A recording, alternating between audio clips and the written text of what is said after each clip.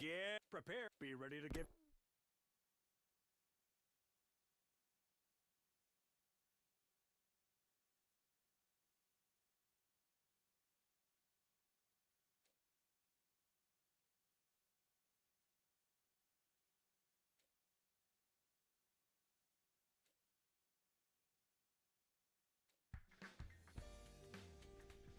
Ah. Ah.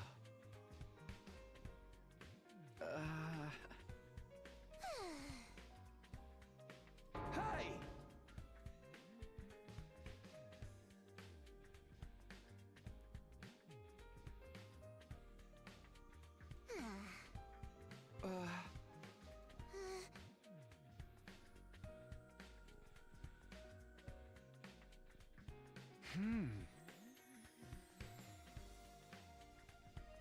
Hmm.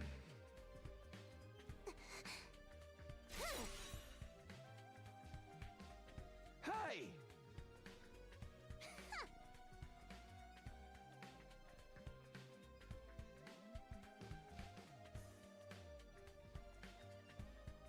Ah.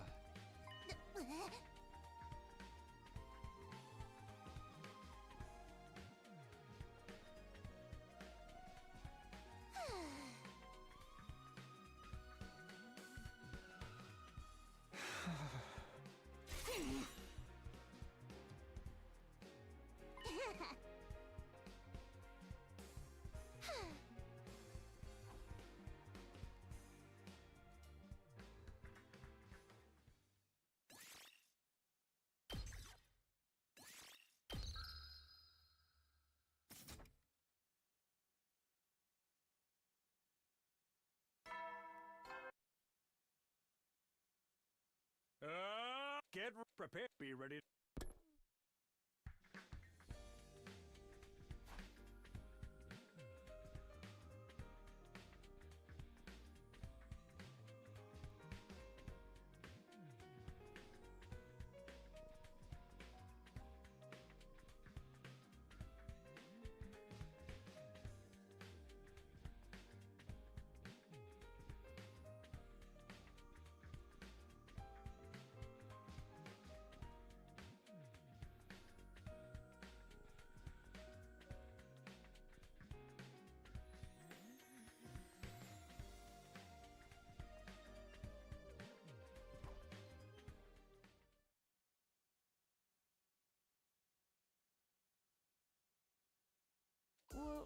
Well, how do I look?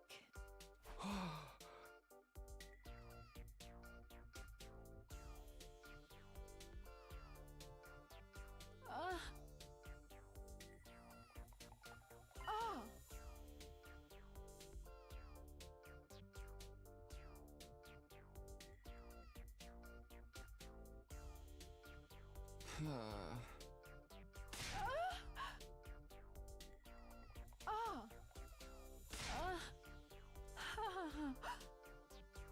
Ah.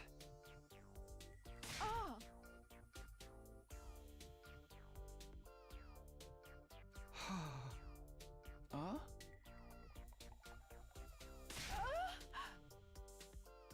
Huh? Huh?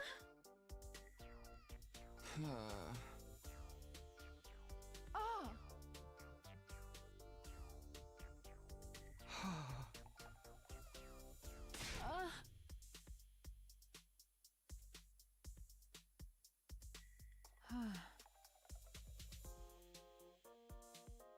Hey!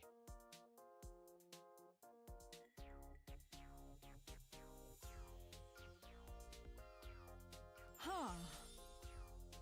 Ah.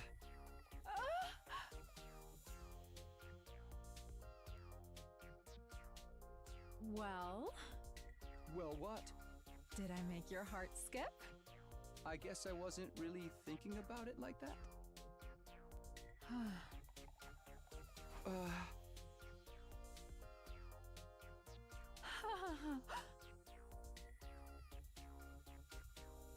hey! Oh.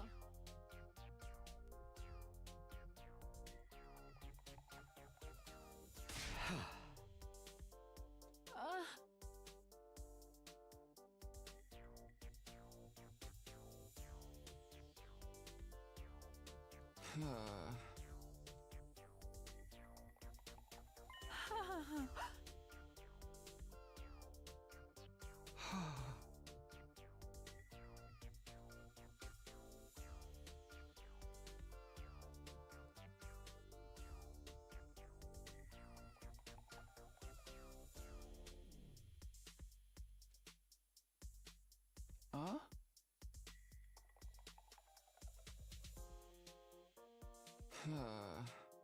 Ah. Huh.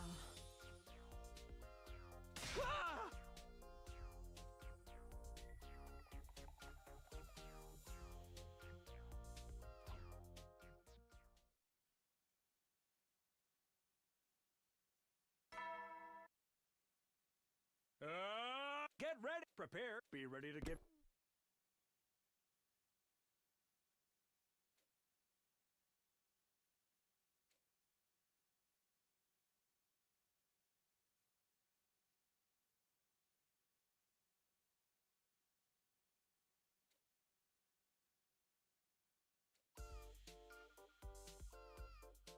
Well then, today I'd like to show you my morning routine. The first thing I do after waking up is check on the holy Jumanji sword.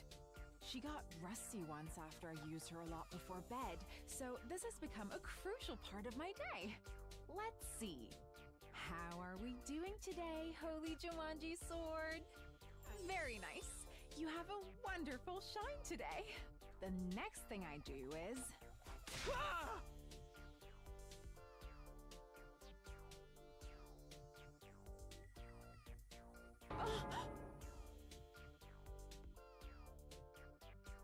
Hmm.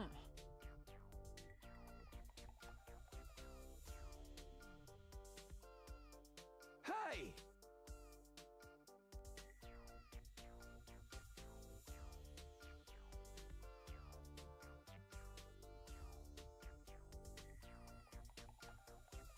Ah.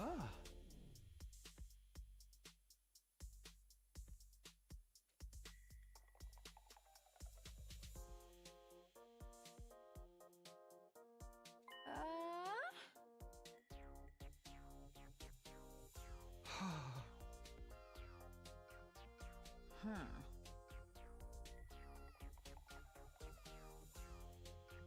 Huh? Huh.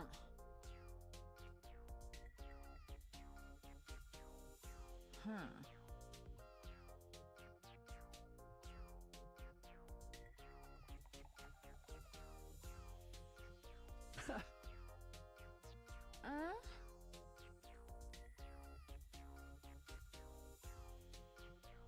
Uh?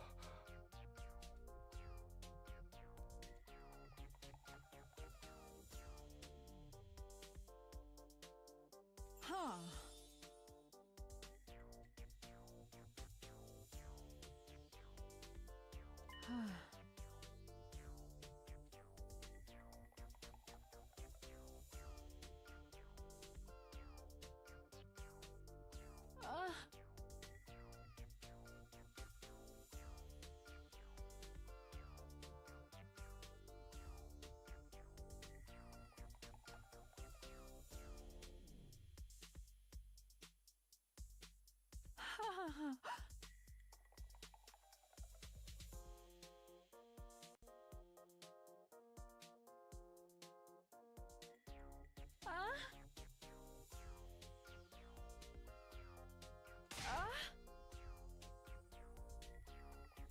Hey!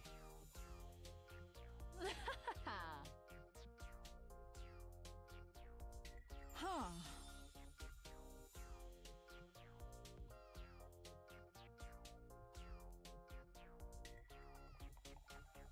Hmm.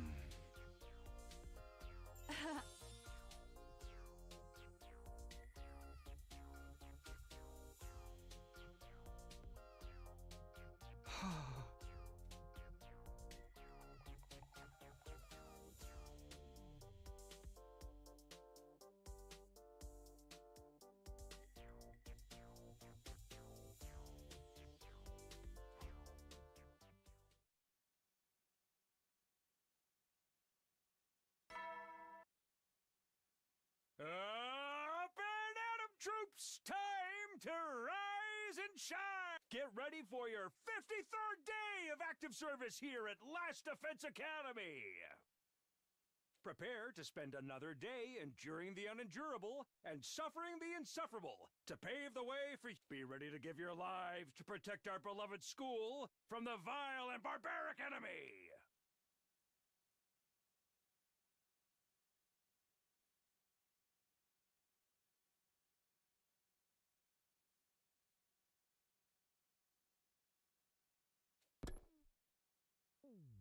One, two, three, four. 1, 2, 3, 4. I can't hear you. Yes, ma'am. 1, 2, 3, 4. 1, 2, 3, 4. Huh. Huh.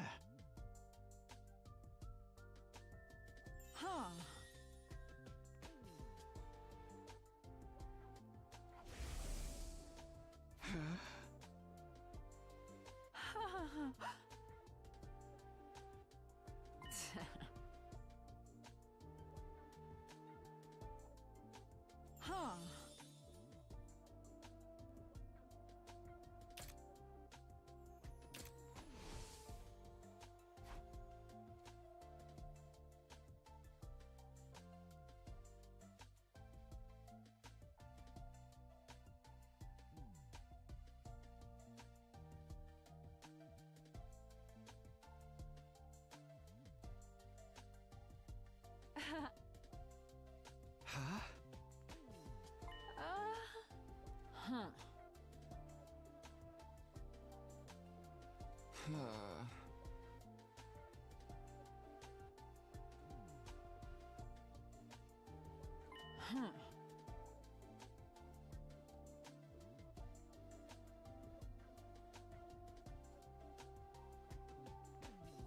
Huh.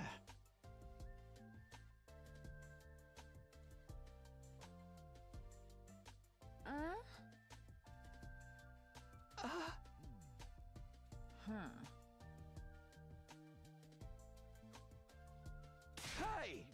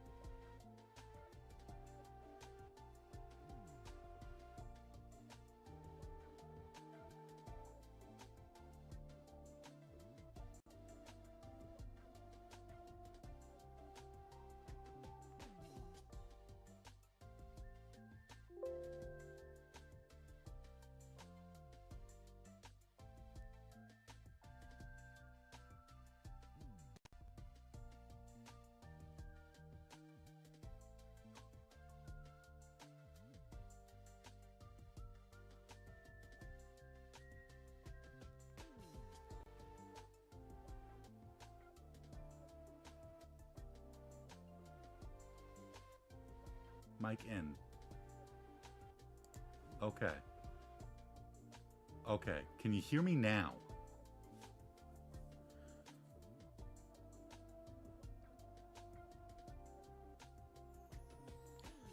It said that I was being picked up this whole time.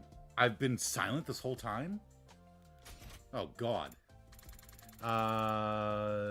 Since when did YouTube change the mod icon? Yeah, I know it's weird. Your description is exactly how I feel about this route. Yeah. Alright, let me just read through everything that I've already gone through.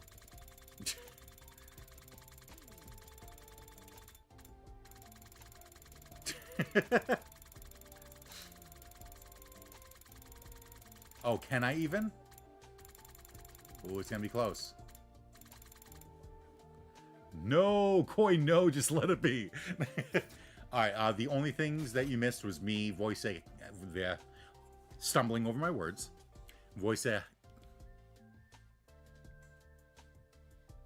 Doing the funny noises with my mouth for all the voices. And me saying that I feel bad for Karada still. And that I worry that this is going to make me feel like an asshole for rejecting Kyoshika, too. But yes, now I can hear myself. This is why I need someone in... Like, the one time I don't check the stream to make sure that my audio is picked up. Because it says it's being picked up. Okay. Oh, that means I get to plug you again. Because I didn't already. Well, I did, but you couldn't hear me.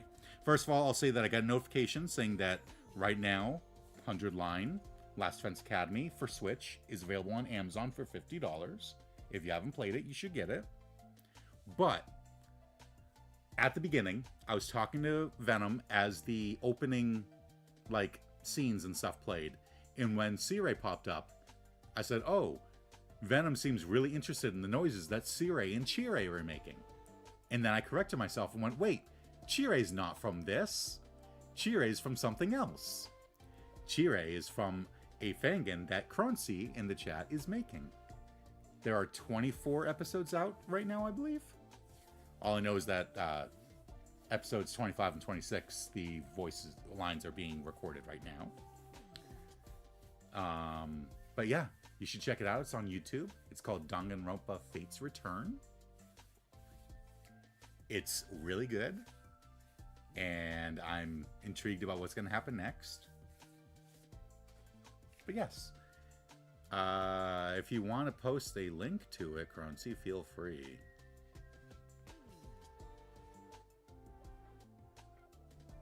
Gah. Post the link.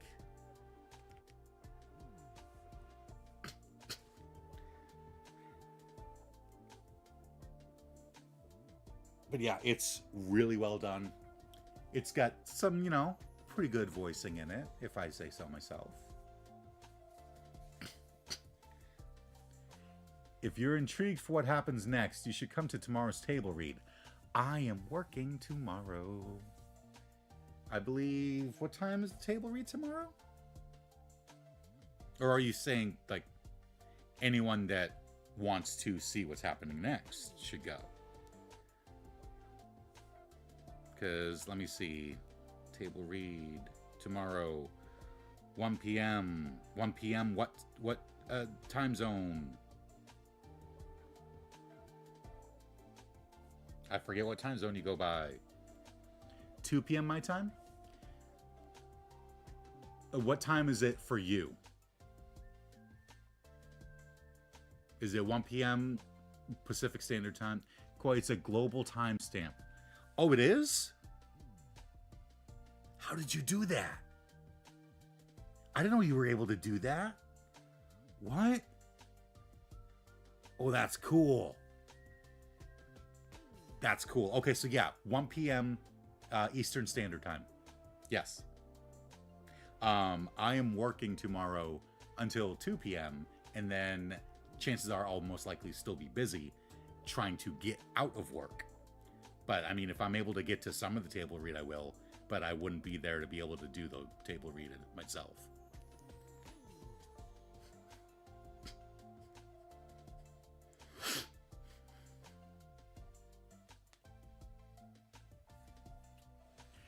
Yeah, their websites for doing global timestamps. Very good for not having to deal with time conversions, right? I mean, it's a little bit easy. Like if you had like a certain, like if you use Greenwich Mean Time, and then everyone just did the math, or I can figure it out because I know how far ahead you are. But yeah, is that open for anyone to come join, or is it just for the staff of the Dongan, or Fanganrumpa?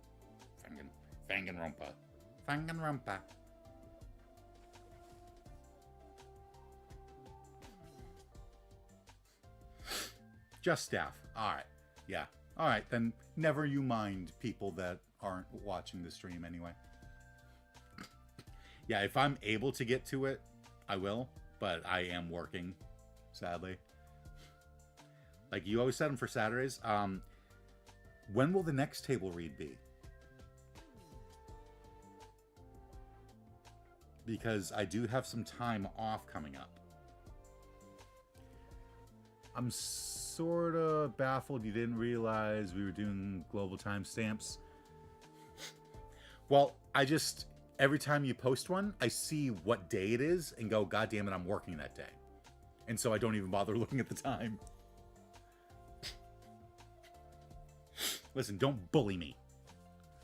We've been doing global timestamps for a year and a half. Listen, don't bully me. I look at the date on the public server too. Listen. I look at the date. I look at the dates for the deadlines for the lines to turn in, and I look at the dates for when the table reads are. And the line turn-in deadlines are obviously, you know, whatever, like, I don't need to worry about a certain time for that. And then the table reads are always on a day that I'm working. So I read the date and go, well, I can't make it. And so I just kind of skim past it.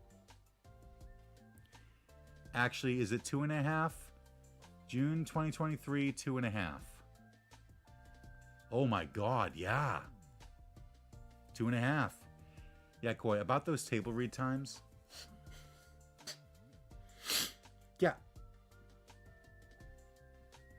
Yeah, I'm always working on Saturdays, and it's always on a Saturday or a Sunday, and I have to work both those days. Take a look at the when to meets. You could have a word on when the table reads are being held. Yes, I know, but I don't want to like drag everyone else down when everyone's like, oh, this day works. And then I see it and I'm like, oh, well, I don't want to put my own 2 cents in and be like, hey, that won't work. Plus, I don't know my schedule that far ahead. The only day that I know for sure that I always have off is Friday when I'm streaming. I don't know any other day. Wake up, Kyoshka.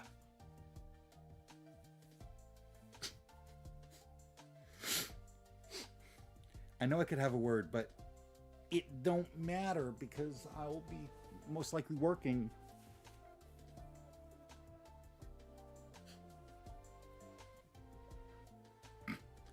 But yeah, maybe I'll take a peek. But yeah, if there's going to be... I'm picking the times based off of when the most people are available, so votes are appreciated. Okay, Monokuma.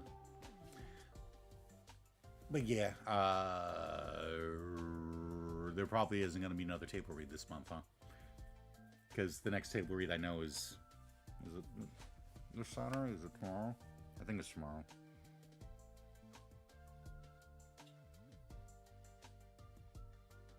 Yeah.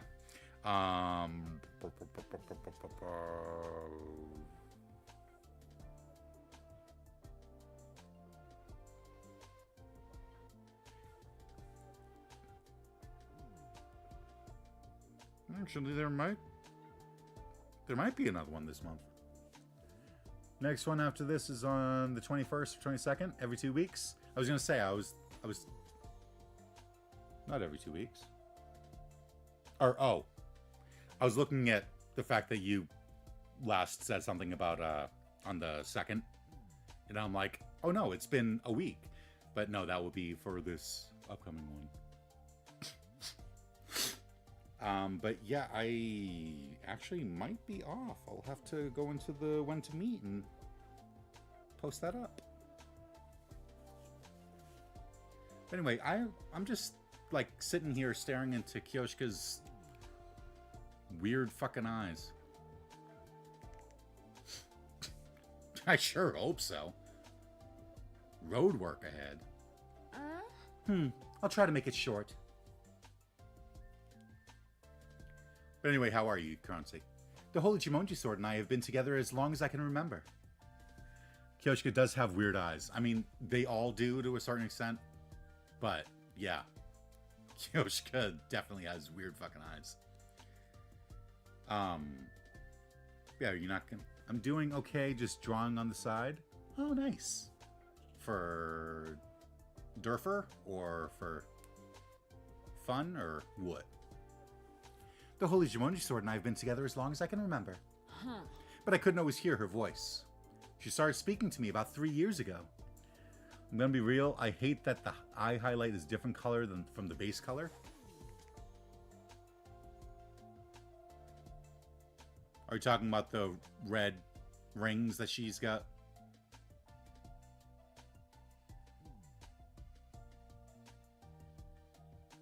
She looks like she's on drugs.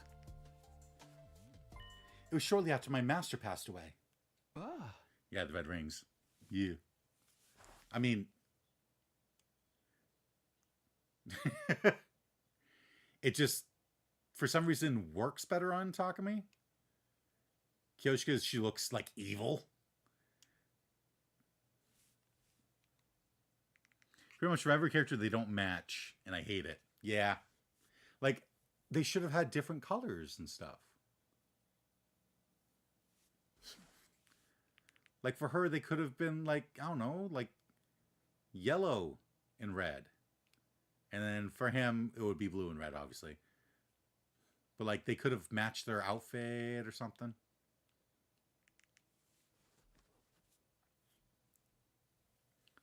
Huh? Passed away? Your master, your grandpa, he's... Yes, he is well and truly dead. But there's no need to mourn. After all, he was over 100 years old when he passed. I felt admiration more than I did sorrow after his death.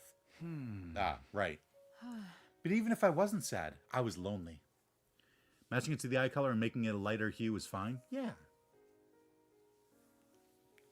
I chose to continue my training even after his death, but doing everything on my own was terribly, terribly lonely. It was around then that the Holy Jumonji Sword began to speak to me. She said, Kyoshika, you're not alone. I'm here with you. After that, so long as I did it with the Holy Jumonji Sword, I could do training that I'd struggled with before. And that's essentially the story of how she started talking to me. Sorry, I didn't mean to bring up any painful memories. Oh, it's nothing. Don't even mention it. I'm not really holding on to any sad memories now.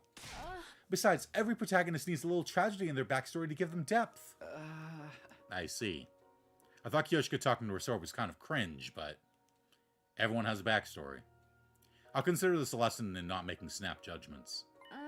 Anyway, yeah, you're drawing Durfer stuff. Not really a spoiler, just redoing some art because I eventually need to do that anyway, and I got asked for stuff for promotional purposes. Promotional purposes? Are we going, like, big time? Are we making merch? Are we gonna get merch? I want merch. We should do merch.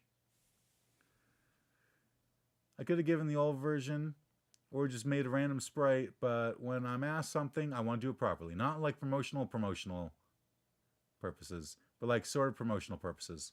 Like someone's going to be doing like a review or a react or something and they want a thumbnail. Cool. I'm afraid to do merch. Why? Why would you be afraid to do merch? That'd be so cool. I totally have some like charms or like a plushie or something. A life-size cardboard cutout of Keisha. But it's so strange. What is? The Holy Jumonji Sword is always positive when it comes to me. But she doesn't seem to think very highly of yours. But she doesn't seem to think very highly of you, Sir Takumi. Not just VA banner stuff, but I want to do it right anyway. Oh. how much are you charging for that? Because maybe I'd want, you know, something. Go, I'm scared of copyright and taxes. Copyright for what? You're using all original characters. Taxes I can understand.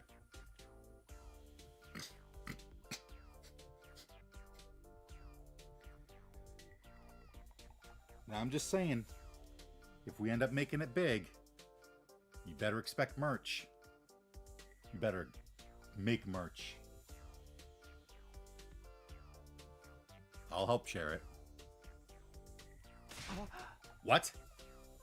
Yesterday she told me, you need to ditch this unkissable virgin loser. Hey! Still, this was kind of nice. Talking about memories after working up a sweat during training. Would you mind if we did this again tomorrow? No, not at all. Oh, do you need a jacket? And so my new routine for the Kyoshika chapter was set. Do I really give off virgin vibes that badly? All original characters, but having them be connected just doesn't feel right. I just call it Fate's Return with no actual copyright connection, but still. Band of troops, time to rise and shine! I'm pretty sure there's merch for other Fangans. And yeah, it's connected to Danganronpa, but only in the same sense that, like, World's End Club is connected to Danganronpa. Or, even, especially if you only call it Fate's Return. Like, the killing game genre is not owned by Danganronpa. It's different enough that you would not be, like, you would be within your rights for copyright purposes. Also, I'm not charging anything. I'm going to be using this splash art anyway. Oh, nice. Get ready, prepare, be ready. 1, 2, 3, 4. 1, 2, 3, 4. Put your back into it. Yes, ma'am. 1, 2, 3, 4. 1, 2, 3, 4. You're a quick learner, Sir Takumi. You improve with every bit of feedback, so I end up commenting on everything. No way, I'm struggling just to keep up.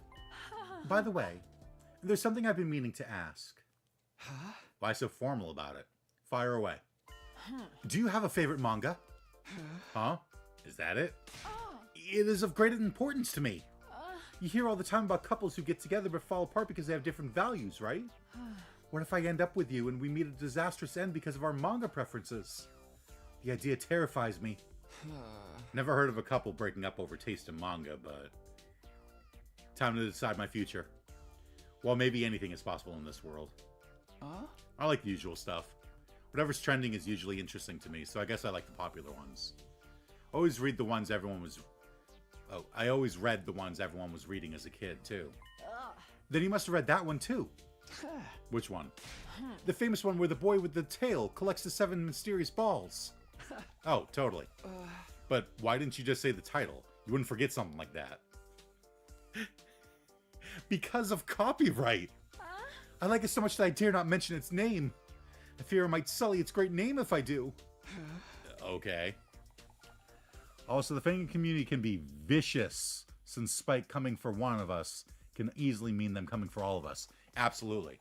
But what I'm saying is I'm pretty sure that other Fangins have merch, so like, if they didn't get torn to shreds, Fate's Return wouldn't get torn to shreds. Like, Fate's Return is probably in like the top 5 most popular Fangins that are going on right now. Also, I know nothing about doing merch, and I don't really have that many connections to those who have, and I don't know how to do it. I could do some research, but I know I don't remember what it's called, but I can probably find it pretty easily. There's a company that makes like plushes and acrylic standees and stuff for anything. Make ship.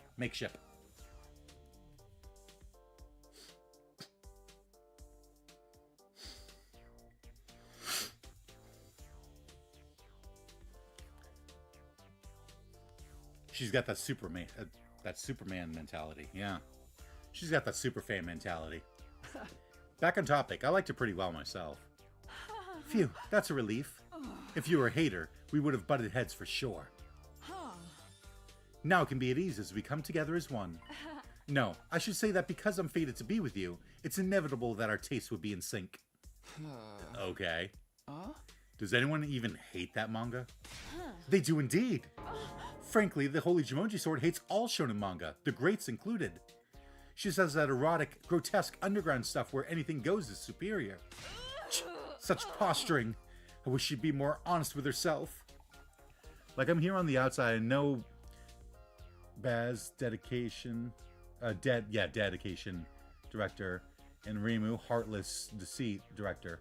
But that's pretty much it. I do sort of wish I had more connections, but it is what it is. Also, Fate's Return in top 5, I highly doubt it. Honestly, from what I've seen on YouTube and stuff, it is.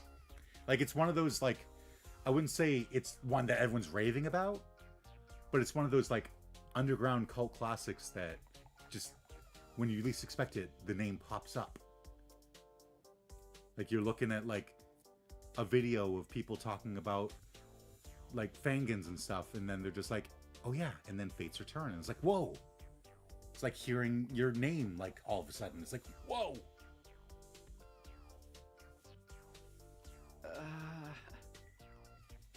I guess not even imaginary friends agree with you on everything.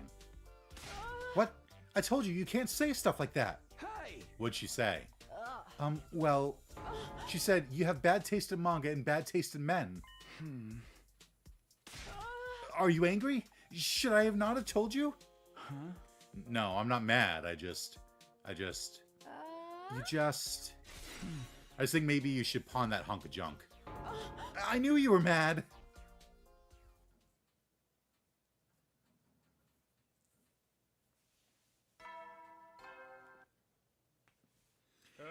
You have that video, do send it to me. I see those once in a while, check them out. See that, yep, we're not in here, and accept it. Yeah, there's a few that are like that. I'm like, all right, let's see. I like go through the timestamps. I'm like, all right, do they mention Fate's Return? Nope. Okay. And I just click off of it.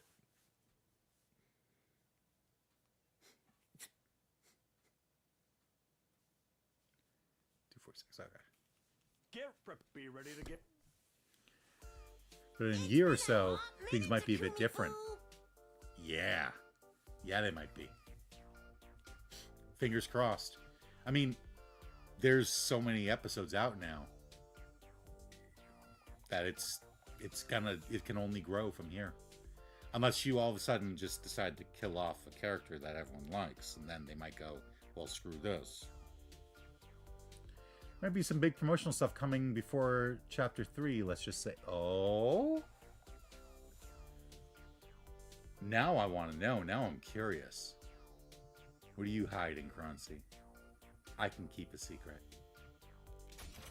It's been a hot minute, Takumi. Takumi-boo? Are you enjoying your fling with Kyoshika?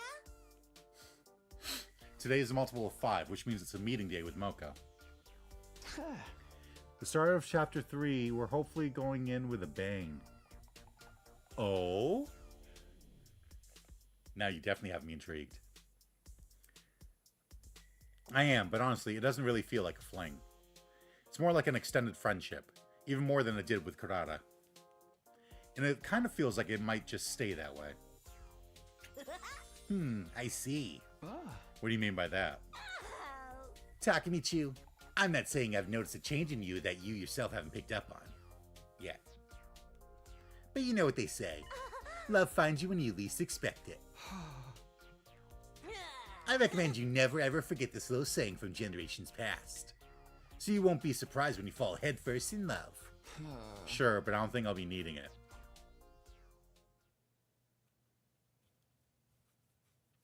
Like, I'm just waiting for, like, Chapter 3 to start, and it's like, hey, with special guest, fucking Kodaka. Troops, time to rise and shine! Get ready, prepare, be ready to get... 1, 2, 3, 4. 1, 2, 3, 4. Very good. That shineth so bright, Sir Takumi. Oh, no, no, no, not that sort of a bang. Right? Could you imagine? Thanks, Kyoshika. 1, 2, 3, 4. 1, 2, 3, 4. Phew, that was a fine workout. Yeah, I'm starting to get used to this routine. Yesterday, I was itching to get some exercise. Huh. That's wonderful. Hey, you mustn't say something so foul. What'd she say? Well, apologies, I dare not utter such filth. Hey! What kind of filth would make Kyoshika hesitate? Why does the Holy Jumonji Sword hate me so much anyway? I've asked, but she will not tell. But she's held a grudge against you ever since the start of this game. I believe she might think that you're not worthy of being my destined love, Sir Takumi. I see now. That definitely makes sense. From the sword's point of view, the girl she's been with for years and years is suddenly claiming she's destined to be with some guy who showed up out of nowhere. I can see why she wouldn't be amused. He's starting to treat the Holy Jumonji Sword as an actual character. But I'm not amused either. Why is she assuming I'm not good enough for Kyoshika? Wish she'd at least get to know me first before judging. Wait. Why do I want a sword's validation? I don't care what the Holy Jumonji Sword has to say about how worthy I am. But you know what they say. Love finds you when you least expect it. Hark! Sir Takumi, are you alive? Oh, sorry. I was just thinking. Oh, about me? Well, oh my. I feel so very delighted. Maybe I already have feelings for Kyoshika. No, there's no way. You went through this with Kurata. You're like, I don't have any feelings. And then all of a sudden you're like, shit, I have feelings. Up and Atom troops, time to rise and shine. Get prepared, be ready to give you. Hey, Crunchy, you might remember. What was the day that Sirei says is a really important number for some reason? It's already been 6 days since the Kyoshika chapter began. It's going to last until day 75, so there's still around 20 days left. There's no rush to figure anything out. No one was pressuring me, but I felt the need to reassure myself. 78, I think? I don't know. I thought it was 38, but I went through 38 and he didn't say it. But I'm still holding on to my theory. I was waiting for the blah blah. I'm gonna say I feel like it's a blah blah day. Is that the alarm? Intruder alert. Defend.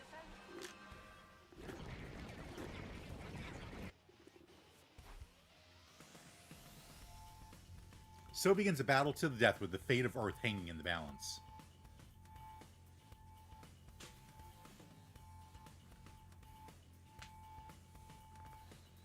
It's such a 180 from this romance game, I'm almost dizzy.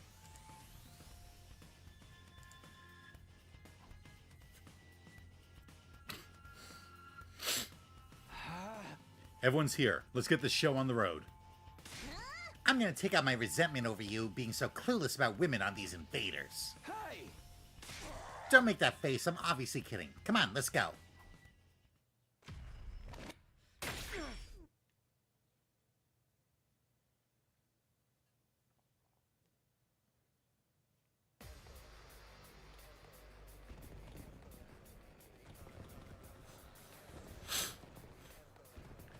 Day 57. Is this...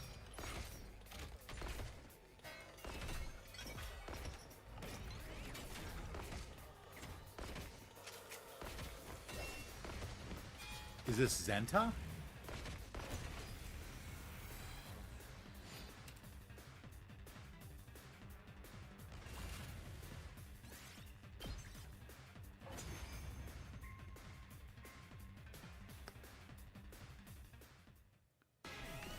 It is. Oh. I don't know if that's a good sign or not. I am Zenta, the paragon of harmony. Even if my flesh is destroyed here, my soul shall live on eternally, and it will destroy you all. Prepare yourselves, invaders!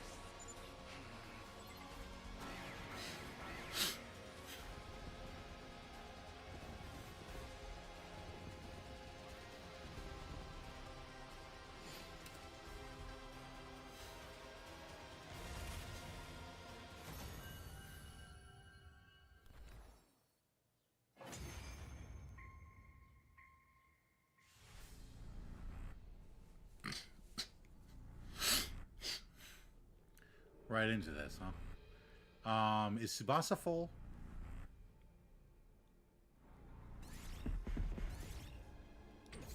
Okay, Tsubasa's full.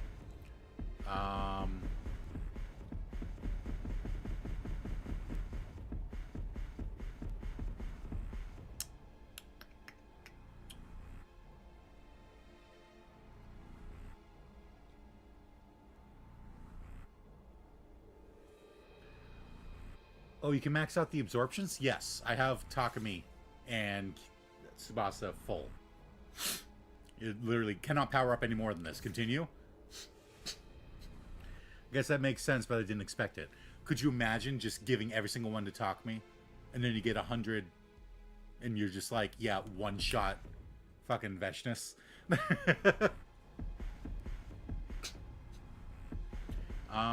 Let's see, who should be the next one that I build up? I kind of already have someone in mind.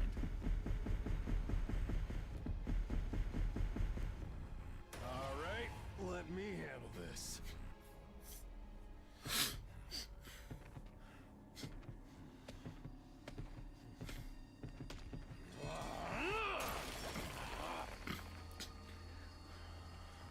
I'm basically going in order of, like, who has the voltage attack I've used most. And I've used his a lot. So it'd be nice if it was higher. Like, I want to say, whose is it? Is it, I want to say that Hiriko's is really bad. Because it, like, it's big, but it's such a scatter shot that you miss, like, half the enemies. But his is a square around him, and then a line that goes, like, all the way across the battlefield. Which is really good for lining up enemies. I did consider it, but I kept mine spread and complementing the story moments, complementing the story moments, especially towards the back end of things. That's Kyoshika and Gaku. Use Kyoshika and Gaku. Oh no, Kyoshika and Gaku have the spread shot ones. What's Hiriko's? Hiriko's is a solid pluses shape. Okay. Yeah, I actually almost went with Kyoshika just because we're in the Kyoshika arc. We managed to clinch another victory in today's battle. It was already late by the time everything was said and done. We decided to rest early, bringing an end to our 57th day Last Defense Academy. Can I check from here? No, I cannot check from here. Why would I think I can check from here?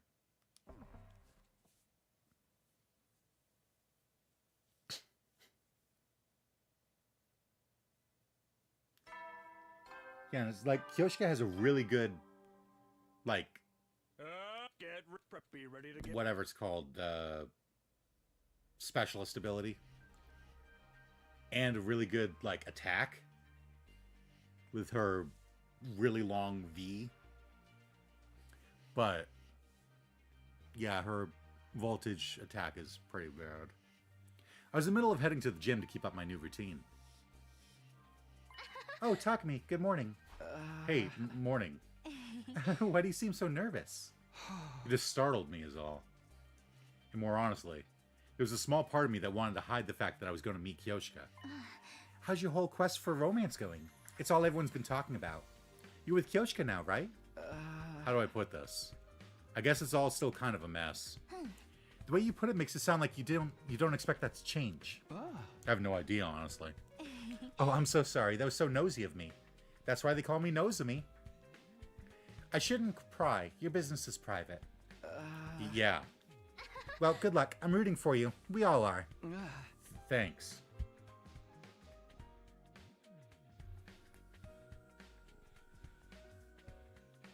She then vanished. Her casual well wishes coming off like hollow lip service. Stare. 1, 2, 3, 4. 1, 2, 3, 4. Huh? You don't seem as on the ball as usual, Kyoshika. That's not possible. It takes one to know one, doesn't it? You can't just turn it around on me. Enough of your complaints. 1, 2, 3, 4. 1, 2, 3, 4. May I ask you something impolite? What is it? Sir Takumi, do you like Lady Nozomi? Hey! I knew it! Your reaction betrays you! No, you just surprised me. You were surprised because I'm correct, weren't you? I'm telling you, no. What makes you think so anyway? I just happened to see you talking to Lady Nozomi this morning, and I get the sense you were moonstruck by her. Moonstruck? Yeah, that's right. Because I feel a little moonstruck when I'm with you. I get the sense you feel for Lady Nozomi the way I feel for you, Sir Takumi. What Kyoshiko was saying was understandable, but it wasn't true. I was not interested in Nozomi romantically. If I did, I wouldn't be caught up in this game. You're imagining things. Kurata had the same misunderstanding, but it's not like that. I see. But in that case, would you mind if I asked a few questions? Questions? I'll answer what I can. Do you like cute girls or beautiful girls more? I know she's trying to figure out what I really want by asking me about my taste, but between her and Nozomi, I can't tell which one is supposed to be the cute girl and which one is supposed to be the pretty girl. How does she categorize them in her head? Well, I don't need to try and answer correctly. I just need to answer honestly. But I've never thought about it before. Then think about it now. It's time to confront the truth inside of you that you've been ignoring. I don't think this is that serious of a question. But if I have to choose, maybe cute girls? Well, does this mean she thinks she's a pretty girl? Well, on to the next question. There's another? Yes, another, and another, and then another, and another 4 others after that. How about you, Sir Takumi? I will expose your taste in girls to the light of day, and you will awaken to all the truths about yourself that you've been blind to. Okay, that should be all of them. It's finally over. She really left no stone unturned. She started with typical questions like, do you prefer to be together all the time, or do you like your space? Quote, I sent you the pre-chapter 3 plans and DMs. Don't comment on specifics on stream. Well, no shit. I would not comment on specifics. I said I can keep a secret.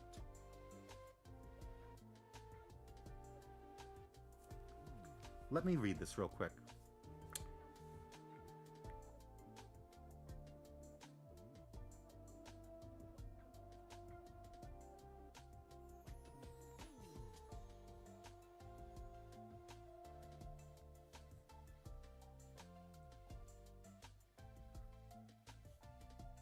Agreed with the first point.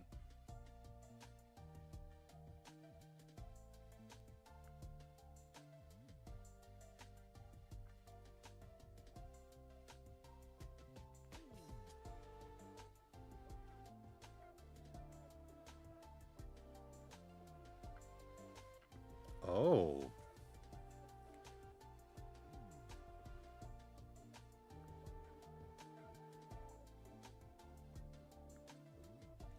Yeah. I like this idea. I like this plan. Look forward to it, and if there's anything that I can do to help with it, let me know.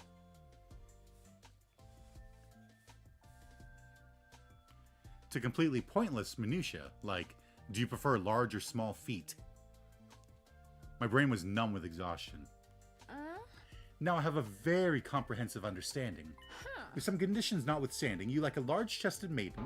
What kind of defamatory profile did you come up with for me? No need to be ashamed. It's in the nature of all boys from birth. The fault doesn't lie with you.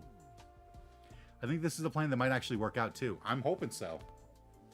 And yeah, like, let me know if there's anything I can do to help with it, because I want to help with it.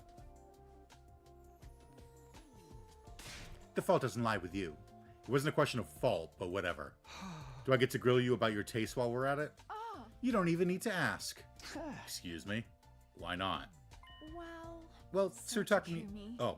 You're the encapsulation of all of my tastes. Did we take any drugs that Yugamu gave us recently? I see.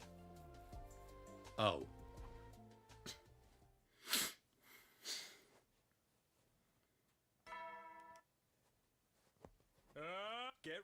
Be ready to get...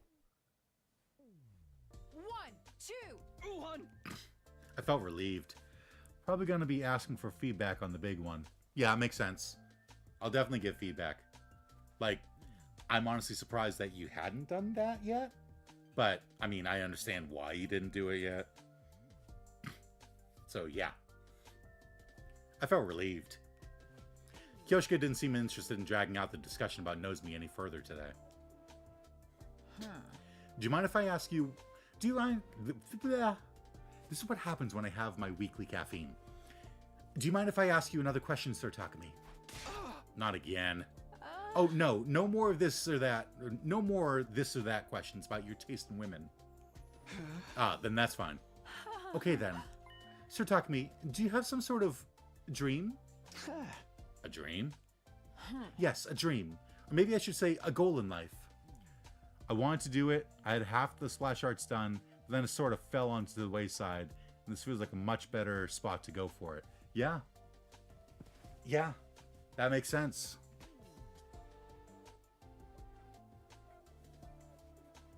Well, with where you are in the thing, yeah, that's good. Cool. I can't wait. I'm excited for it. Something you need to do before you die, or something you feel you were born to do. A dream. I never really thought about it before, but in terms of goals, I want to survive these 100 days first. After that, honestly, I have no idea. I see. What about you, Kyoshika? What are your dreams or your life's goals?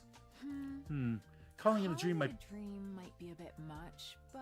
Excuse me. Fine, you talk. I want a family. Oh. I know that there's a lot of different ways to be a family, but I want an old-fashioned family. The kind of family you'd see in an old anime. So the parents dead? I want to get married and have 3 children, and we'd all get along and never stop smiling. We might fight here and there, but we would soon make up, and on our days off, we'd all go on picnics. That's the kind of family I want. The kind of household I want to create. Kyoshika had told me she lived alone with her grandpa for a long time. I don't know how much of that plays into her dream of a family, but I'm sure it has some correlation. From the bottom of my heart, I hope that dream comes true for her. Then we need to get through these 100 days so you can make it happen. I suppose so. What's wrong? Oh, I was just hoping you'd read between the lines. What do you mean? Nothing at all. Oh, okay. Now then, we're doing an extra set of practice swings today. What? Why? We want to survive our 100 days here, right? Then we must do as much training as we can stand to do. Come, we begin.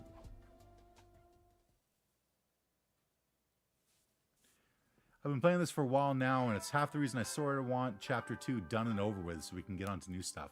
Understandable. Up and Adam troops, time to rise and shine. Get prepared, be ready to get... Oh, it's a Moko Day.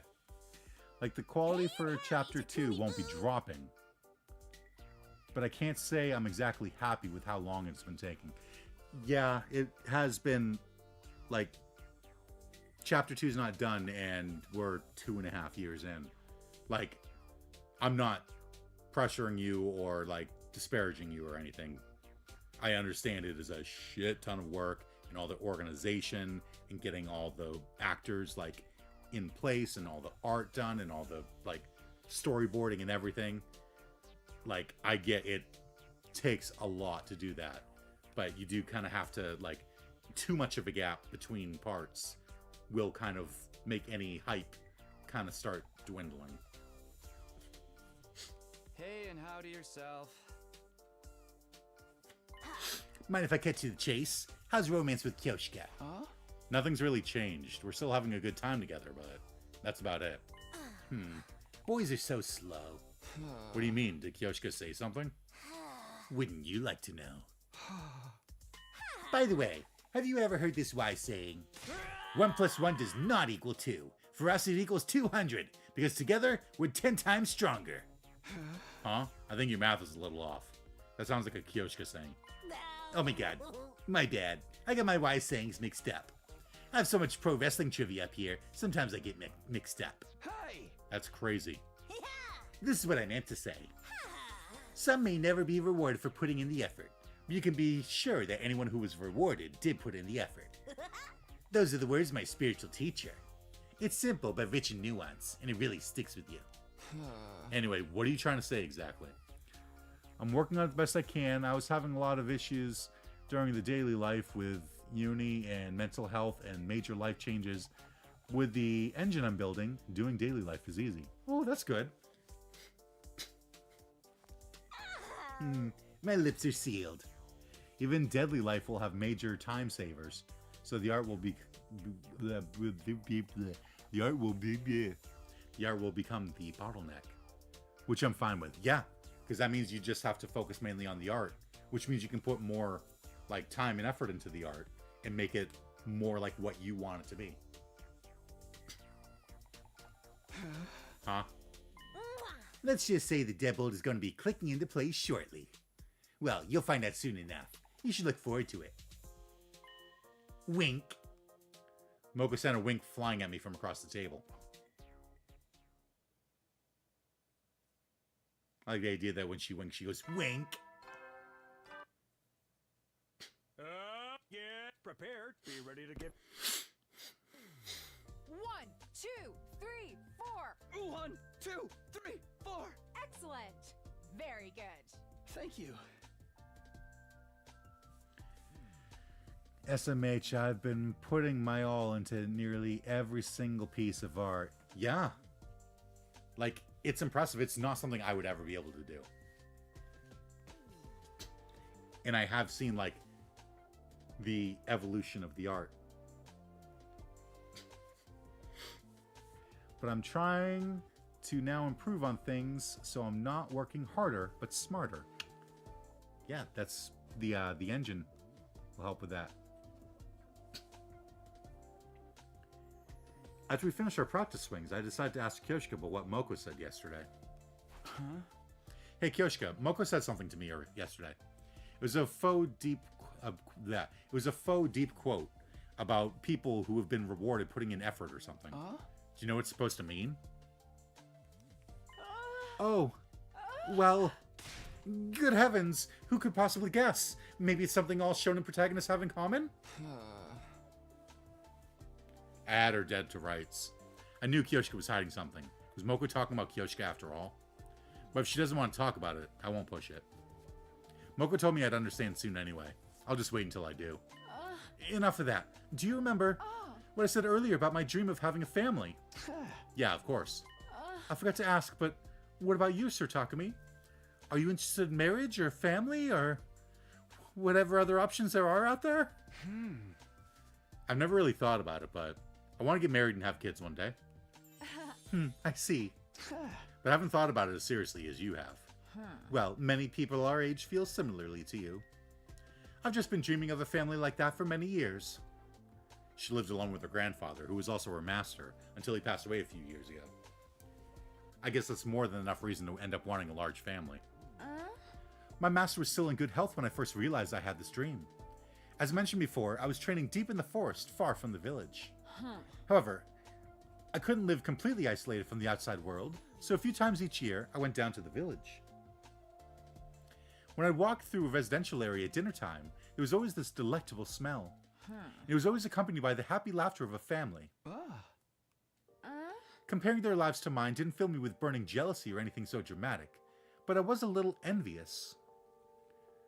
Not just the engine, my prologue era art clashes hard with the current ones, so I'm going to be redoing the character sprite sets and this time be smarter about them. That sounds like more work than it will be.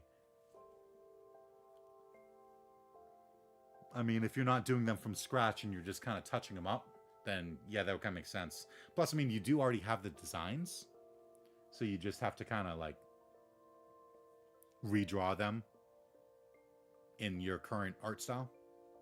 But again, I'm not the person to ask about that because I don't do art, so I can't something I say might come off as like insensitive or ignorant because I'm like, yeah, it doesn't seem like it would be that hard. Just redo the art, and it's like, well, fucking doing art is hard.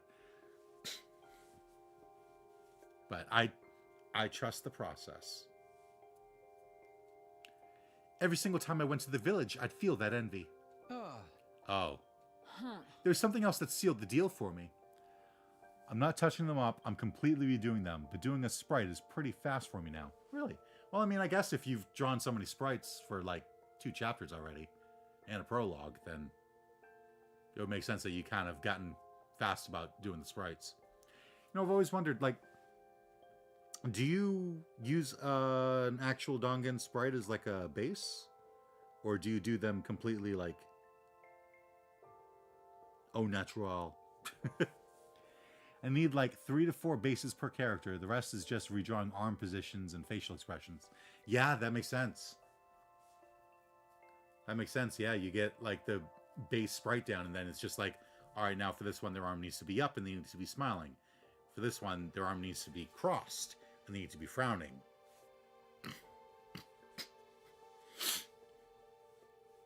Like, art is impressive. A family wandered into the forest where my master and I lived.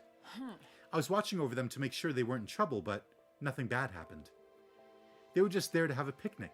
They just happened to walk deep into the forest. They laid out their blanket and spread out their food without knowing that they were on our training grounds. Oh my god. It's Chihiro.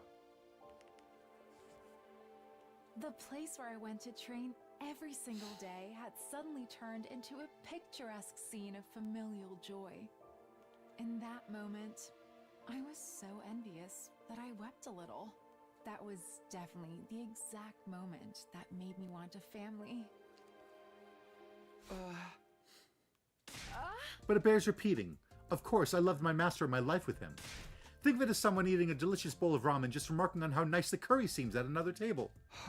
I understand that perfectly. My master loved me so much. I worry that it sounds like his love wasn't enough for me. Don't worry, I hear you loud and clear. I bet Kyoshika got her kind heart from her master. I feel grateful to him for blessing me with someone like her. Yeah, he's starting to fall for her.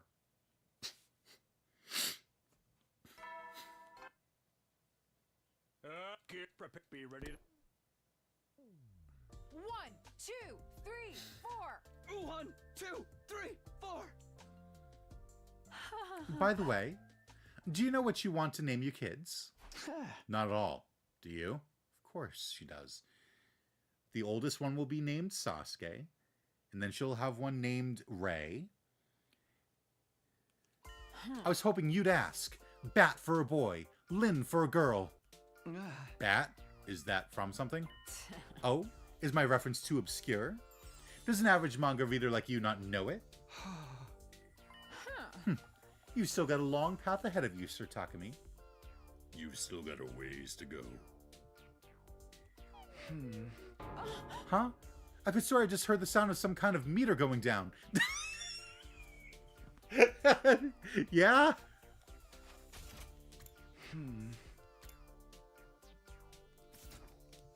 Oh no, was it tracking your affection for me?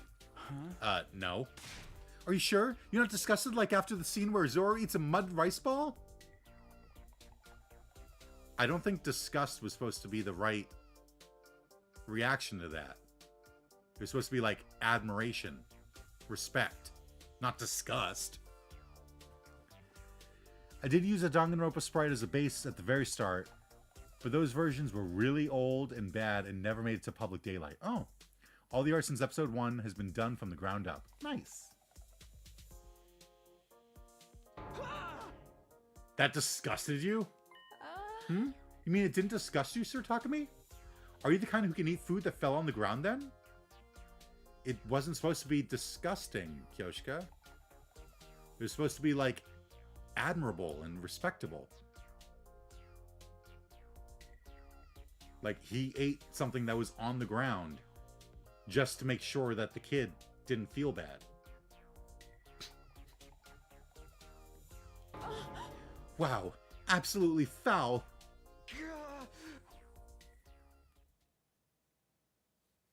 But of course, Takumi's not gonna comment on that. Get ready, prepare, be ready to get... Morning again. Off to the gym, I guess. Wah, wah. The alarm? Are we under attack? Intruder defend. Like, the most you get is me sometimes taking pictures of my hands, putting those in my art program, tracing over them, and stylizing them when the pose is otherwise hard to get right. I mean, hey, that works. But yeah, that's really impressive. This timing makes me feel like I'm being punched for letting my guard down. I mean, you're using your hands to make the art, so why would... Like, of course you would use your hands to make the art.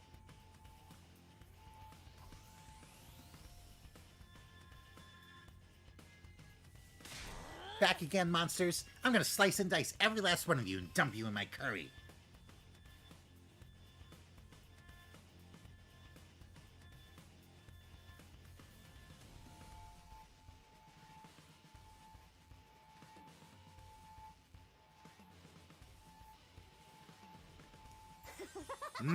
Invader curry. This is an ingredient fetch quest now. Forget curry, we need to get them away from the school. Let's do this all together. That's right. We have no other choice. Everybody ready? Yes, let's all get through this together. Ready? Annihilate them. Empty your minds of all other thoughts. Got it. Everybody, let's fight to protect the school. Can't wait to see what happens if I don't kiss Hiriko.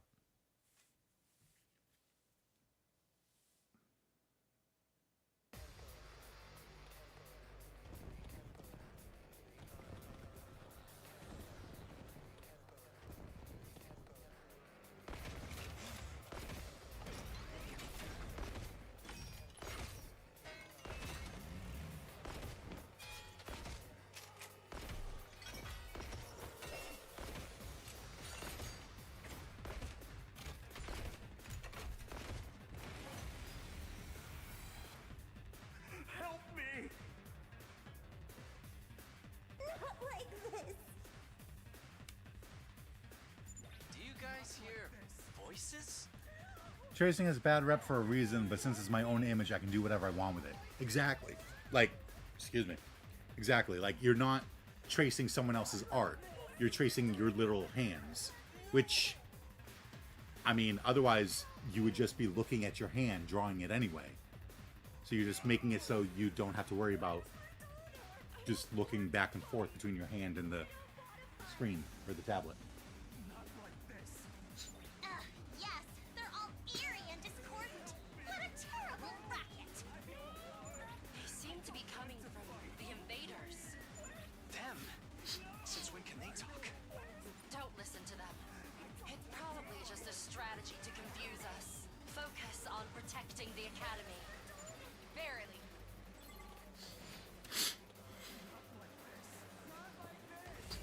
Not like this. Not like this.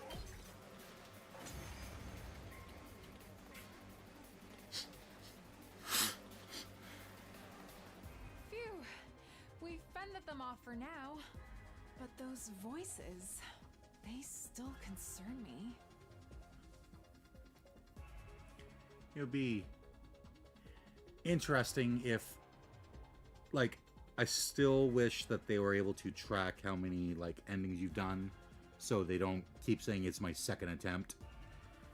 But it would also be cool if, like, and funny if it was like, all right, you've gotten 99 out of 100 endings, and on the last ending it goes, no, you're not allowed to skip this fight. What are these things? Why did they start talking all of a sudden? They sounded so sad. So scared. You really think it was just a trick? Looks like we'll have to save this discussion for later. Here comes the next wave.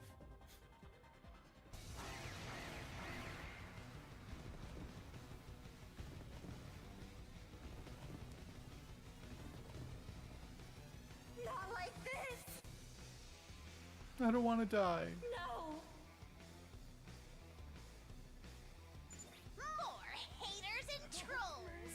I have no idea what they're saying, but I'm gonna gobble up their XP! Shh. Let's get rid of them quick. They're freaking me out. Gotcha.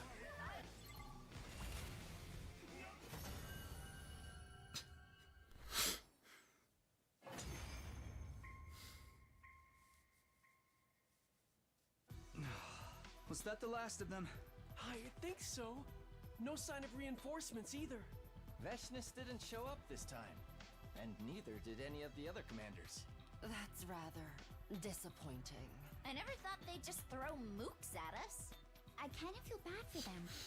They never really stood a chance, and they kept saying all that weird stuff. Why? They had nothing to offer. Fighting them was just a chore, without the satisfaction of a clean abode. Whatever that was about, it's over now. We won! Heck yeah! Now they know not to mess with the SGU! Kyoshika? Are you okay? Sorry? What were you saying? I didn't say anything. You did. You just said, Kyoshika, are you okay? I was just checking in since you seem to be a little spaced out. Oh, sorry about that. I was just thinking about my ranking of the worst enemies in shonen manga history. You wouldn't believe who number 50 is. Let me stop you right there. And being number 50 would mean they're not even that bad.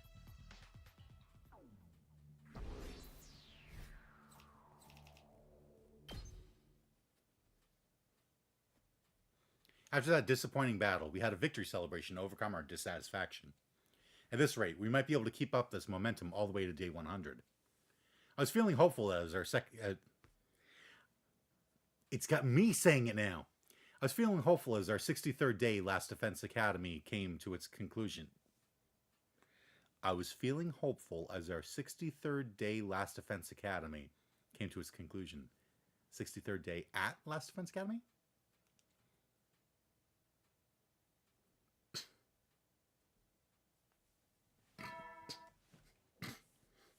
Get prepared. Be ready to get. Get! Huh? Ah. She's late. That's unusual for her. Scratch that. It must be the first time ever. 5 minutes passed, then 10, but there was no sign of Kyoshika. Usually, I'd barely make it on time and Kyoshika would be here to greet me, and yet... I'm tired, drained, exhausted, and completely done. Huh? I said I'm tired. Tired of romance, of fighting, and of everything else. I'm quitting this stupid game. I recalled how Kurata had exploded before she stopped coming over for a few days. Is it happening again? No, Kurata stopped coming because she suspected I had feelings for Nozomi. Nothing had happened that would make Kyoshika feel that way. Or at least, I don't think it did. So then why isn't she coming? Realizing worrying would get me nowhere, I decided to stop by her room.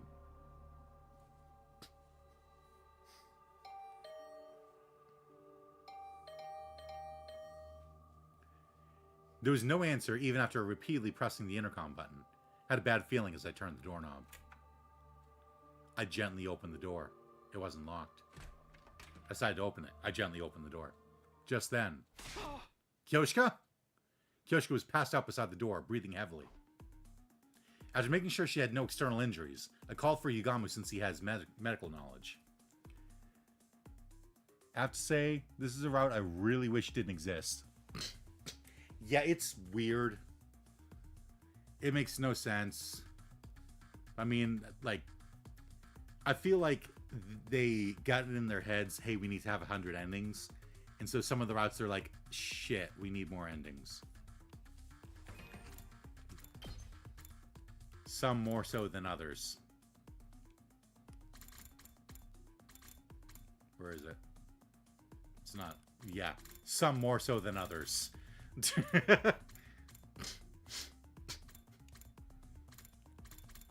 Like this one, it was clearly like, oh shit, we're like 8 endings short. So there we go. Just make a choice. Fail or carry on. Fail or carry on. Fail or carry on. Fail or carry on. That's 100% what happened? Yeah. I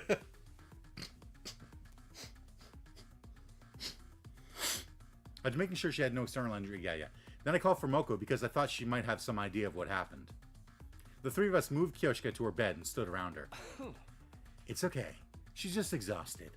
She'll be back on her feet in no time after a bit of rest. Exhausted? Looked to me like she was just living her life as usual. Sorry, this is my fault. What? How? Kyoshika asked me to do something just over a week ago. What do you want to talk about anyway? I was hoping you could train me. Train you? But you've been training daily with Takumi. Oh my god, don't tell me. You found a passion for pro wrestling? That's not it. I want special training to become a bride. Oh dear. The other day, I questioned Sir Takumi about his taste in women. His profile showed me that his type is someone who is the polar opposite of myself. She's a cute girl, not a pretty girl. She's more adept in the kitchen than she is in bed. She's smart, not an airhead. She got a big chest, not a flat one. Wait. She's more adept in the kitchen than she is in bed, so she's saying that she's good in bed. And sucks at making food. Okay. I'm not sure that's the complete opposite of you. I know that just because he has a type, it doesn't mean he can't like me. It's possible he could somehow find himself falling for the complete opposite of his ideal girl. But still, I want to do everything in my power to end up with him. Are we sure that Yugamo didn't slip us some drugs? I don't want to regret not doing everything I possibly could. I see. I like your spirit. I accept. Let me help you out. So you were training her to be a bride? That's right. Cooking, washing up, putting on makeup. We even did bust increasing stretches in math classes. I see. What? I couldn't take care of my own participant. I'm a failure of a game master. Oh, for the love of murder. Don't take it so hard. I told you. It's just exhaustion. If that sounds scary, then let's just say she's a bit tired. She'll be fine with a bit of rest. But... I'm the one to blame.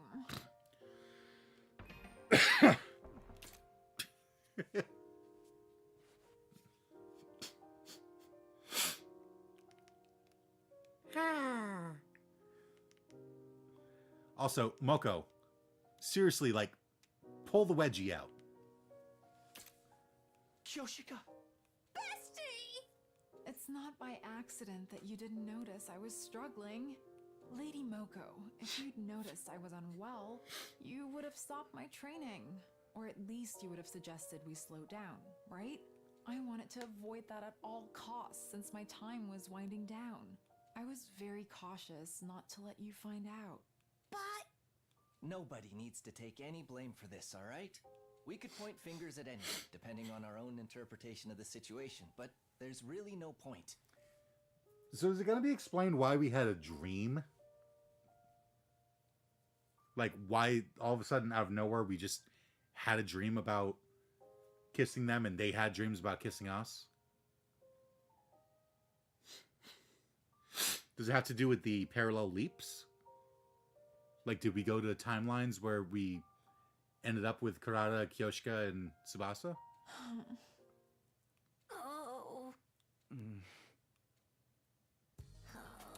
We're stopping your training. I'm not going to answer that. I didn't want you to. I'm just thinking out loud. I'm theorizing. Kyoshika, you need to focus on recovering. No more training with Takumi either. No. If you push yourself any harder, I'm pulling out the red card. I'll drag you off the field myself if I have to. How brutish. It'll be torture to make you waste your time just sleeping, so... Will you look after your Takumi? Yeah, of course. Lady Moko. Okay, Yugamu. Let's leave these two lovebirds to their nest. Certainly. This route has to have some intrigue. Yeah, that's true. They're gone. I'm sorry. Huh? What are you apologizing for, Sir Takumi? Hey! You were working yourself so hard for me, right? I know we said we should stop trying to find someone to blame, but still. Kyoshika? I'm sorry. I feel so ashamed and pitiful.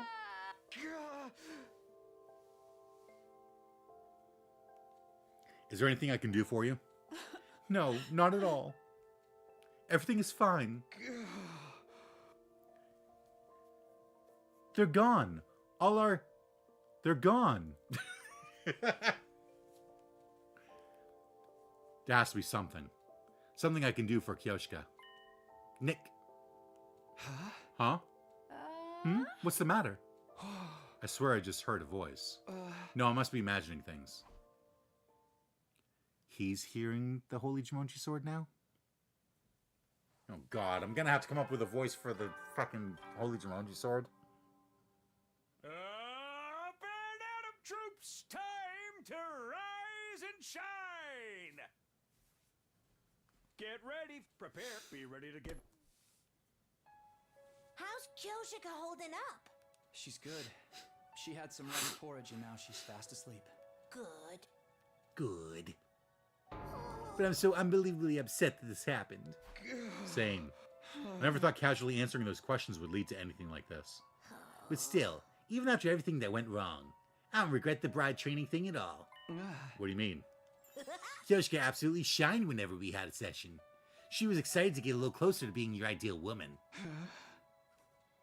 I'm just saying she deserved to be able to shine like that. Oh, right.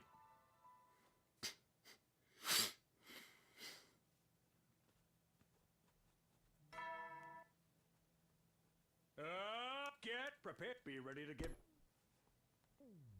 1, 2, 3, 4. 1, 2, 3, 4.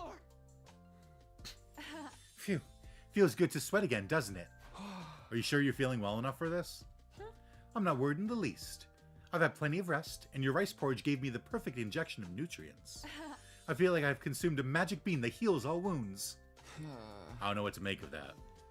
My efforts to nurse her back to health weren't to thank here. It was all because of Kyoshika's natural stamina and ability to recover. She was back in top form. I want to apologize again for the trouble I caused. Don't. Some of the responsibility falls on me. No, let's not go down that road. Good idea. By the way, how do you feel about skipping training tomorrow?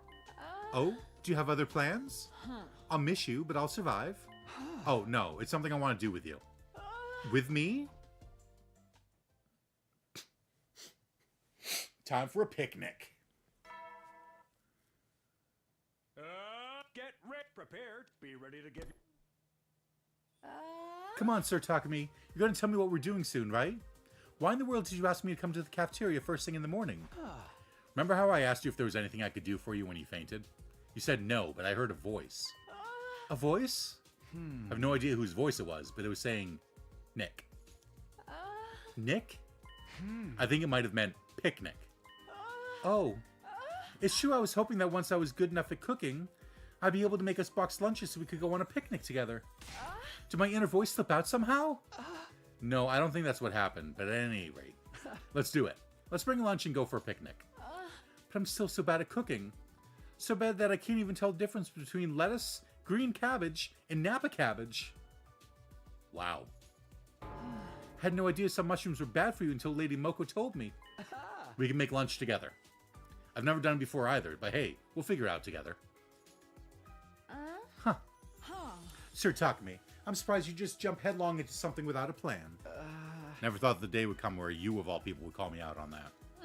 There's no telling what might happen. I'm willing to take that risk. Okay, now presenting the Kyoshi and Taki cooking hour. Let's start. Why won't it turn into a triangle? Why is it sticking to my hands? You didn't get your hands wet first. Is this what started the rice riots of 1918? I do not trust these two in the kitchen. Seriously. Kyoshika is Kyoshika. And then Takumi, like, is completely brain dead when it comes to, like, pretty much anything. I'm looking up Rice Riots 1918. The Rice Riots 1918 were a series of popular disturbances that swept across Japan. Lasting for over 8 weeks, the riots were the largest, most widespread, most violent popular uprising in modern Japanese history, ultimately leading to the collapse of the Terauchi Masatake administration. Wow. They began in the small fishing town of Uozu in Toyama Prefecture and spread to nearly 500 locations, including 49 cities, 217 towns, and 231 villages, involving an estimated 1 to 2 million participants. They marked a new level of labor assertiveness and were described by a Home Ministry report at the time as a crisis in relations between labor and capital. It was caused by post-World War I inflation, rapid increase in the price of rice, and government inaction.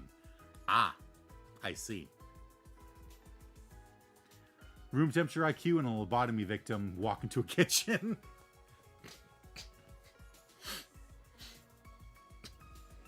So it was kind of like, yeah, it was inflation after World War I, which made rice, which should be the cheapest goddamn thing in Japan. There's so much of it. It should be super cheap, but it made it too expensive, and the government's just like, nah, whatever. That reminds me. I heard that with onigiri, the way you prepare the rice is more important than how you shape it. Why would you bring this up after it's all been cooked? We're too late. Making lunch went just about how I imagined it would. Which is to say, not particularly well. But just as I expected, or maybe even more so, we had fun. We managed to stumble our way through completing the task of making lunch. Maybe it's just the scenery, but I'm not getting a picnic vibe at all. Really? I'm so happy seeing my dream come true that I could start weeping any moment now. I'm glad you're enjoying it, but you have to be exaggerating. She's gonna start crying. Not even in the slightest. Not even in the slightest. Oh my god. Are you okay? Sorry. It's just really hitting me. I'm so overjoyed. Huh. If you would, I would love to go out like this again. And of course, next time, I'll be better at cooking. And it won't just be us, but our family with 3 kids. Claire de Lune moment. Everything's a Claire de Lune moment. I don't know what to say. Do I just agree? Because it's definitely a Claire de Lune moment. It kind of is. Like, Kyoshka is realizing her dream. Like, she's expressing herself. It's just the same as when you remember your new friend that got killed for trying to stop a killing game. Do I tell her that's going too far? How do I even feel about it? The idea of a little family of 5 with me, Kyoshka, and 3 kids. It doesn't sound so bad. Just imagining it is getting me a little weepy too. But there's nothing I can say so long as I haven't worked out my feelings for Kyoshka. Yeah, but this game abuses this track so much it loses all meaning. Seriously. Like, get a couple more tracks. Like, just Google songs like Claire de Lune. I feel so frustrated with myself. I just can't help it. Like, this is clearly like Kodaka's favorite song.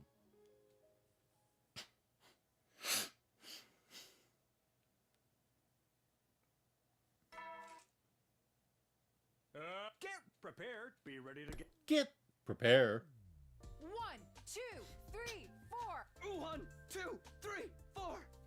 Maybe yesterday's picnic had been a good change of pace, because Kyoshka's swings today felt sharper than usual. Oh dear, I can't get over it. Over what? Yesterday!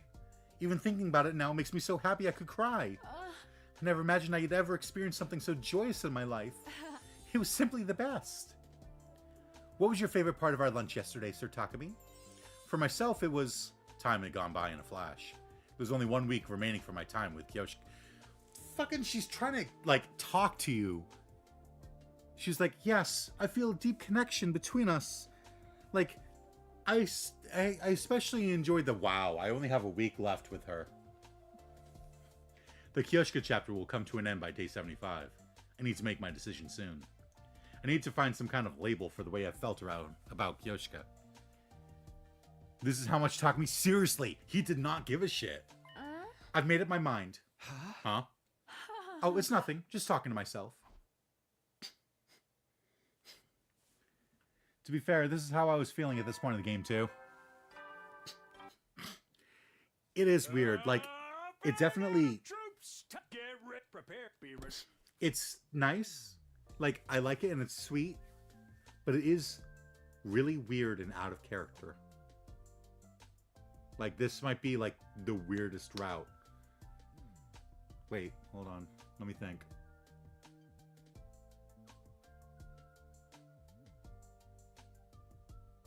There's been some weird endings. And Cult of Takumi is weirder, but in a different way. Like, this is... Can't even say this was sweet. I was half snoring half the route. Wow.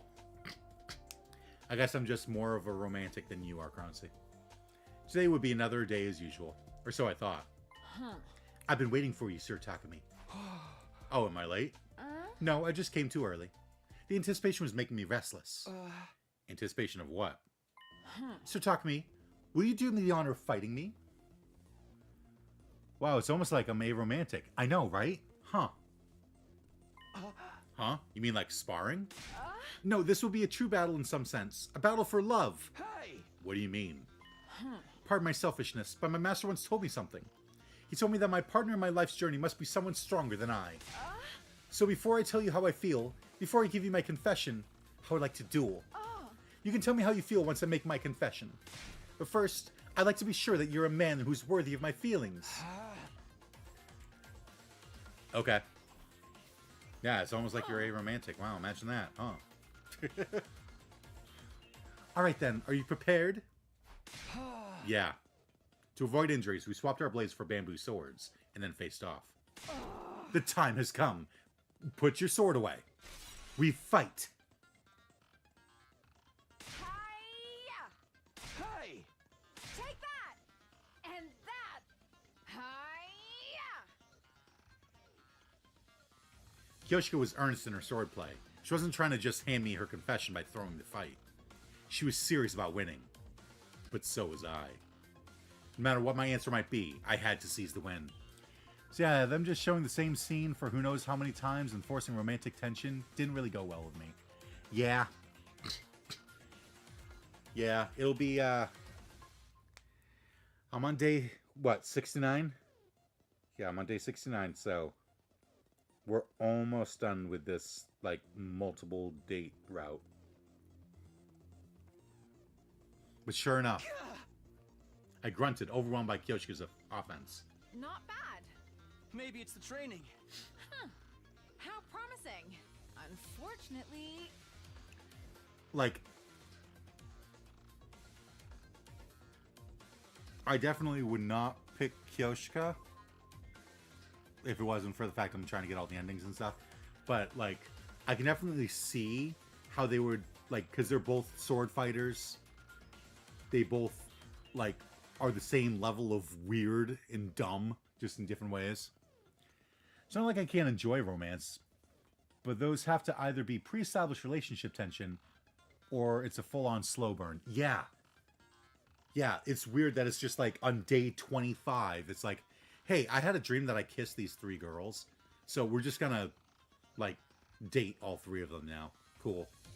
It's not enough. Like, it came out of nowhere. Okay. I need a voice for the whole Jumonji sword now.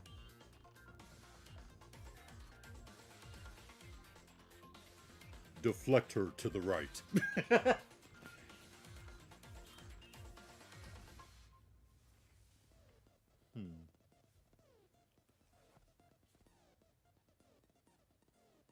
Deflect her to the right. Huh? It happened again. I could swear I heard a voice. As directed, I deflected her bamboo sword to the right. Kyoshika had been just about to move in that direction when she lost her balance. I brought my bamboo stick down toward Kyoshika and gently tapped her on the crown of her head. I should have expected as much from you, Sir Takumi. The way you simply directed the motion of my blade. Truly, softness can conquer might. I know now that my strength is inferior to yours. That was just luck. It was all thanks to that voice. Well, who was it anyway? Whatever it was, victory is yours, Sir Takumi. You may have been my opponent, but I'm very proud. So that now then, without further ado... Wait a sec. I reflexively opened my mouth to protest. I need a bit more time to think, please. Fine. 3 days. I'll wait 3 days. I can't bear to wait any longer.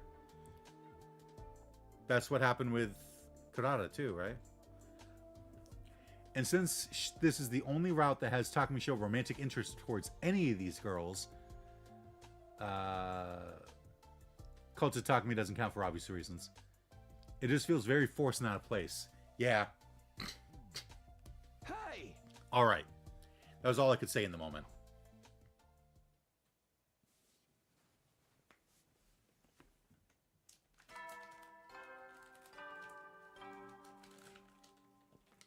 Up and Atom troops! Time to rise and shine!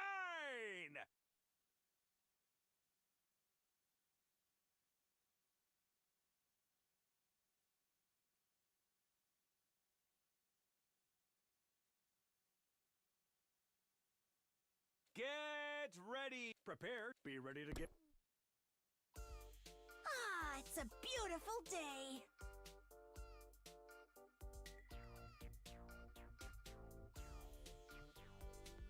You're just saying that. It's completely cloudy. Oh, is it really? Doesn't it feel like spring to you? Not just from the sky, but from the dust in the air. Ah.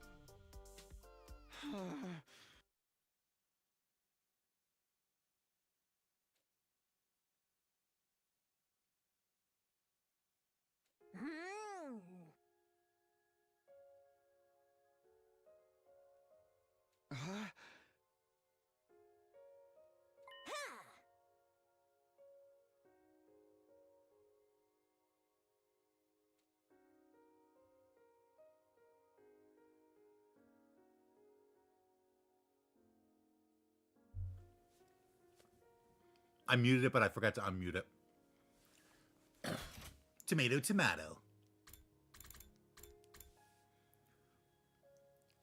Yeah, why are they playing Claire de Lune again? This is when Takumi confesses to Moko.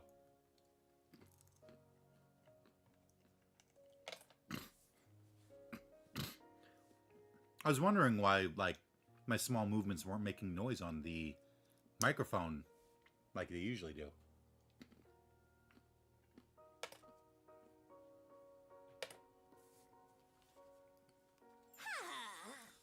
I hate to say it because it's so cliche, but love comes in all shapes and sizes. There's some people for whom love is defined by how much they want to kill someone. So you'll just have to define what it means for yourself. Define what it means for myself, huh?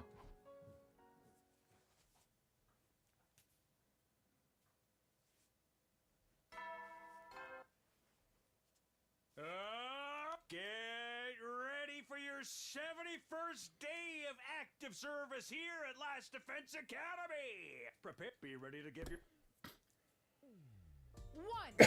1, 2, 3, 4.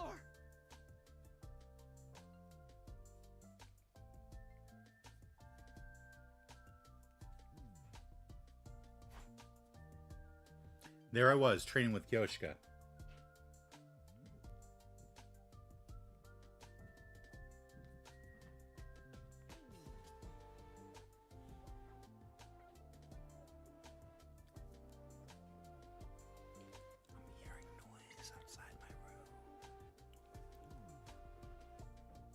And that she hadn't just told me the day before yesterday that she would soon confess.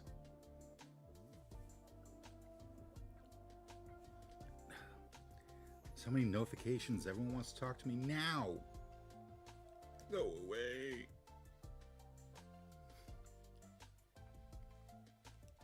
Yesterday, Moko relayed a message from her after our meeting. Oh, that reminds me. Yoshika wants to keep training as usual until she confesses. She told me to let you know since she forgot to mention it. I was there swinging my sword as per her request. I didn't mind in the slate. In the slight, at least. God. Caffeine. but I didn't understand one thing. What was on Kyoshika's mind when she made this request? Did she think I'm slow? Plagued with worry, I asked her for myself after our training. Why did you want us to continue our training? I got the impression you might want some distance during this period of uncertainty.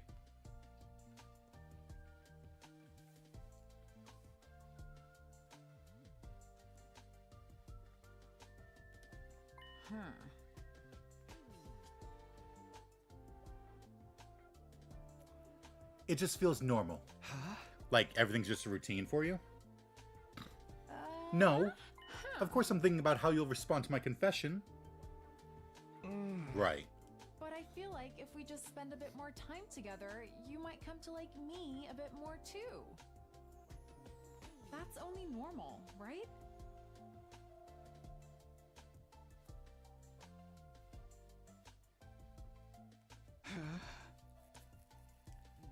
Yeah. Why are you being so reserved? Has my decision driven us further apart? Actually, though, I just didn't think she'd say anything so cute.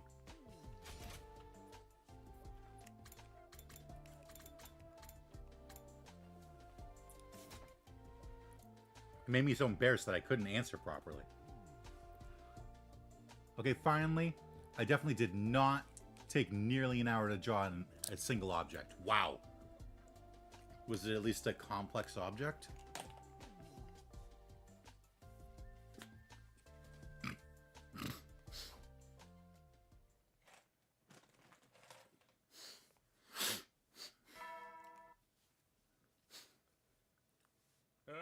Get ready, prepare, just be ready to...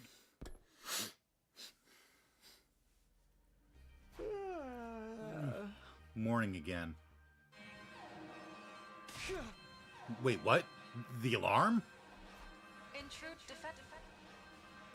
Depends on if you define a game controller to be a complex object. I mean, it can be. Man, I was appalled by how much I'd let my guard down. I smacked my cheeks and fired myself up on the way to the war room.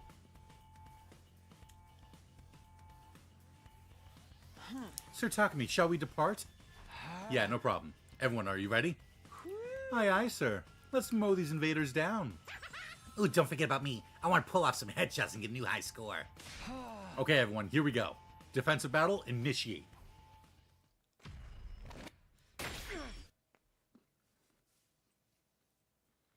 Half that I honestly spent on trying to get the proportions and joysticks right. Exactly, like...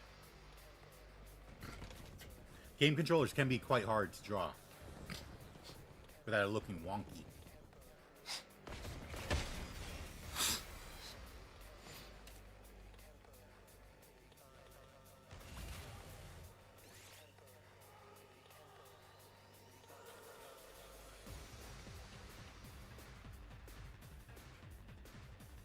After Zenta is...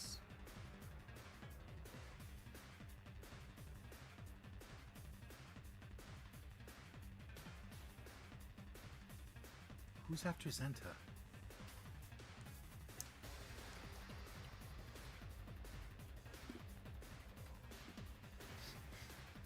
Like, I don't think we fought Term Tammy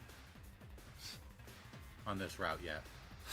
But Term Tammy and Mugank, Term Tammy usually shows up and hypnotizes us first. So I don't know.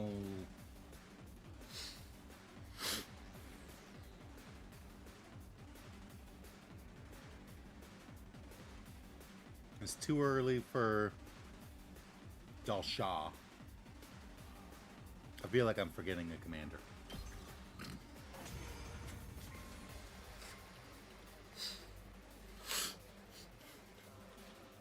Is it over? Takumi, look! The Supreme Commander! Oh.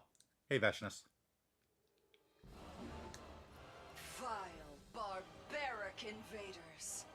You should consider it an honor that I deign to speak to you like this.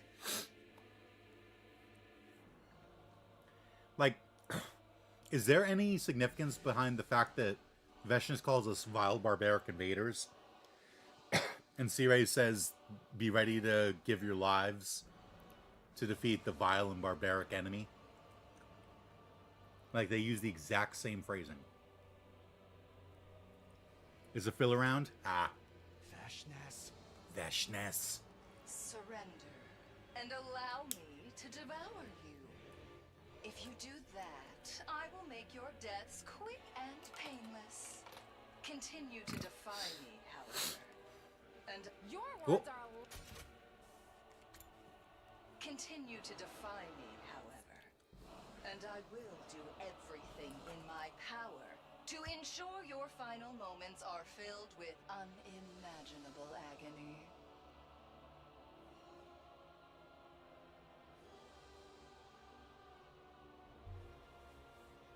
Laughable. We will fight tirelessly for the sake of humanity. Anyway, now to coloring, because that hour spent on drawing that controller was just line art. Wow! I mean, coloring should be faster, right? Because you already got the line art, and that's the hard part. That's right. I ain't gonna let myself get eaten by the likes of you. I see. Then I need not hold myself back, as I indulge in the entertainment this war brings me. Flat colors, yes. Shading takes time. Well, yeah. But I'm saying to get the basic colors down. And then you gotta do the shading, which will take longer than the actual coloring. What's she talking about? Futurum will be at peace when my superior self ascends to godhood. And only then. Is there an ending when we let her ascend to godhood and it's like, oh, hey, Futurum is at peace? And to do that, I must devour all of you and make your power my own.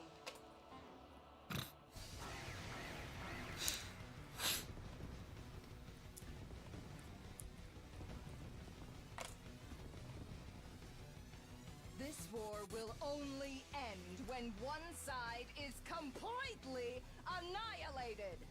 One of the Vashnas endings was that?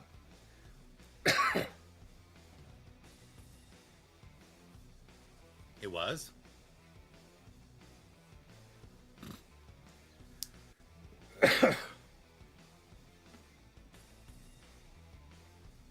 Yeah, it was. The ending where we... It was the ending when we tried to kill Vashnas, I think. And she's like, oh, no, no. You and I are going to have our fight afterwards. And she made us absorb everyone else's hemoanima. And then we had our fight, and we lost. And she's like, ha-ha!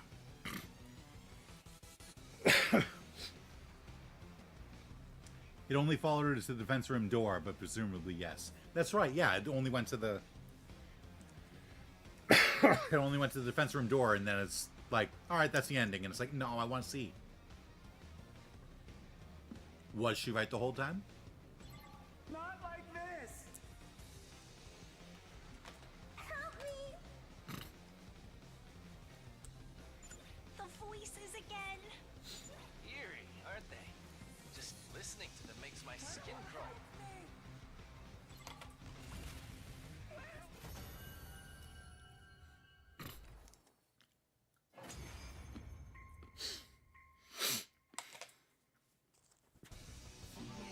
Yes, very good. The grand finale is drawing near. Our next battle will be our last. Until next time, vile invaders. Yeah.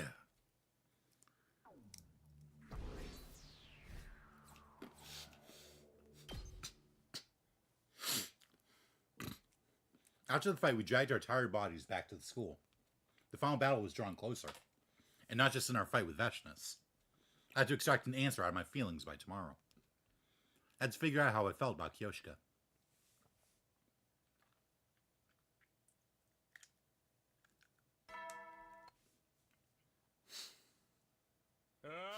Again. Prepare. Be ready to get...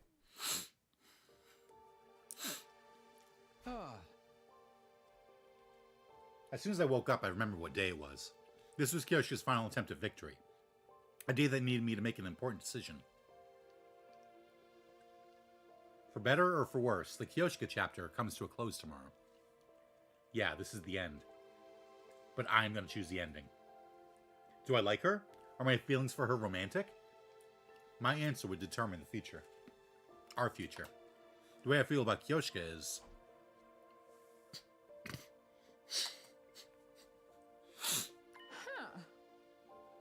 like, it's definitely a more subdued romance this time. Like, Kurata, Takumi the whole time was going, I don't have feelings for her. I don't have feelings for her. Shit, I have feelings for her. This time, Takumi's like, I really don't know how I feel. Really? It's just a bit earlier than usual. I was so nervous I couldn't get to sleep. But I couldn't afford to accidentally fall asleep and miss my moment on a momentous day like today.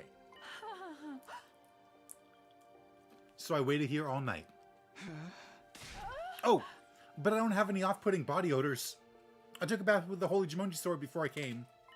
It's a grand occasion after all. I wouldn't neglect my personal care. Doesn't she get rusty if you bathe together?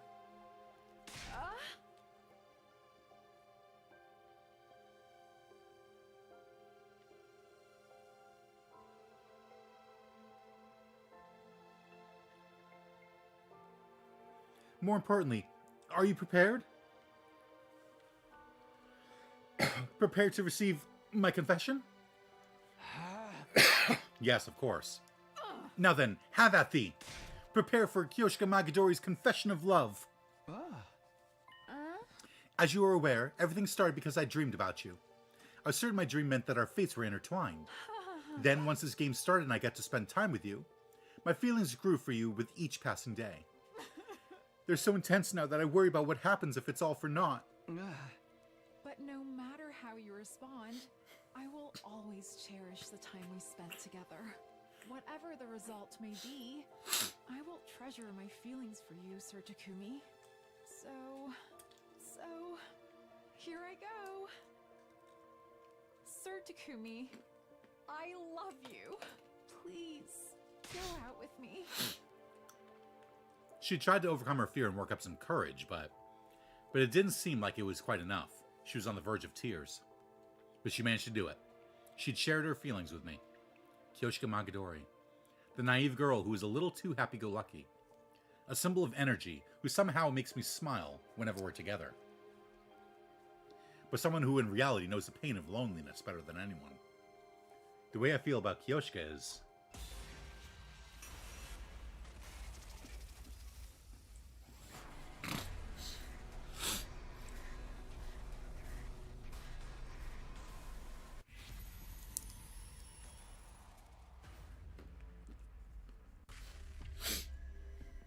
I'll see what happens if I accept it. Because I'm guessing that's going to give me endings like with Kurata.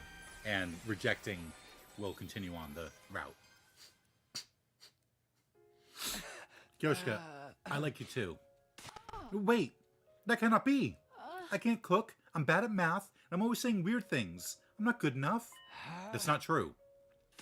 I like you, Kyoshika. Well then, can I ask you something? What is it? I've always dreamed of how my confession would go, and I want you to make it a reality. Honestly, I was taken aback by the request, but I'd do anything to make her happy. From now on, I was going to dedicate my life to that goal. I pushed down my hesitation and told Kyoshika what I knew she wanted to hear. Let's get married. What?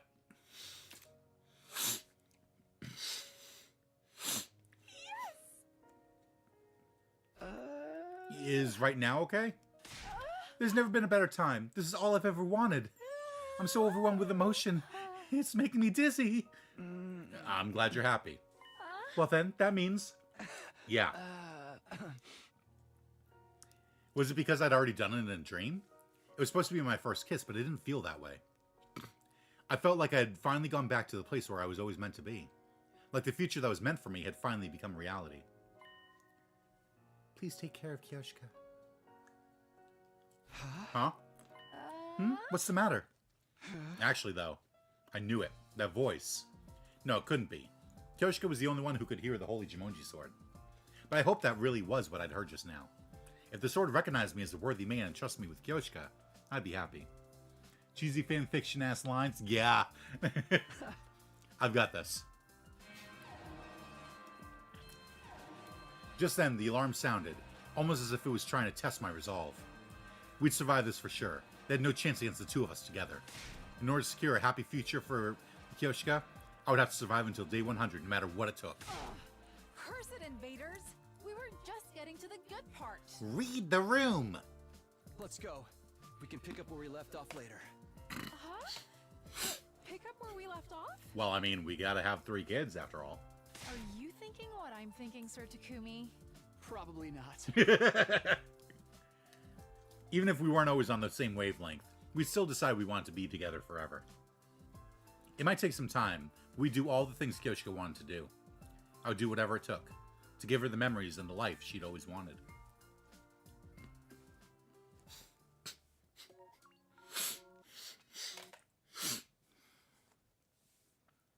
Ending 63, Romance Route, Dream Come True 2.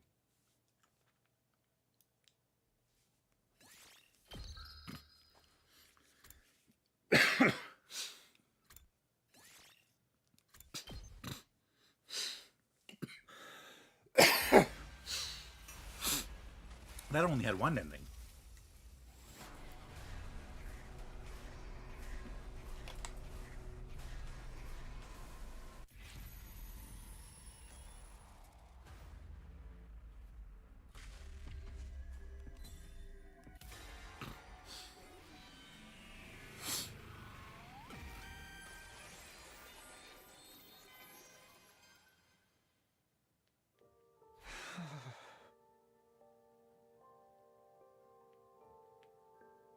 I'm sorry. I'm sorry, Kyoshka. I just don't feel the same. She just beheads him.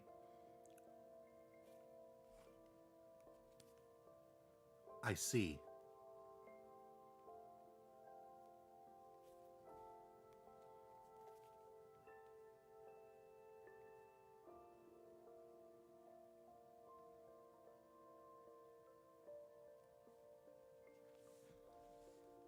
Still, I'm glad I fell for you, Sir Takumi. Although there were some nights my feelings kept me awake, I had fun thinking of you. And when we were together, I felt as good as I've ever felt in my entire life. So, I hope that you'll continue to be my friend and comrade. Okay. Well then, so be it. I will make my gallant exit and think of how I might make you regret this decision. Huh. Even the Holy Jumonji sword is telling me I'm letting go of a great catch here. Farewell. The next time we meet, I want to see that lovely smile of yours. It hurt knowing Kyoshka was forcing herself to be cheerful. But I had no right to ask her to do anything differently.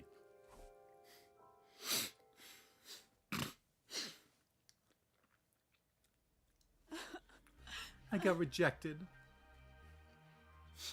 It's been a while, pervert samurai girl. Lady Kurata, I... Stop crying. That mopey face makes you look pathetic and miserable.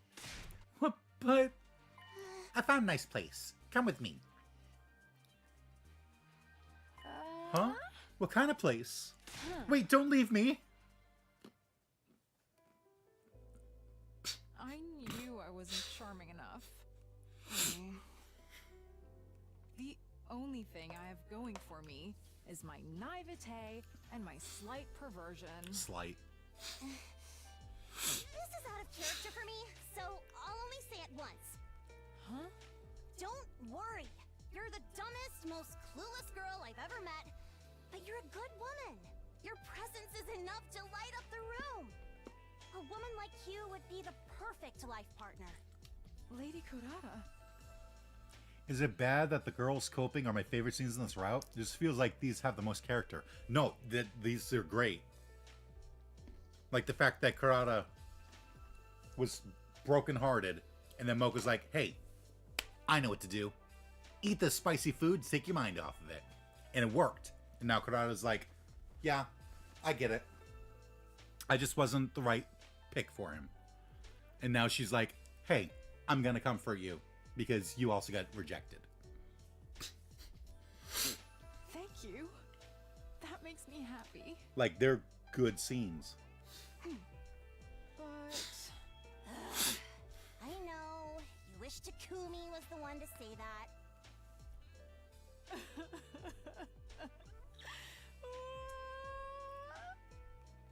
Let's drink until the morning comes. Bartender, give us another round!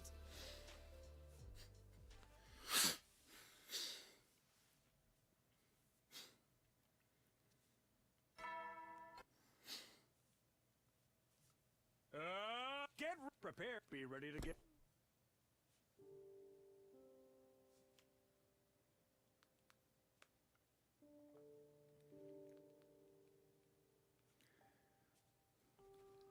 I will be right back. I gotta go start the morning. Gotta go start my car because I have to take my sister to work soon. I'll be right back.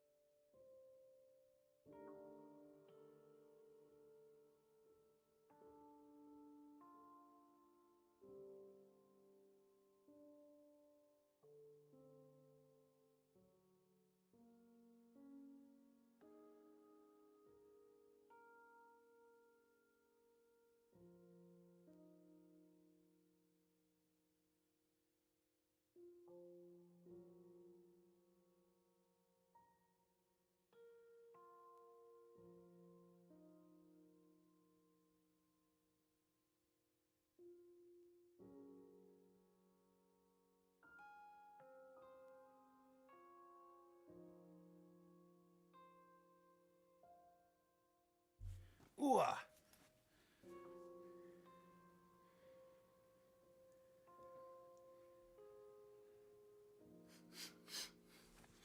There's no need for me to rush this morning. I didn't have to get dressed and head for the gym. Not only did I not need to, but it was a bad idea. It would just make me feel like I was dwelling on the past. You mean like you did with Kurata? I felt the same way I did after my time with Kurata. I don't regret not choosing Kyoshika. It was just about being true to my feelings. If doing what my heart wanted to do was the right choice, then I made the right choice. I can be proud of myself. But there was a dark sensation swirling around in my chest. Maybe I felt apologetic, guilty, or remorseful. The same way I did with Kurata. But that only goes for the mix of emotions inside of me. What's different is that I'm still thinking about Kyoshika's face, her cheery voice. I'd literally just finished telling myself I made the right choice. But 1 second later, and here I am anxiously wondering if I was actually wrong.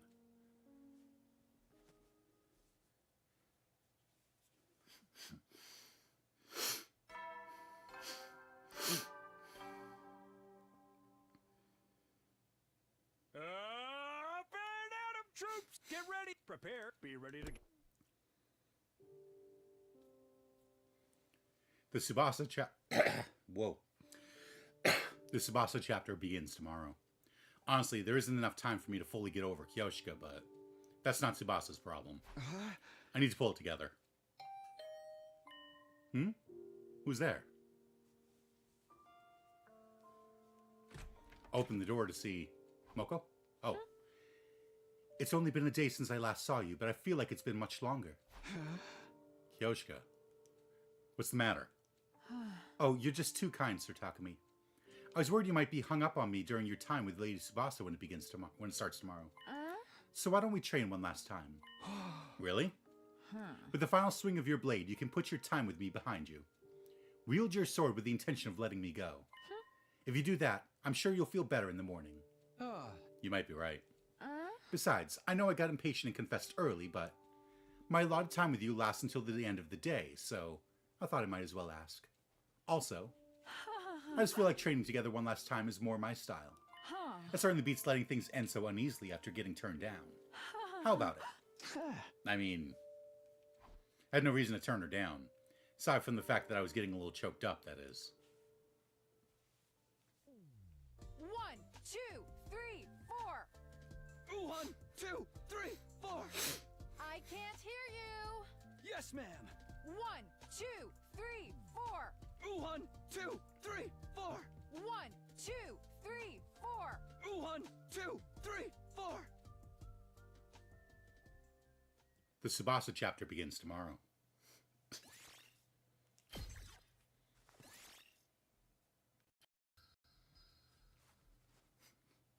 All right.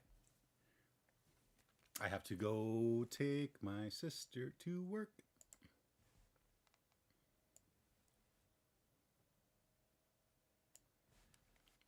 I will be right back.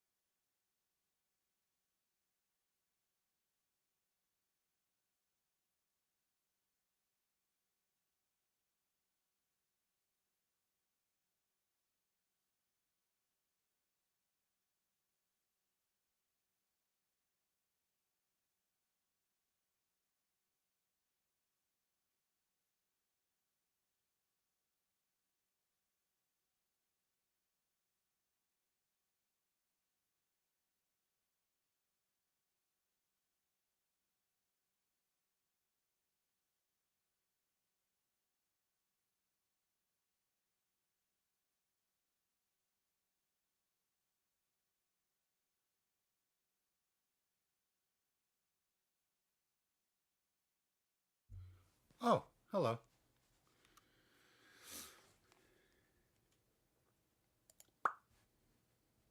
Look at that. Cool. Where was I? Ah, yes. The Tsubasa Chronicles.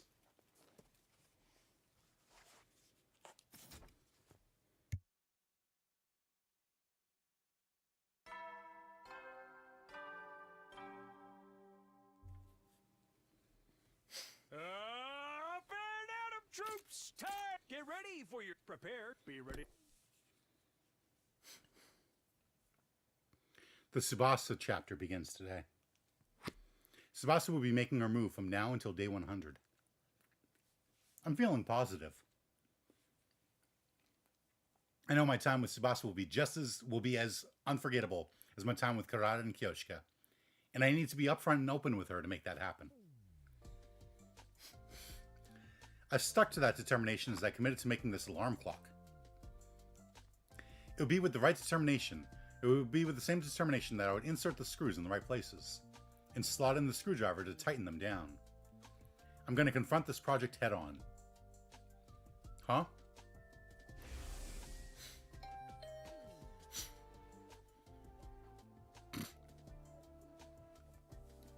It happened this morning, no sooner than I'd resolved myself to commit. Hey, let's make the best of our time together, okay? Tsubasa come to my room. Yeah, of course. I know I just got here, but can I tell you something? Or, like, warn you? Warn me? Yeah, it's like the opposite of telling you how committed I am, so... I guess it's closer to a warning.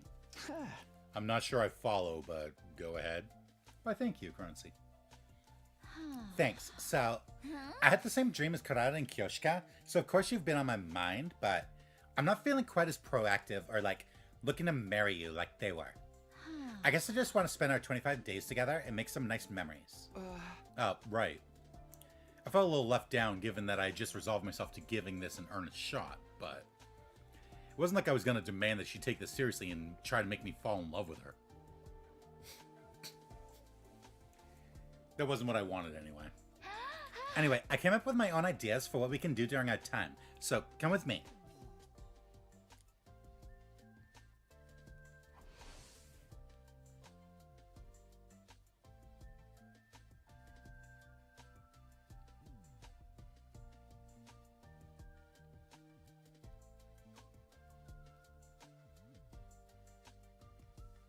So here we are. Tsubasa told me that anything too romantic would make her feel embarrassed. So she suggested we do a little tinkering with machinery together. Oh, that's good. Apparently, she'll continue working on some massive, complicated machine. Meanwhile, on her recommendation, I started making an alarm clock as a beginner project. We worked quietly. In total, utter silence, actually. So here we are, in a zoomed-in, low-quality PNG. I was going to say, it's like zoomed way in. Like, that's usually... Like, this looks like a screenshot from an anime.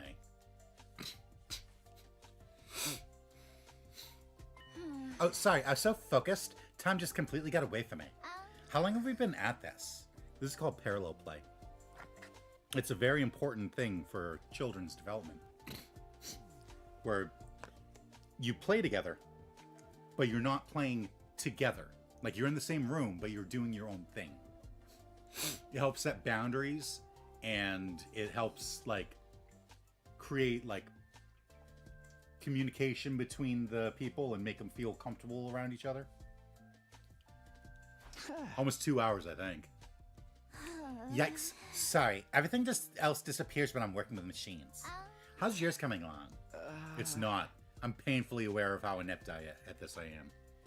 This game doesn't really care that much about CG quality. Yeah, some of them are like super blurry, some of them are like super sharp. Really? But the fun part of doing this is pushing on until you finally get it done. Don't let this put you off. Let's give it another try tomorrow. Sure, catch you tomorrow then. Yeah, see ya. And again, I know we don't have that much time together, but I hope we have fun. Yeah, me too.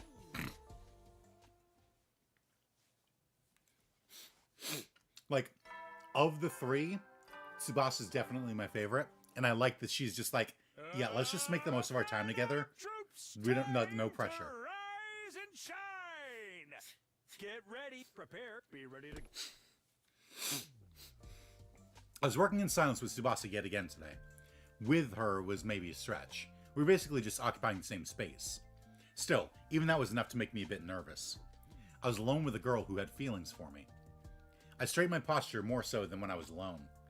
I worried if maybe it was coming off as unnatural.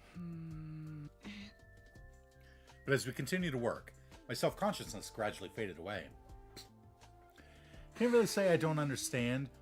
The game has a mad amount of CGs, but I wish they instead just had a smaller scope and focused their resources. And yeah, the Tsubasa section is the best section. Yeah. Like, because Karada's like, yes, I will make you my underling, and we will be a wonderful couple. And then Kyoshika's like, I just want to get married and have, like, a cute picnic with our kids. And then Tsubasa's like, yeah, so I have feelings for you, yeah, but, like, I'm just gonna get embarrassed if we try and get all lovey-dovey, so let's just kind of hang out. By the way, I want details. About what? About what's going down so far in this game of romance. How did things with Karada and Kyoshika go? Of course, you don't have to tell me anything that's private. Right. So I accepted Karada's feelings and then refused to let her wear her mask, and we kissed, and then I traveled through time and accepted her feelings again, but let her put on the mask, and she made me kiss her foot. And then I rejected her and accepted Kyoshika's feelings instead, and I wasn't sure what I could tell her. It wasn't that I didn't know what was private and what was fair game, but I had a feeling I wouldn't be able to accurately express our experiences or my feelings, no matter how I summed it up. But I couldn't exactly tell her that, so despite my discomfort, I gave her a rough rundown of my time with Karada and Kyoshika.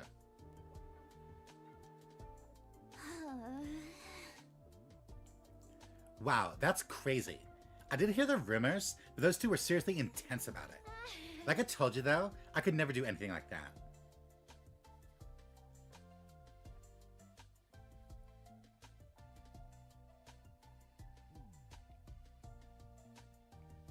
Why does everyone want to talk to me when I'm streaming?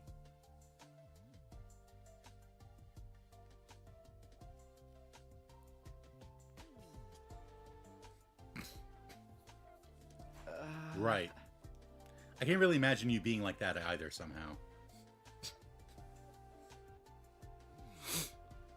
That reminds me. Can I ask if you've ever been in love? In love? You don't have to answer if you don't want to. No, that's not it. I'm just not totally sure if you could really call it love. That's fine. Let me hear it. And that's why we like you, Tsubasa. Yeah, because she's like, yeah, no, I don't do that whole lovey-dovey thing. I don't mind if it's not exactly love. Okay, then. It's so totally typical, right? I admired an upperclassman from afar. I thought he was so cool. Oh, like the kind of thing that happens in a manga. Yeah, that's about it, Anna. Honestly. Oh. Yeah, that probably doesn't count. See, I told you. Basically, I've never been in love before. That's why I can't be as intense as Karada and Kyoshika, even though I'm a straightforward person. But I guess I do sometimes have yearnings or whatever. Who cares, right? Well, chatting like this was a nice change of pace. Let's get back to it. Right.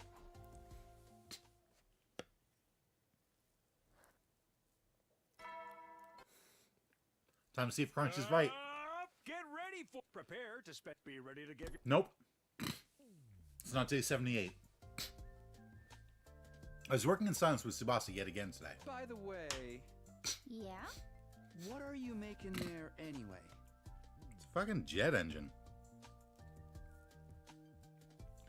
I hadn't had a chance to ask until now. Oh, it's an engine. A pretty big one. Right. It was indeed a pretty big engine. But why? It's a long story. I told you that my grandpa got me into mechanics, right? Sounds familiar. I did remember hearing about it, but I couldn't remember if it was before or after I left through time.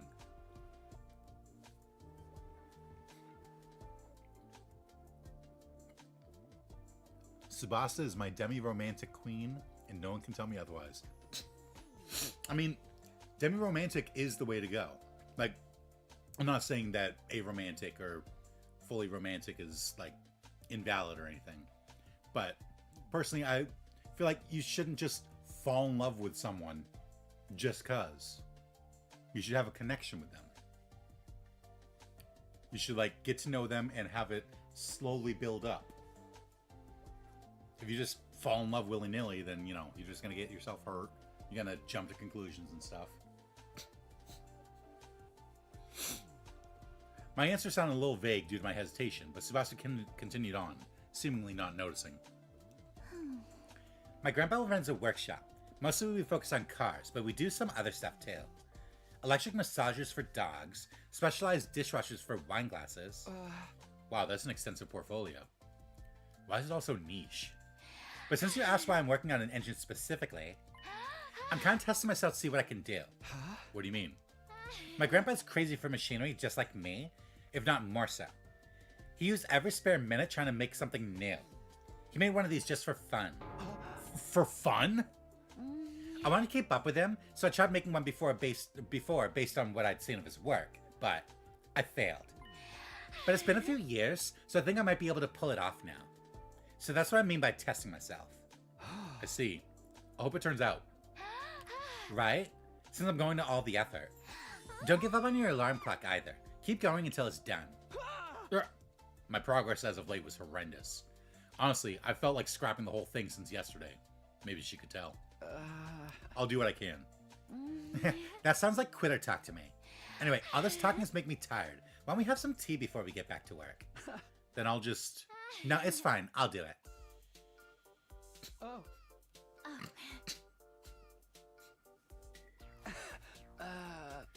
Tell me about it. I occasionally have to give relationship advice where the advice really is, hey, based on how they're acting, I don't think this person's being a good partner, right?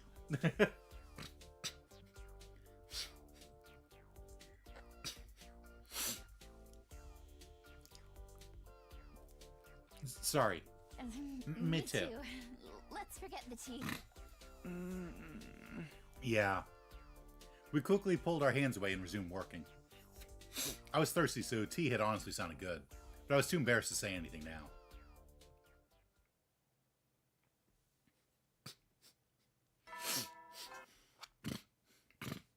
Get prepared. Be ready to... The sound of our tools clattered, as if to drown out the silence. I'd gotten used to both being with Tsubasa and being with her in silence. I didn't feel the itch to fill it with small talk. If we happened to come up with a topic, we'd chat as we worked or take a break, and change things up with some conversation. We found our rhythm in this tacit understanding. By the way... I was the one initiating conversation this time.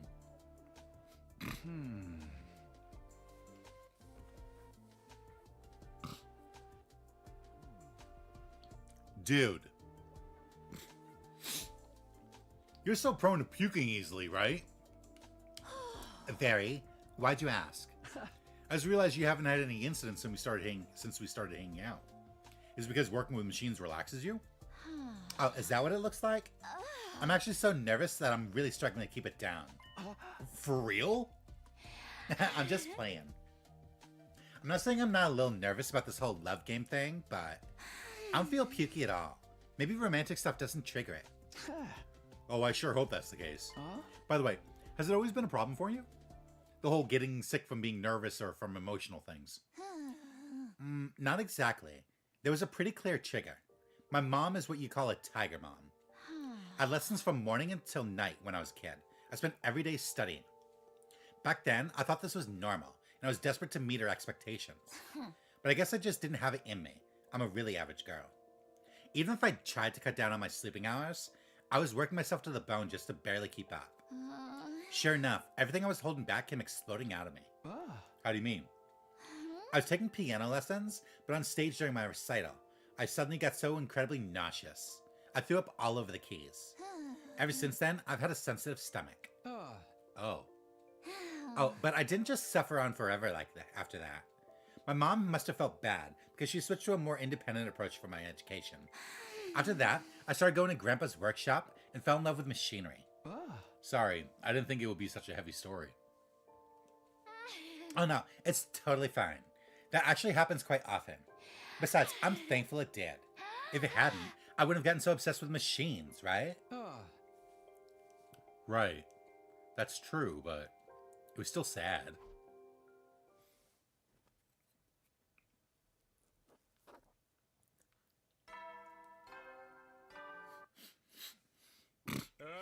Get prepared. Be ready to give your... Good morning! Feeling good? What's with all this energy? Come on, we've met so many times now. You know I have to mix it up to keep it fresh. Right. But well, everybody knows victory and celebration comes after stagnation and frustration. Let's just get right into the same old, same old. Look at them doing proper relationship things, like getting to know each other on a deeper level. We ignore how Takumi isn't talking about himself at all. Right? Well, it's because he's so fucking boring. And, like, his whole backstory is literally just... So, me and Karawa...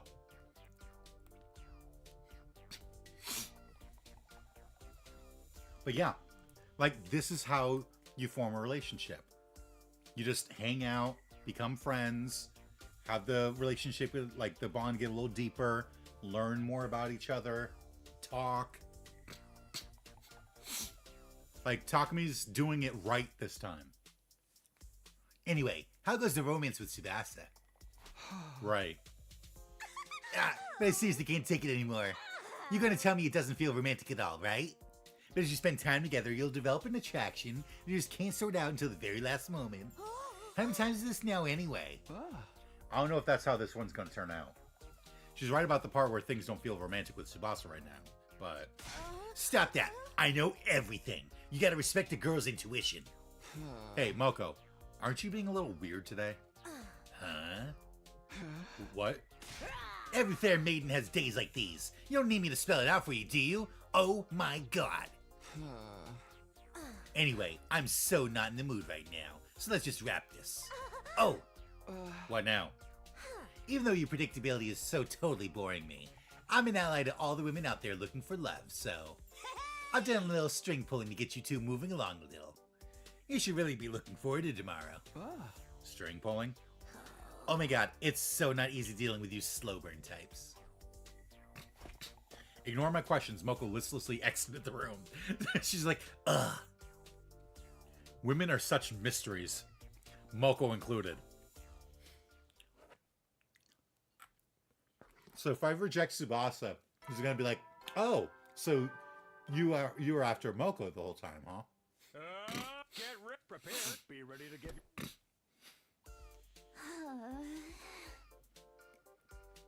To be fair, Karada's movie stuff didn't leave any room for talking. With Kyoshika as a character, I can't see that kind of bonding even happening in the first place. Yeah, I mean, Karada had a little bit of talking, and they talked, you know, after the movies and stuff. And so they had a little bit of a bond.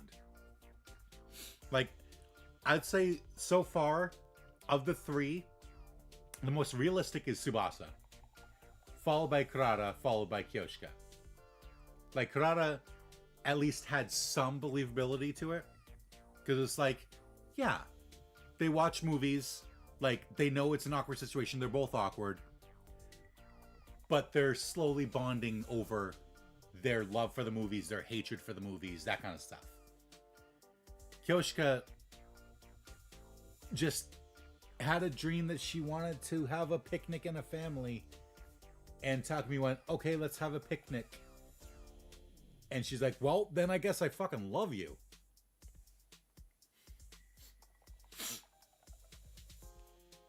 Hey, maybe let's not do this. It's really not either of our styles. Yeah.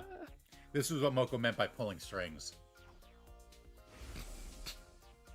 I know you guys aren't pool dance party people, but... There's a reason cliches never die, okay? They work. Just have a fun little pool date for me. Encouraged by Moko during their meeting yesterday, Tsubasa invited me to the pool, but made sure I knew that it wasn't her idea. Tsubasa was always wearing her work clothes, but now she's in a swimsuit at the pool. It's enough to put a guy on edge. But I guess, since we're here now, we may as well make the best of it. Oh, yeah. I just feel like you can't really know someone just based off of movie talks. Like, sure, it can help. But also, we're not really seeing the conversation delve into something deeper. No, that's why I said it somewhat believable. Tsubasa makes the most sense. Tsubasa, so far, is the best relationship building that has happened. Kurata is second, but only because Kyoshika is so awful at it. Like, she told him her dreams. That's something. That's something. But that was it. She just said, yeah, I want to have a family and have a picnic with that family. And that was the only thing you learned about her that you didn't already know. That and that her master, her sensei, was her grandpa. We didn't know that before. But Kurata, at least you got a little bit of a sense for how she, was based on her talk about the movies. It didn't go any deeper than the movies. You could almost get like a slight tease, a slight hint there of somewhat how she feels. But Tsubasa is far and away the best. What should we do? Oh, I know. Want to race across the pool? Hey, that sounds pretty good. But let me warn you, I'm a pretty good swimmer. Well, I don't usually see you this confident. Now I definitely want to race you. Looking excited, Tsubasa swung her arms around to warm up. Does that mean you're good too? That's for me to know and you to find out. Okay, the loser has to do whatever the winner says. She then just takes her hair and ties it up into a ponytail that sticks up. Okay, I'm gonna go swimming after I eat some donuts. Anything goes? Anything reasonable, at least. If you wouldn't do it yourself, you can't ask for it. Okay, I'm in. That and Kyoshika having the Holy Jumonji sword somehow wasn't a delusion. Hearing the Holy Jumonji sword somehow wasn't a delusion. Yeah, that, like, does it ever get explained later on about that? Like, why do we hear the Holy Jumonji sword? What? Maybe it's a Hemoanima thing. Okay, I'm in.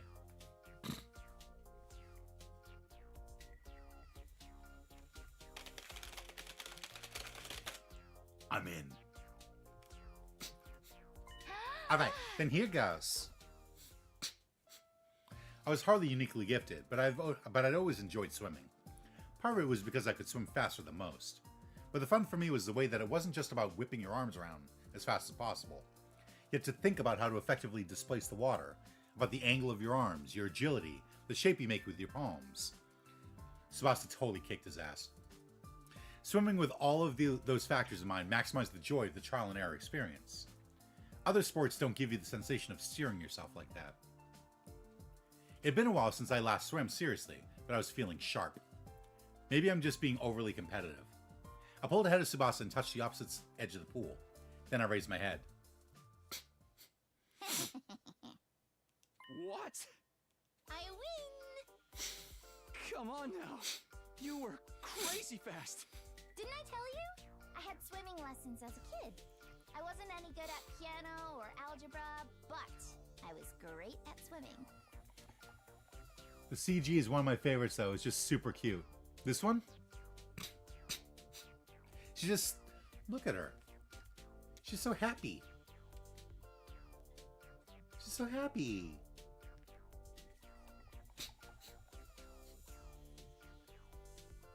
Yeah, you never mentioned that. Although, I want to know why she's still wearing her... Is she diabetic? Well, I won. And so, I was going to have to obey one of Tsubasa's demands. No questions asked. It is a very cute CG.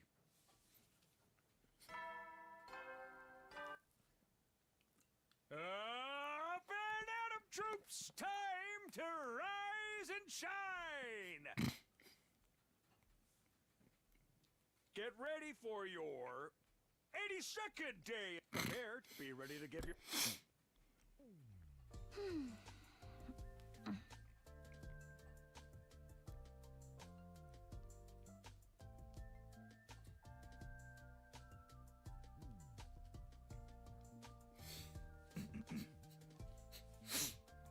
The pool day yesterday must have been a good change of pace.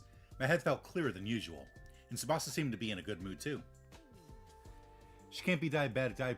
Diabetic people wear a gray bracelet at all time. What?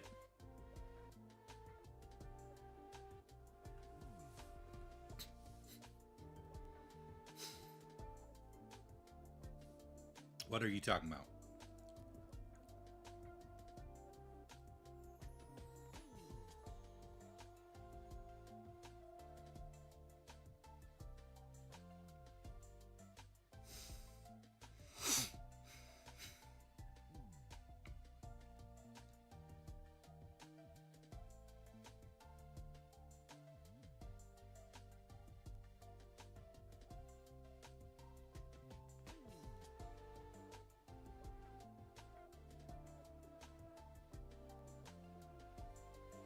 Okay, apparently they aren't nowadays as common. Does anyone have a diabetes bracelet on? I remember back in the day you used to see people with medical bracelets on all the time. I haven't seen anyone with them on anymore. I haven't worn one in decades, but the screensaver on my phone has a red medical alert symbol and says I'm a T1.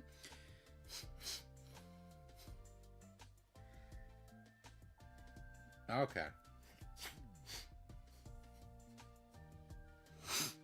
So it's like a medical alert bracelet.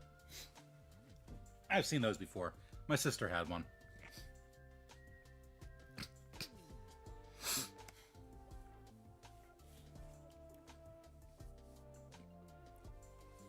But even if the gears were turning in my brain, I felt like I was trying to solve a calculus problem without knowing any formula, without knowing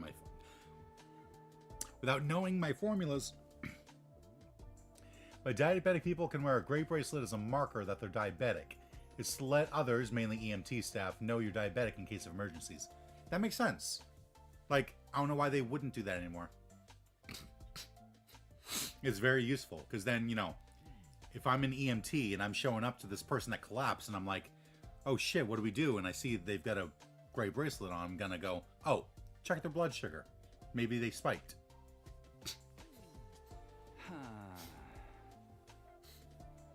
Yeah, I've seen medical alert bracelets. Those are like silver. Are you stuck? Yeah, big time. I felt like things were going pretty good, but I can't get these gears to mesh right. I wonder what's wrong. Let me take a look. Oh, of course. This one's tricky.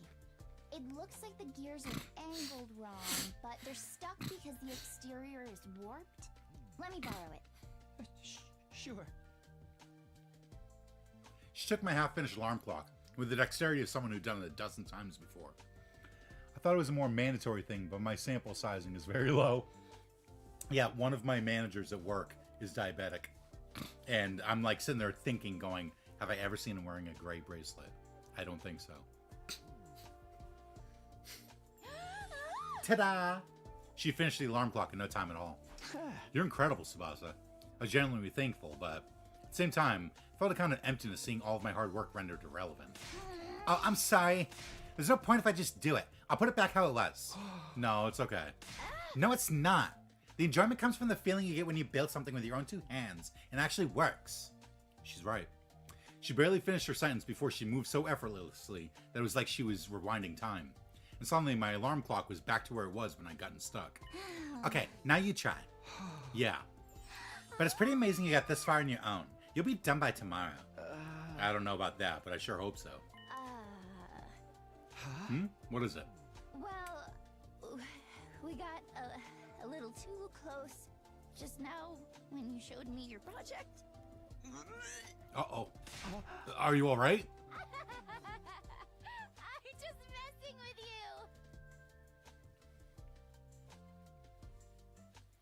Tsubasa is amazing. She's a great fucking character. My classmate in elementary school was diagnosed with type 1 and he was given a bracelet and we were told it was common. Oh, well, back then it might have been. Stop that. It feels too real. He took care of blood sugar stuff with the help of an assistant teacher in the back of class, so diabetes stuff was very normalized to us. I think that's a good thing, too. Oh, absolutely. Up and out of troops, time to rise and Yeah, like diabetes, it was never frowned upon or anything when I was growing up. It was just like a thing that we didn't fully understand. And there's like, yeah, no, I have to keep an eye on how much sugar is in my blood because my body doesn't process it properly. Doesn't make the chemical to like dampen it. I was like, oh, okay. So like one of my friends growing up, Ben, he was diabetic, and so he always had a juice box with him.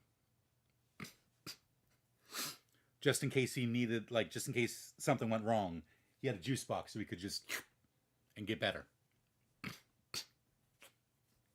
But I knew all about insulin shots and the little blood meter and all that fun stuff.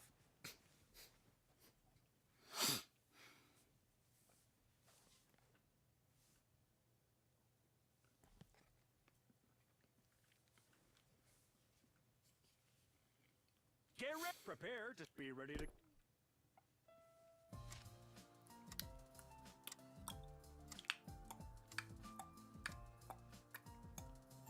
That's amazing. I'm even feeling a little emotional.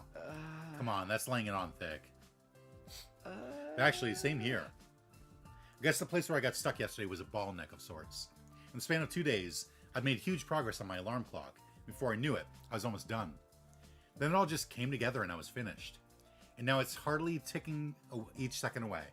I was sure there was no way someone as bad with machines as me would ever get this done, but I guess anything's possible. It happened because you worked hard, Takumi. Seriously, you're awesome. Someone who's not into machinery building an alarm clock from scratch like this is like someone who sucks at sports doing the 50-meter dash in 6 seconds. Now you're really laying it on thick. I can't let you show me up. I need to get to work. How much longer until you're done with that big thing? If nothing goes wrong, maybe 10 days. I'd be happy if it was done by day 95. Right, well, if my clock is done, then I don't have a project to work on anymore. You clicking your tongue in a rhythmic manner like that makes you sound like a turn singer. Not my intention, but yeah, I can see that. Why don't I help you out if there's anything I can do? Oh, that'd be super helpful. Do you mind? Not at all. I needed some way to pay you back, so this is perfect. Huh? Pay me back for what? Well, I wasn't exactly obsessing over it. I felt insecure about how bad I was with machinery. You helped me get over that, Tsubasa. So I owe you one. Is it your turn to exaggerate now? Are you messing with me again? Yeah, just joking. You're making me get all embarrassed. Right, fair enough. She is joking, right?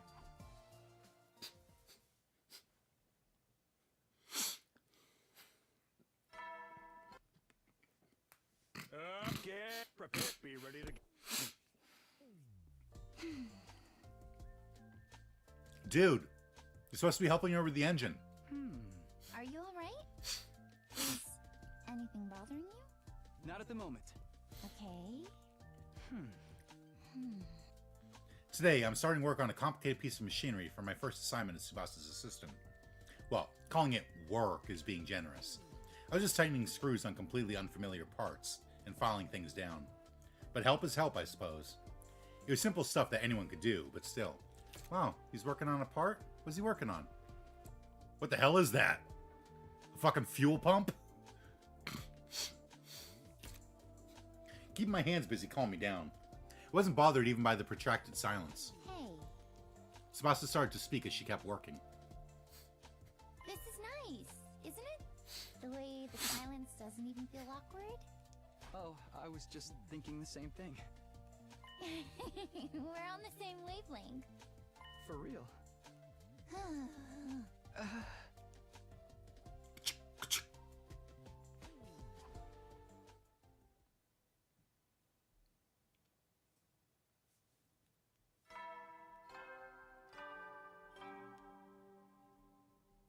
Up and Adam troops, time to rise and shine.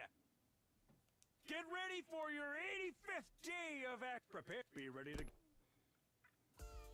Hello and good day.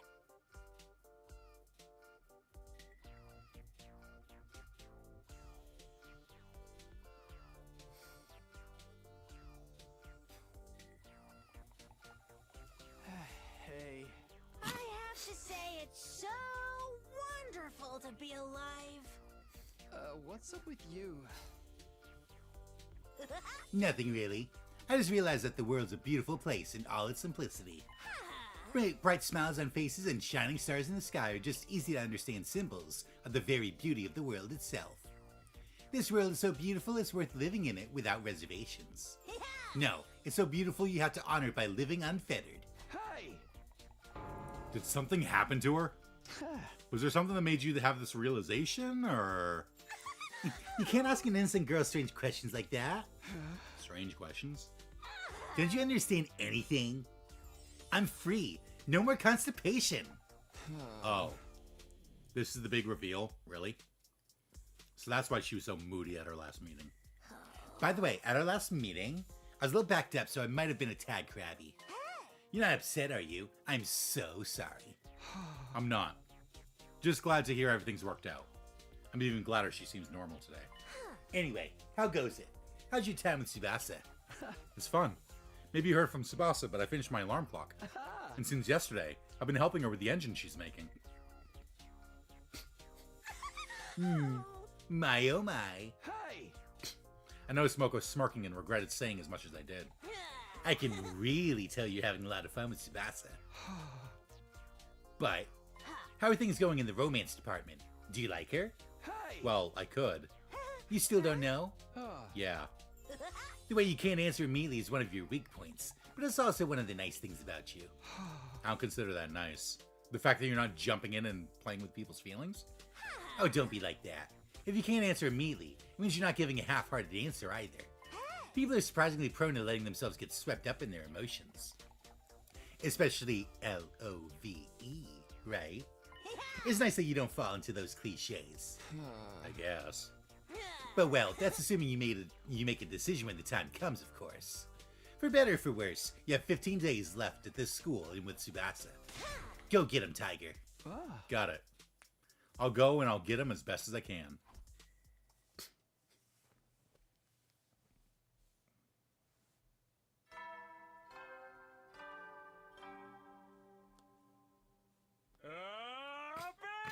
Troop, get ready for your 86th day. Prepare to be ready to give. What day was it? Today I'm working on the engine with Tsubasa again. Tsubasa's engine's looking like it might be done ahead of schedule, though I doubt it has anything to do with my assistance. She was expecting me done by day 95, but it looks like it'll only take 2 or 3 more days. By the way, 2 or 3 more days?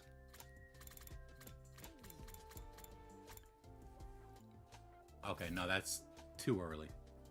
I casually struck up the conversation. huh? This is your second time making this engine, right? You said you failed the last time.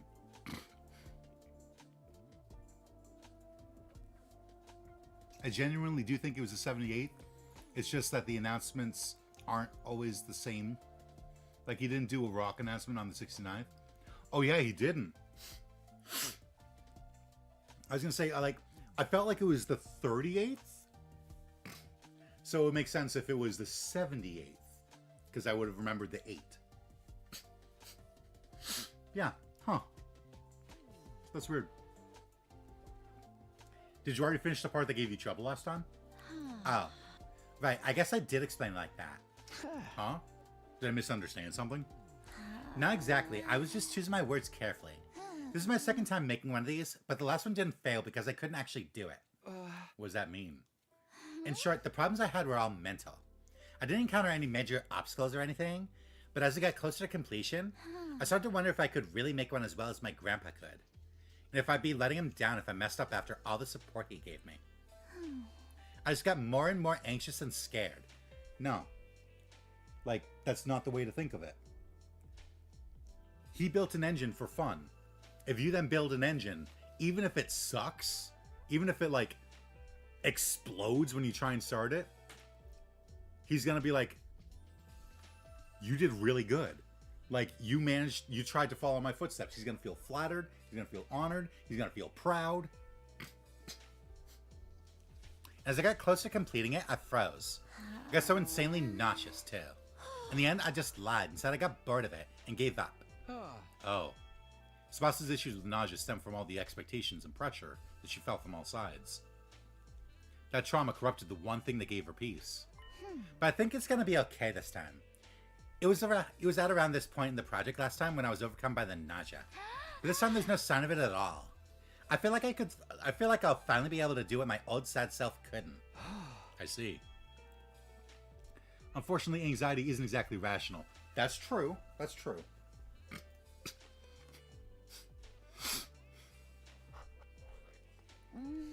Maybe I've gotten stronger too. We can do this. Yeah, we sure can.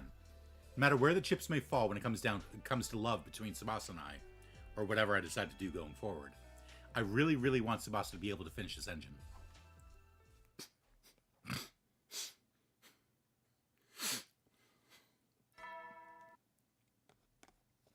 Get prepared. Be ready to give your...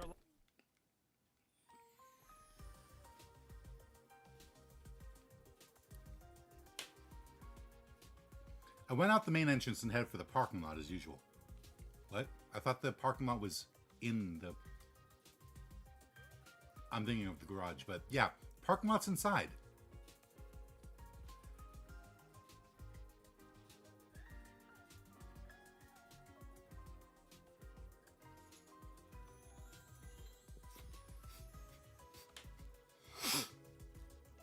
The blue sky filled my field of vision. A comfortable breeze grazed my cheek. But the very next moment, I felt a strange presence behind me. I quickly whirled around, only to see something that made me doubt my eyes. What? How? You invaders truly do resemble us in some ways. Is this a commander?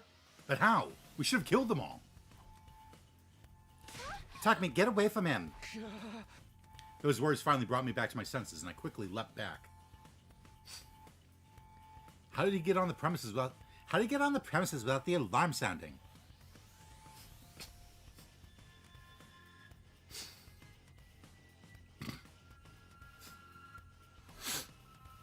Alarm?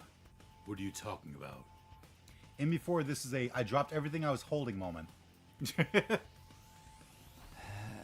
Don't tell me you went straight through the undying flames. Are you alone? Usually the commanders bring their minions. I don't like them. They go against my principles. That woman is deranged for using them in battle.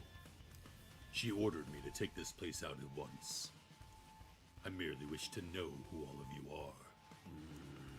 I shall wait for you to prepare to battle. All will be understood when we cross weapons. With that, the commander turned away and put some distance between us. What is with this guy? He's clearly different from the other commanders. Whatever's going on, let everyone know and we'll initiate a defensive battle ASAP.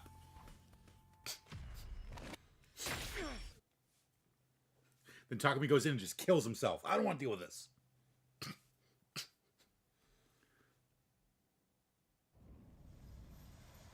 God of the planet, hear my plea and lend me thy strength. Is 78 the special day because it's class 78?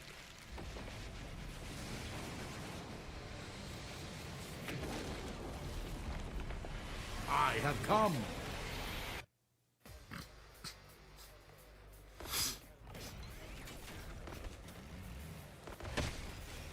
God damn.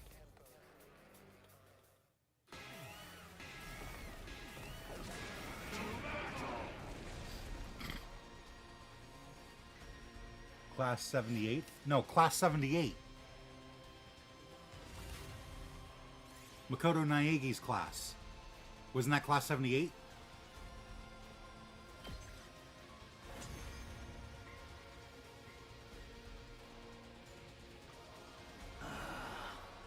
Is it just a goddamn tongue and rope reference?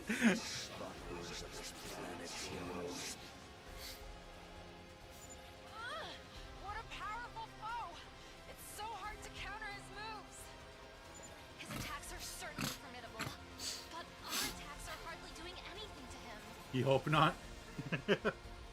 Yeah, there has to be some other thing. Like, they referenced Danganronpa, but there has to be some other reason. Because why would it be, yeah, 78's a really special number? Because that's how Kodaka got his start, I guess? I don't know. Because that's not even how Kodaka got his start. Didn't he work on games before that? It seems like that may be his ability.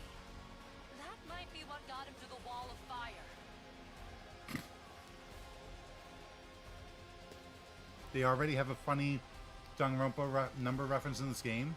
Like the number 11037 scrolls down the walls in the hallway. It what? We can't give up now. Keep going, everyone. How have I never seen that? Damn it! I hate work without pay. Let's make this quick. How have I never seen the 11037 in the hallways? No.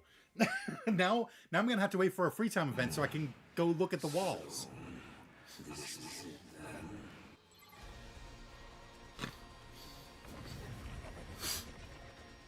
then. It's been there since Route Zero. I don't look at the walls.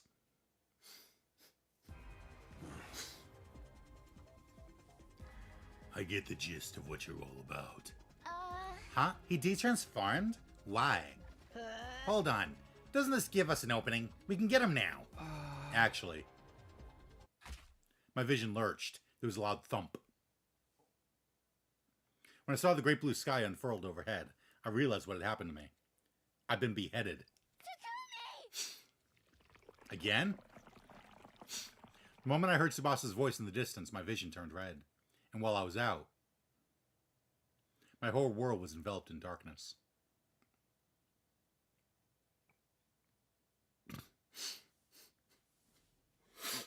Finally, I can think again. How much time has gone by? I don't know. It's day 88, and before it was...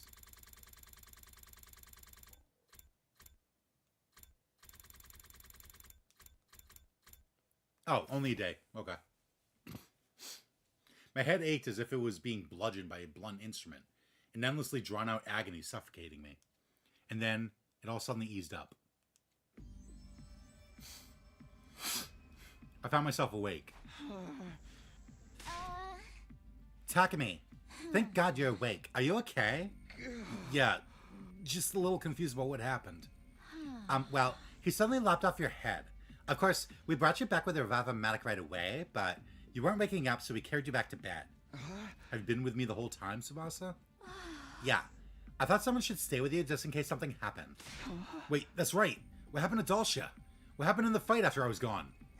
After he killed you, he left. He said he'd be back soon. What do you mean? I have no idea, but I can tell you what he said before he left. According to what Tsubasa told me, Dalsha was the father of the Squad 1 commander, Mervrim. He wasn't looking to avenge his son, and everyone sensed there was some friction between him and Veshnas. I see. How's everyone else doing? Because he's such a strong enemy, they're all working to think up a plan. They're in the cafeteria as we speak. If you're feeling okay, we should go too. Sure. Okay.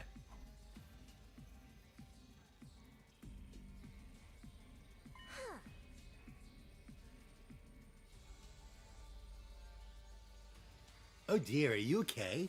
Yep, all good. Anyway, have we come up with any good ideas for defeating Dalsha yet? Just now, actually. Let me hear it. I hate to repeat myself, but apparently Yugamu had been collecting blood samples for them commanders for research at some point during all of our previous battles. As a result, he successfully developed a poison that was only effective on invaders. So we're using that poison. A new and improved version, to be precise.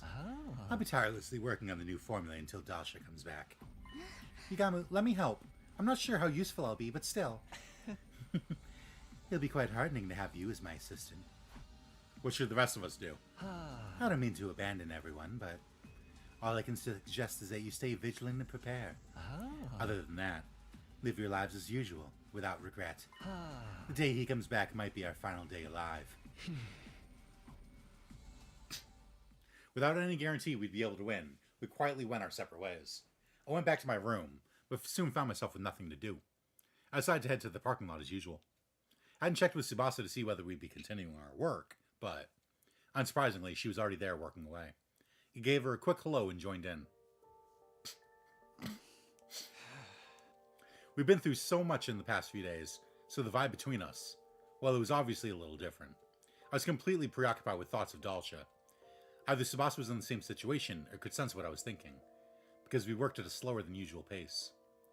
Why am I doing this whole romance thing anyway? Croncy, you didn't tell me that you had a line you got to write in this game. I tried to push the thought back down. It wasn't the time to be thinking about this. It's too late to be asking this now. Way, way too late. I looked over at Tsubasa in hopes of clearing my mind with small talk. But then... Huh? It was so subtle I thought I was seeing things, but...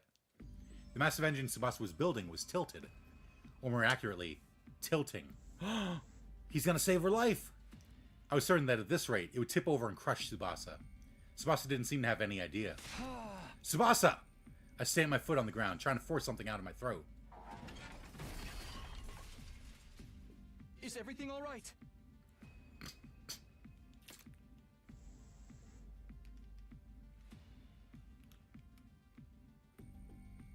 Yeah, see, her eyes aren't red-ringed. Her eyes look good. Yeah, that's not enough impact to mess up an engine like this. I was asking about you. I was screaming yes at the screen at that line. Why am I doing this romance shit anyway? Oh. Right. I'm completely... Tsubasa? Sorry. I'm getting a bit sick. Are you okay? Yeah, I'm good now. Sorry, I must be just over the whole Dasha thing. We should stop for the day. Good idea. She's nervous because of Dalsha. Fucking dude. Fair enough. She'll be fine. Tomorrow's a new day. I repeated these reassurances in my head, knowing somewhere deep down that I was avoiding the reality of the situation. Yeah, dude.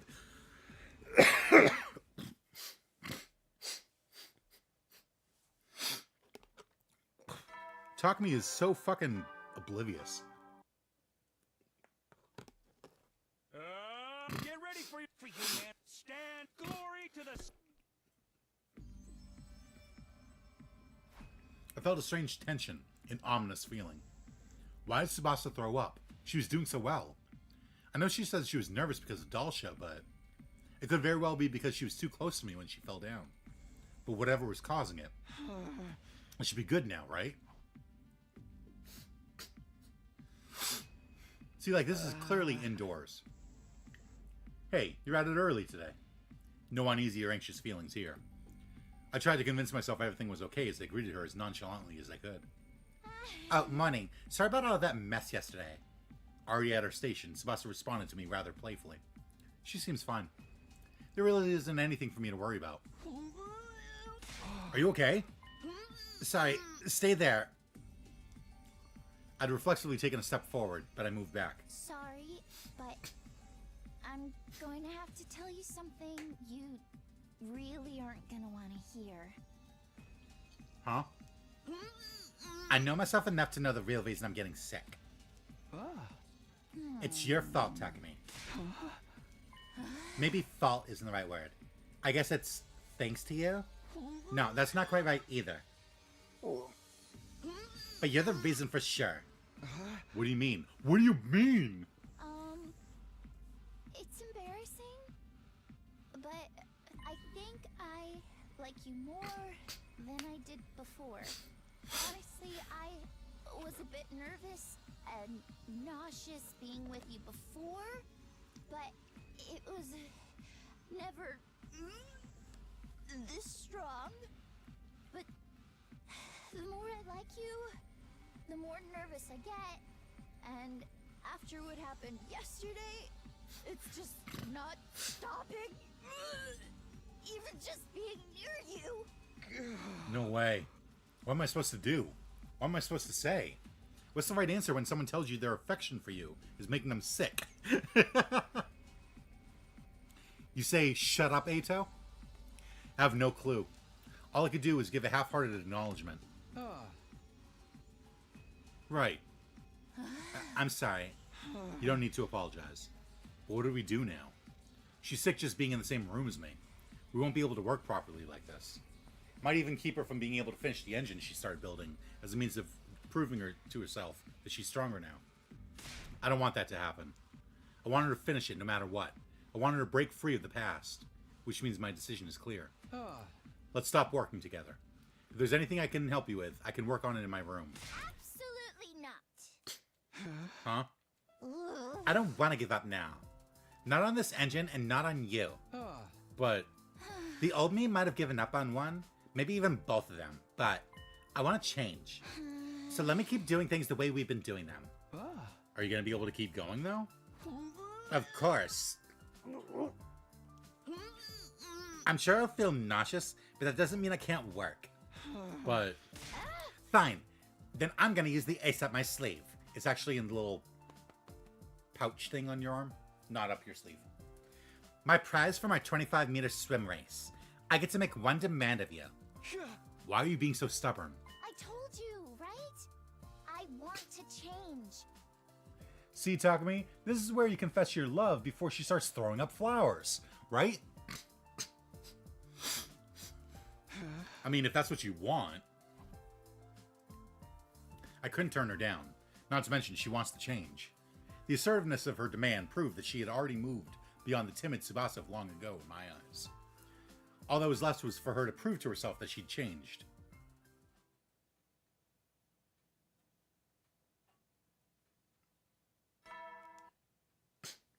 Up and out of troops! Time to rise and shine! Wowee! The time it's been intense. Well then. All right, let's get to it. Huh? What happened to your glasses? Oh, come on. This is totally a thing. When a girl who wears glasses suddenly shows up without them and makes all the boys go crazy. I wanted to try it out myself. Ah, right.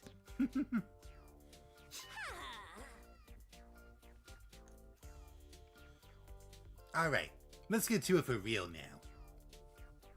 Just kidding, Tsubasa actually gave me the general rundown already. I guess I just hope you can make the best of the situation.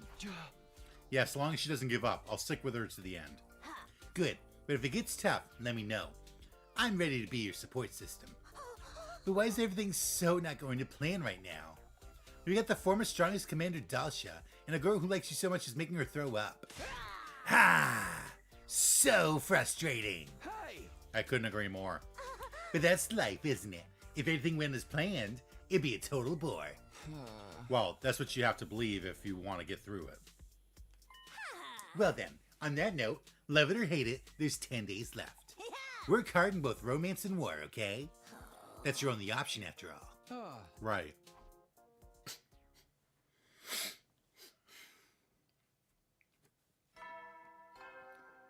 Doesn't Dalsha show up on the 93rd day? Good morning.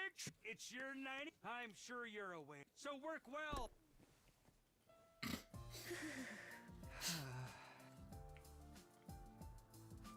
Today was a fresh start, and Tsubasa and I were back to work. She fought the nausea caused by being in the same space as me. I felt so guilty knowing it was because of me, but I wasn't going to run away from it. As long as Tsubasa won't give up, I won't either. I steeled myself and kept working. How's the controller coming, Crunchy? Thanks for sticking by me. It probably doesn't feel so good to be told you're making me throw up. I do feel a little guilty, but it's not bringing me down or anything. Plus, I know your nausea is because you like me. Really? Then that's good. Sorry. Don't be sorry. That's not going to be the last time. That's for sure. I thought about not telling you about it. I figured I could just hold it in. But I'm glad I did. I figured you'd be understanding, but still, I wasn't completely sure. I've been thinking a lot lately. This piece has more than just a controller. I'm nearly done with flat colors. Well, yeah, I know it's more than just the controller, but I thought you were focusing on just the controller for now. About how I'm really glad I started to... Sorry, I think I missed part of that. Oh. Don't worry about it. I'll tell you later. I see. We worked for almost a full day together, and Sebastian never threw up, not even once. She's doing it.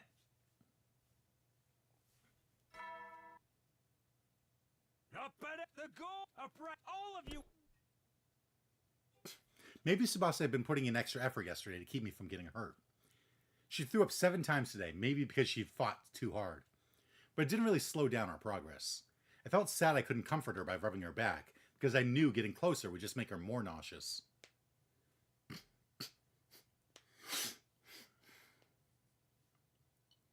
It started before the morning announcement. Dalsha. Probably as soon as the sun rose. Dalsha. I leapt out of bed, awakened by the sudden blaring of the alarm. Intruder, defense. It's Dalsha. He's finally here. Yeah, I'm the type to do sketch at once, then line art, then flats, then shading. Yeah, no, it makes sense. I immediately flew out the door and ran as fast as I could to the war room.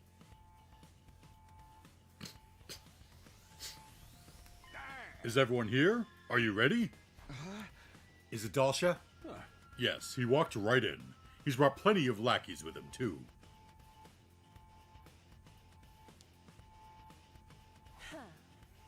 So that's why the alarm went off this time.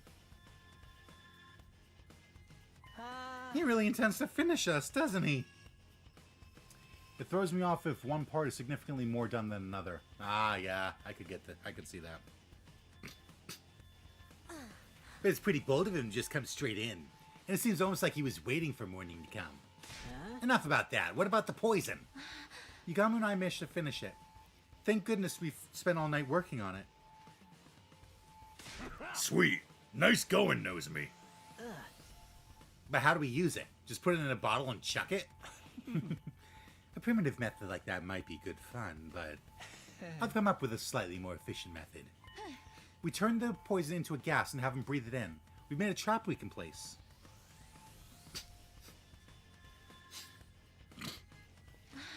We can position it and activate it at any time using a remote control. I'm going to find a place to set this.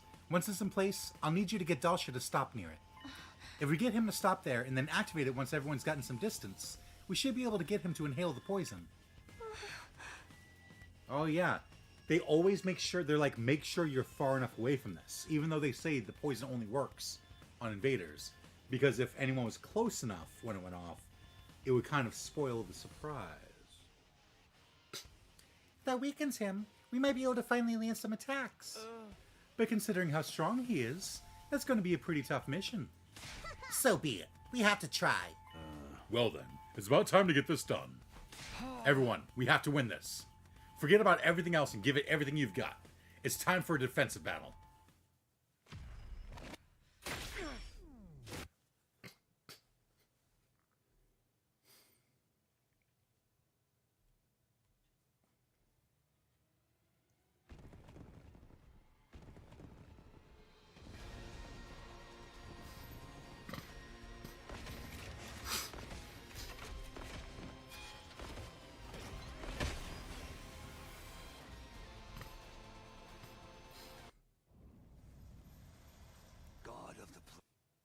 God of the play. I have come.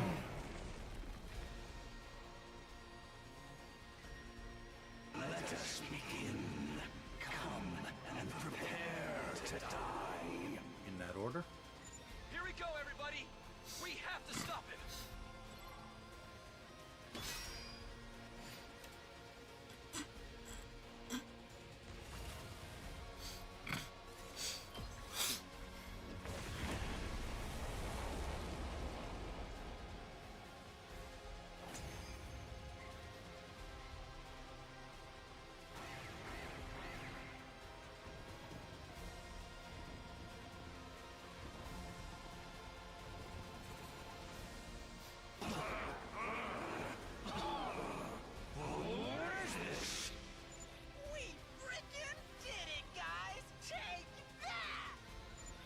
Mess him up!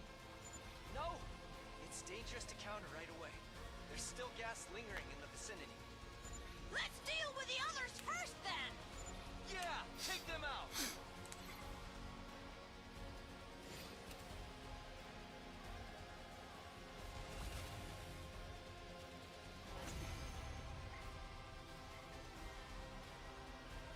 Hydration reminder. Poison gas. Incredible. And I never would have guessed there was a poison that could work on me. I underestimated you. Everybody, all together now. Looks like it's time to settle things once and for all. Who'll survive? You or I? Let's see what the answer is.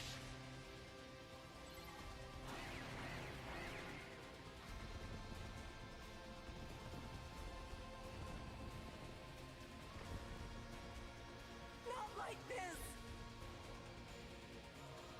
Help me! What's this? I didn't ask for reinforcements. I don't want to die. Kill me! You are seeking a place to die as well, then. How pitiful.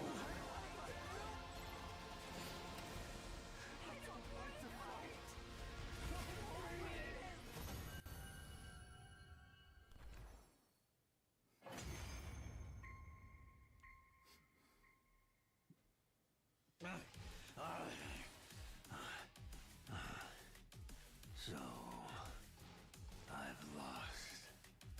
The time of my destruction is upon me at last. I gave this battle everything I had. Hi, Veshness. I have no regret.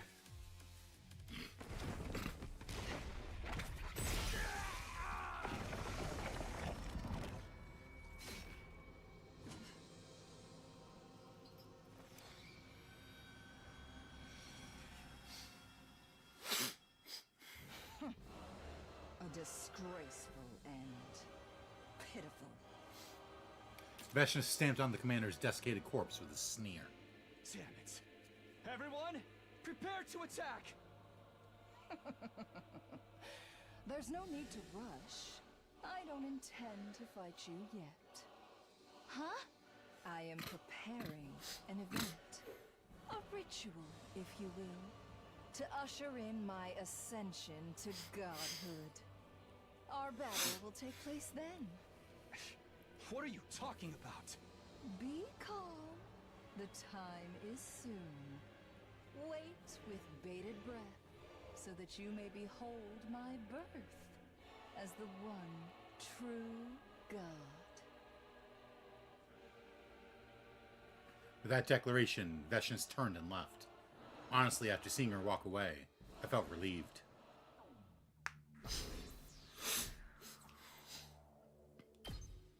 Oh, I'm so close to getting 300,000 battle points. We'd managed to defeat Dalsha somehow, but the time to settle things with Veshness was getting closer. I felt an instinctive fear of her, so I was completely relieved when she left. My state of mind is all wrong. I'm Takumi Sumino, the leader of the Special Defense Unit. I'm Takumi Sumino, the leader of the Special Defense Unit.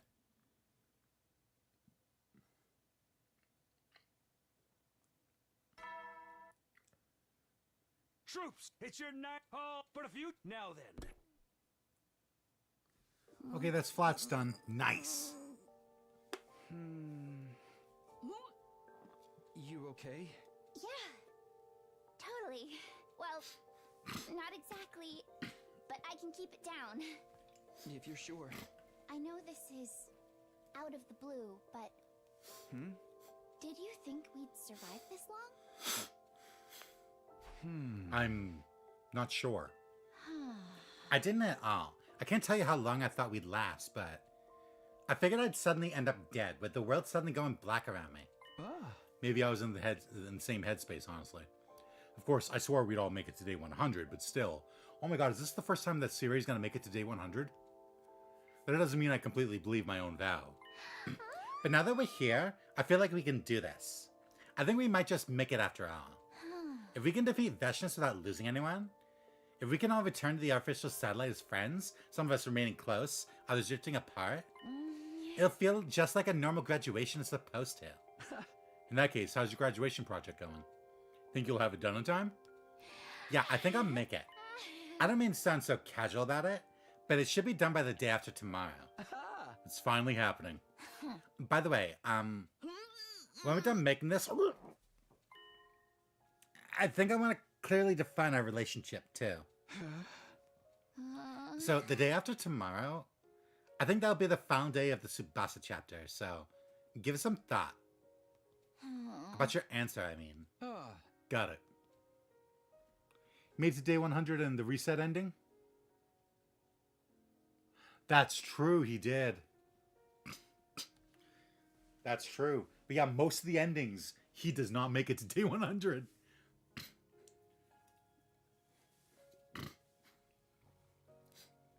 It really is like graduation. We were preparing for the end of so many different things.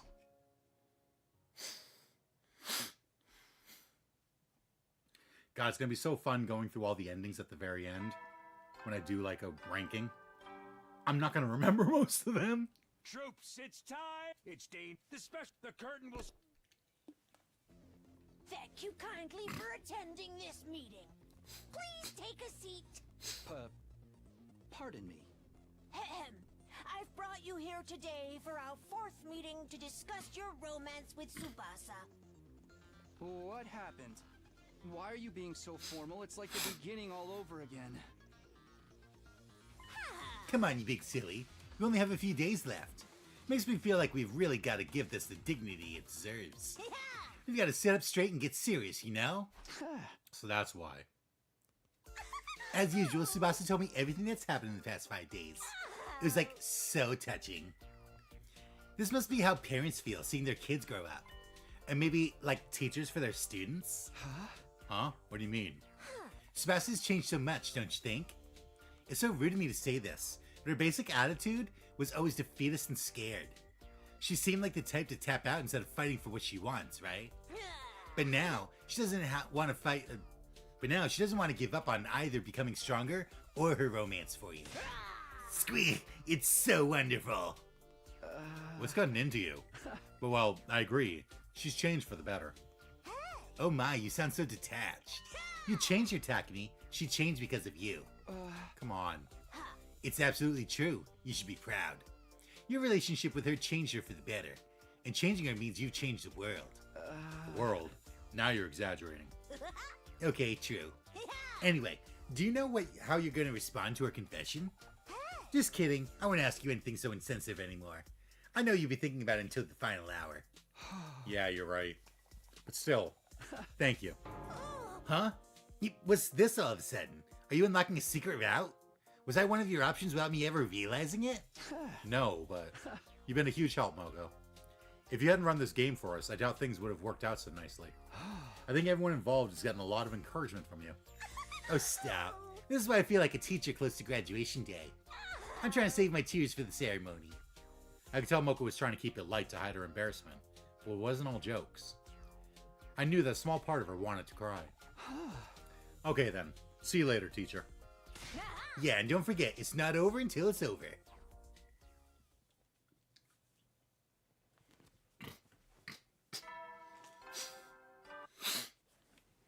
Troops, you've already you guys. You guys.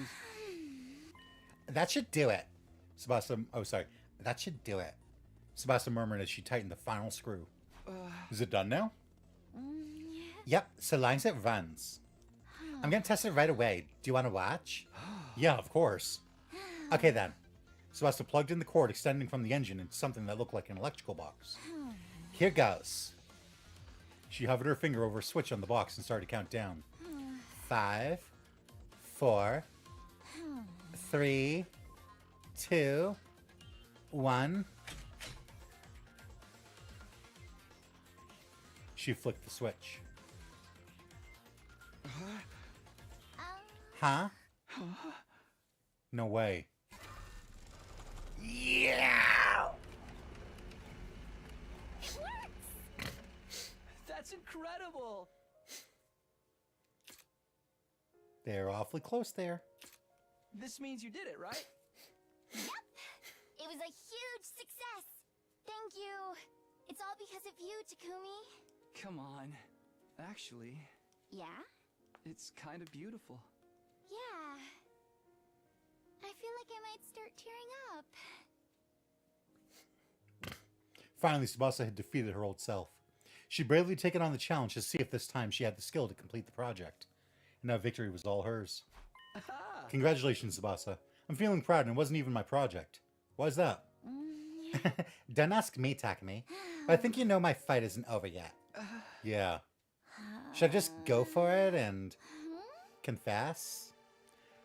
I honestly like Tsubasa and Takumi more as a relationship than Takumi knows me. Me too. Like, they bounce off each other so well. They're actually, like I have said before, this is the most believable relationship. And Nozomi, he doesn't know Nozomi. He knows absolutely nothing about Nozomi except the stuff that everyone knows now. He knows that her mom committed suicide and that she snuck in here. Everything else was made up. But Tsubasa and him, they have an actual connection. They've got an actual, like, relationship that's grown organically. I mean, yes, it started because he had a dream he kissed her and she had a dream that she kissed him. But they went naturally through this. There's chemistry, exactly. Thank you for summing up my 2-minute spiel in like 3 words. Yeah. Then here goes. I feel like I'm just stating the obvious here, but I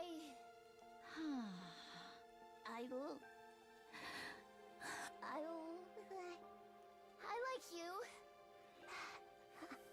I like you so much. Thank you.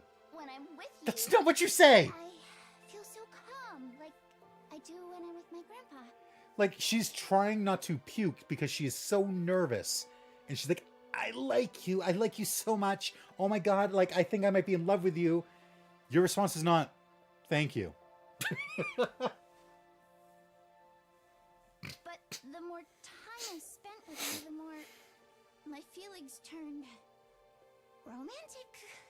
And the more I liked you, the worse my nausea got. Should have just gone for the bold, I know. I like you. I know. But I didn't want to give up. I wanted to hold on to my feelings for you and overcome my weakness. So, I really like you. Please go out with me. Tsubasa Kawana. She lacks self-confidence, but she makes up for it with her incredible work ethic. Being around her makes her being around me makes her nauseous. It's testament to how much she cares for me. The way I feel about Tsubasa is, I don't even have to think about this one.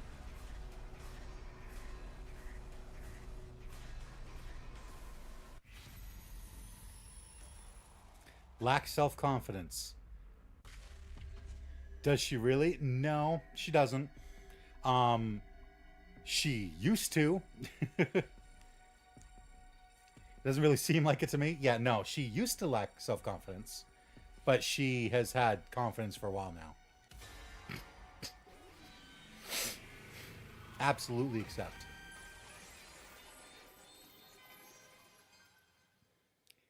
And then we're going to get a Vwa at the end. Tsubasa, I like you too. Oh, please go out with me. Are you sure? I don't have anything to offer compared to everybody else. And I get sick when we're together. That doesn't matter to me. I like you, Tsubasa. Aww.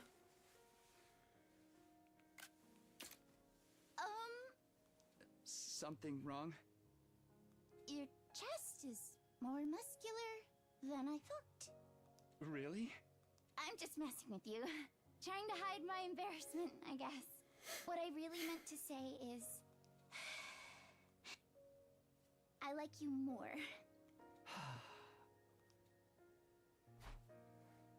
You can really tell that this pair was also the artist's favorite. Yeah. I mean, it is such a good pair. No way. I like you the most. That would have made for a pretty childish answer, right? Instead of answering, I looked at Tsubasa snuggled up to my chest. At the same time, she looked back at me.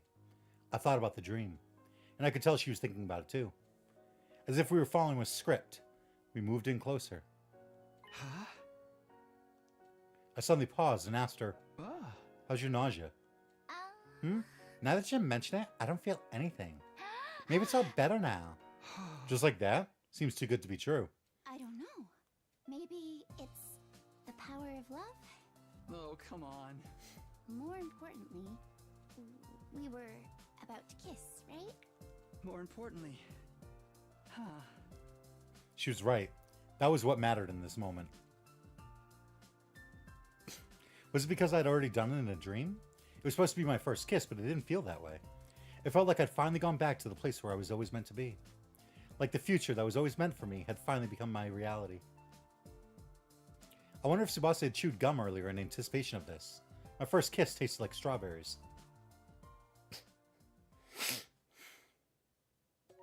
Oh, no voix voix.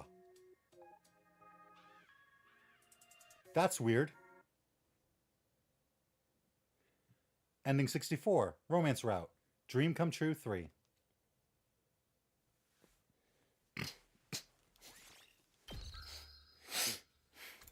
That's weird. There's no, I'm gonna have to fight to keep her alive until day 100 to make a better future for her. I guess because it's like, hey, she already has everything that she needs. Yeah, because like Kurata and Tsubasa, they were more focused on the future. They were more focused on what they wanted to get in the future. Whereas Tsubasa is perfectly happy to just have this moment.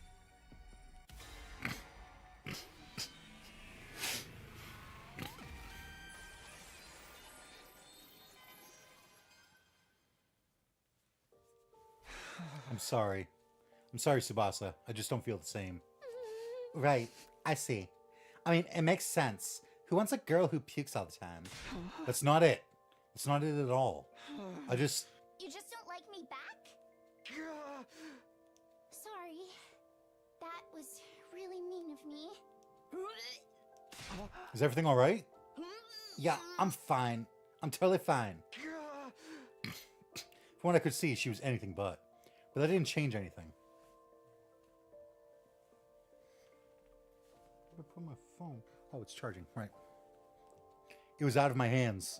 Fully and completely. Thanks for all the memories, I guess. This is the end of our time together, but Takumi, I'll never forget you for the rest of my life. Thank you. Honestly, Tsubasa being happy in the moment is what makes her so good. If you want to get into a relationship, you should already feel whole as a person. A relationship isn't going to fix you. Kurata and Kyoshika are clearly dealing with some stuff. Yeah. Like, Kurata is dealing with her insecurities. Like, she's the one who has no self-confidence. She's dealing with her own insecurities and wants to have a future and focus on the future and what she's going to do to bring the Osazuki family and all that. And Kyoshika is focused on having a family with 3 kids and a picnic. Whereas Tsubasa is like, no, I just like being here with you right now, in this moment. And like, yeah, I know it's cliche to be like, oh, the power of love made it so that she's cured of her puking. But it shows that like, she just, lack of self-confidence, lack of self-esteem, nerves, whatever, like she is her own person and she is focused on the here and now. Kurata with her superiority, inferiority stuff and all of her pressures, yep, and Kyoshika with her lack of social awareness with being isolated for such a long time. Yeah. And again, they're focused on the future, whereas Tsubasa, she's already got everything that she needs. She's built the engine, she's proved herself, she's shown that she's grown, and she's got Takumi. Thank you. Okay, well, this is really the... Sorry, I was hoping I'd be able to keep it together while we say goodbye, but don't worry about it. I don't want to look any worse in your eyes, so can we call it a day? Can we call it here? Sure thing. I'll get going then. See you. Yeah, bye.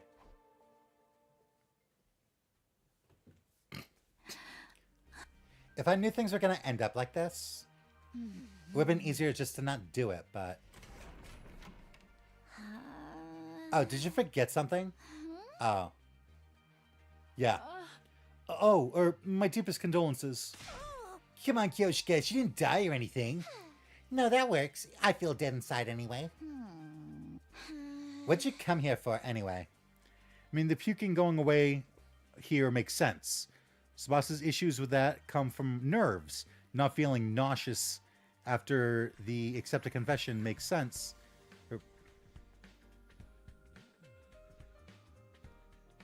What? Tsubasa's issues with that come from nerves. Not feeling nauseous after the accepted confession makes sense. Okay, I didn't see that period there for some reason. Makes sense since the nerves are gone. It all went well. Yeah. Like she clearly was getting pukey, not because she was nervous to be around him, but she was nervous of what was about to happen. Like she was nervous about getting rejected.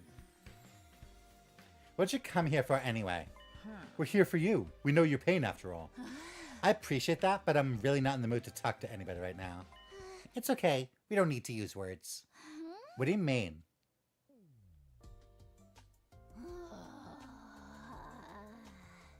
Well, how do you like it? This is the luxurious massage technique of the Suzuki family. You're experiencing the Shoulder Blade Ripper. Forget your shoulder blades. You probably feel like your whole mind's getting ripped out.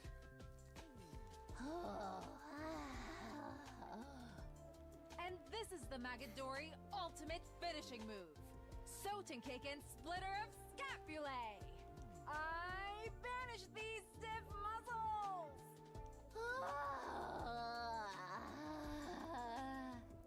This actually feels a little too good. You call those stiff muscles? They melted in our hands like putty. Pathetic! But Lady Kurata, the spirit of the soreness lives on.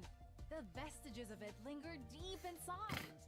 Destroy it! Leave nothing behind! Just hold it. Hi-ya! I'm giving 120%! Me too.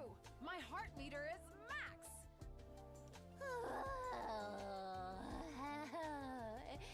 It's so relaxing. It only feels this good because you worked so hard in the first place, Lady Tsubasa. You're holding a lot of tension. You must have been very nervous when you confessed. Oh, is the pleasure bringing you to tears? I'm even better at this than I thought. You're stuck with us until your whole body is soft and pliable. Have at you. I do really like these scenes. Cry and wail to your heart's content until the deed is done.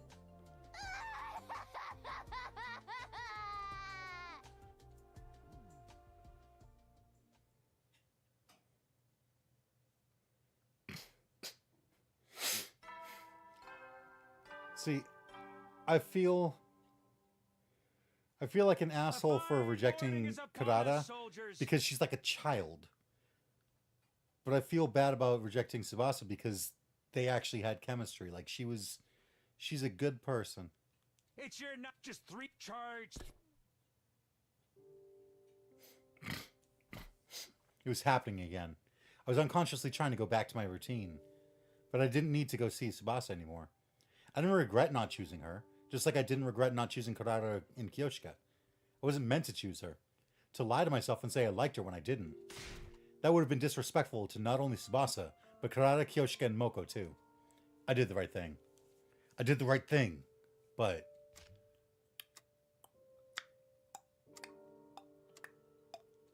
Making a left turn. There was that ticking again. It sounded like it was urging me to hurry. like it was mockingly trying to tell me it wasn't too late to change my mind. Unable to take it any longer, I quietly removed the batteries. And yet, in the back of my mind, I could still hear that damn ticking. Okay, Captain Hook.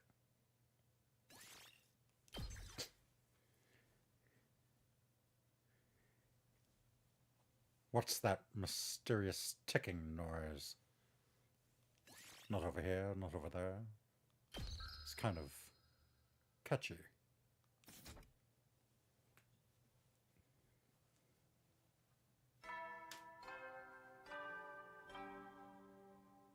Snape.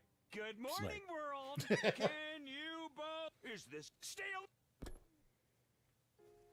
All right, let's get to it. Our final interview. First off, I want to say thank you for your hard work.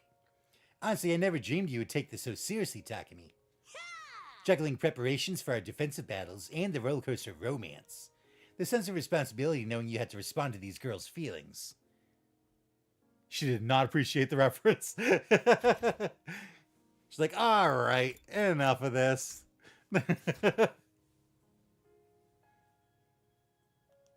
It must have been a lot. Well, I'm definitely exhausted, especially of this goddamn song. But I'll never regret this game so long as I live. I feel truly blessed to have been your game master. But still.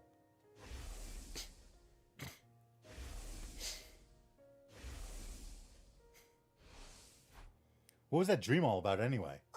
Right. I started a game because we interpreted the dream to mean one of the girls in it was destined for you. But now we just have to wonder what it really meant. It's fair to say that you chose this outcome, right?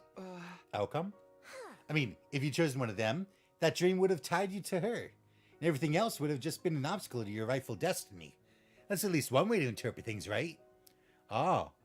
Well, then maybe the dream is supposed to mean that I'm supposed to get with all three of them. In that sense, you've decided the dream was nothing more than a dream. I see. It seemed like just quibbling over semantics, but she had a point.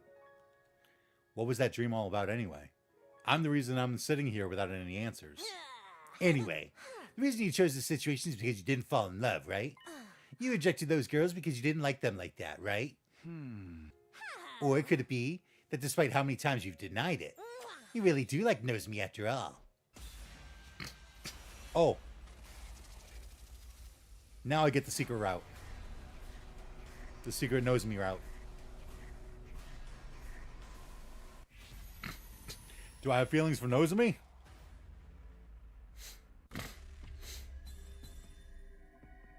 We'll go with yes.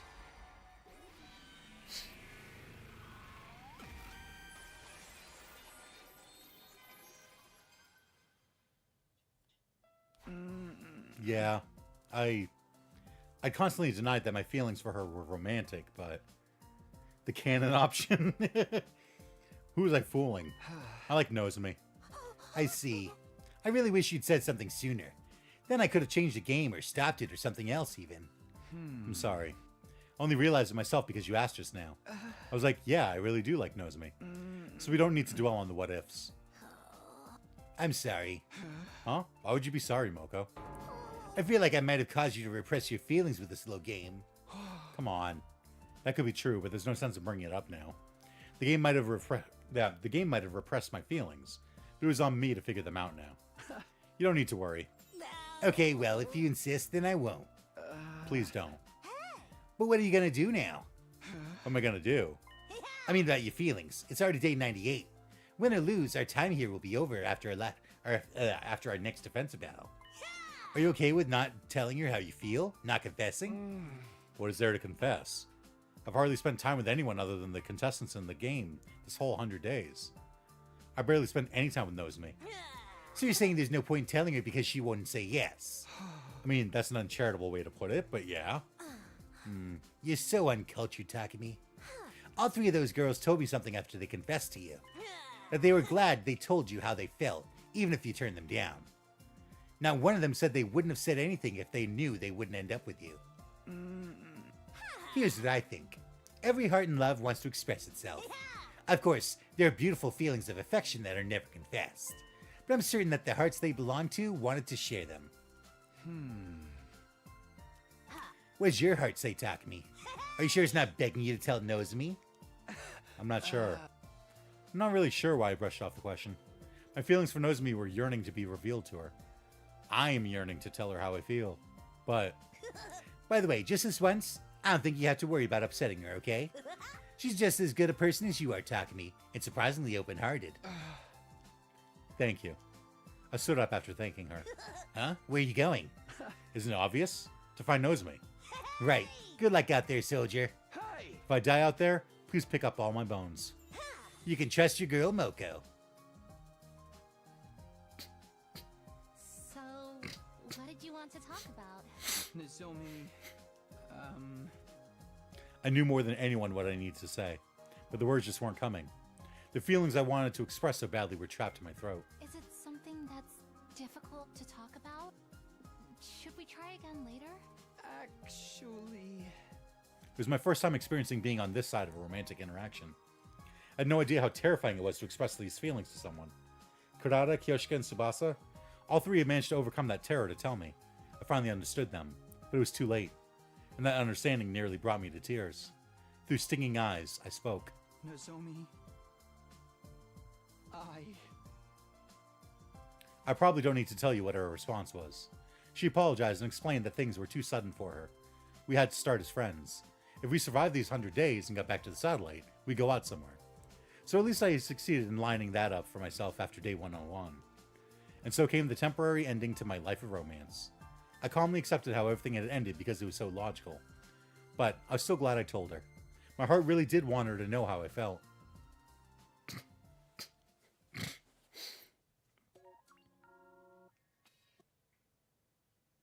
Romance route? Okay. I'm like true feelings. Ending 65, romance route, how I feel.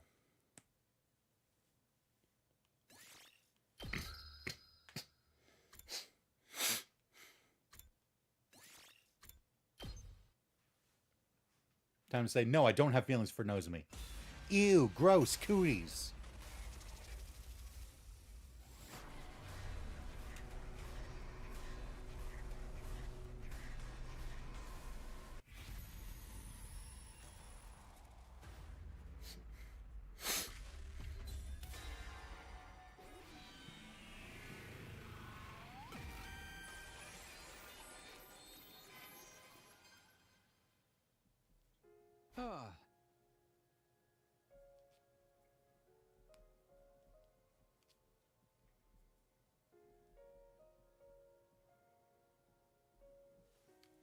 No, I don't. I don't like Nozomi in a romantic way.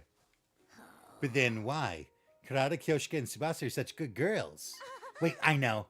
You realized your feelings for one of them after you rejected them, didn't you? I knew it. That's the exciting development you were hoping for, right?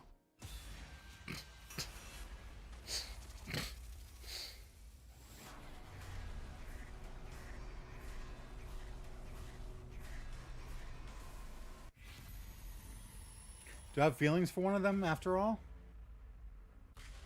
Yes.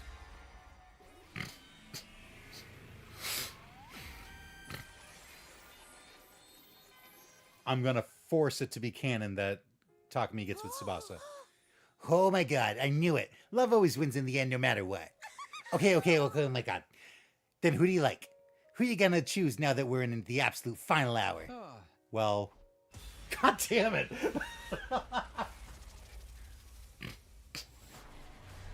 It's a conspiracy route all over again.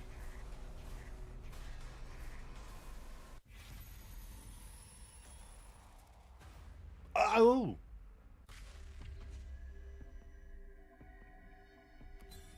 All three of them. Gonna go Mormon. It is a conspiracy route all over. In the same way, because it also was clearly like, hey, we need to push out a bunch of endings. I like all three of them. Excuse me? I can't pick just one of them.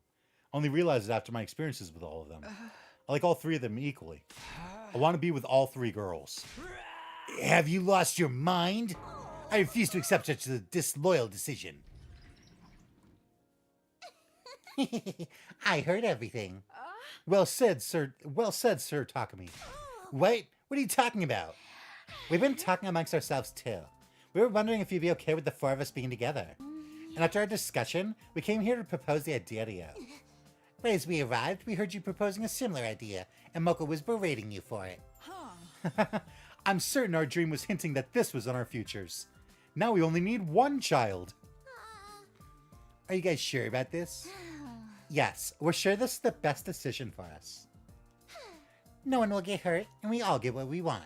It's the only way to do it. Although Sir Takumi's physical and mental burden will be 3 times as great. Well, someone as amazing as Takumi shouldn't have any problem with that. Right? Yeah, of course. I always subconsciously believed this was the best outcome.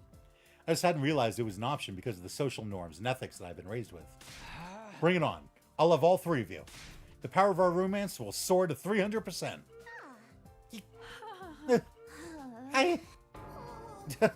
I've been defeated. I had no idea your love was so big and twisted. I guess I have to reevaluate my sense of what's normal. I'll retrain my heart with this newfound realization. And in the end, we were happy. We defeated Veshnius without losing anyone and returned to the artificial satellite. There, the 4 of us built a happy family together.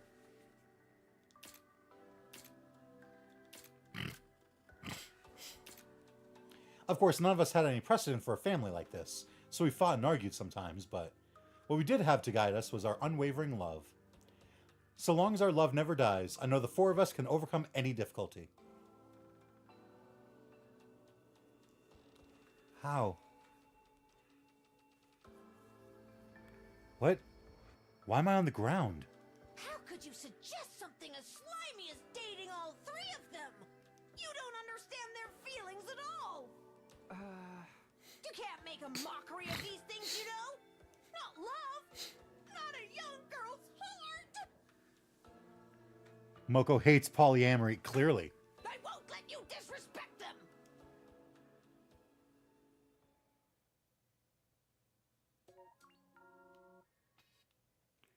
So, at one point,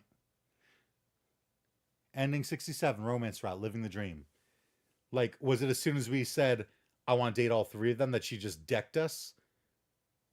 And everything after that was a dream? I hate the CG, though. This could have been taken in a wholesome direction. Yeah.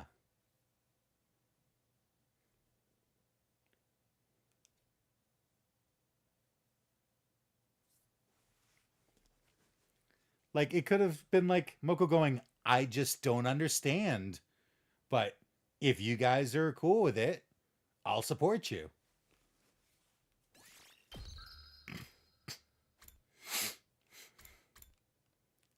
Two of them. Oh, right. Okay.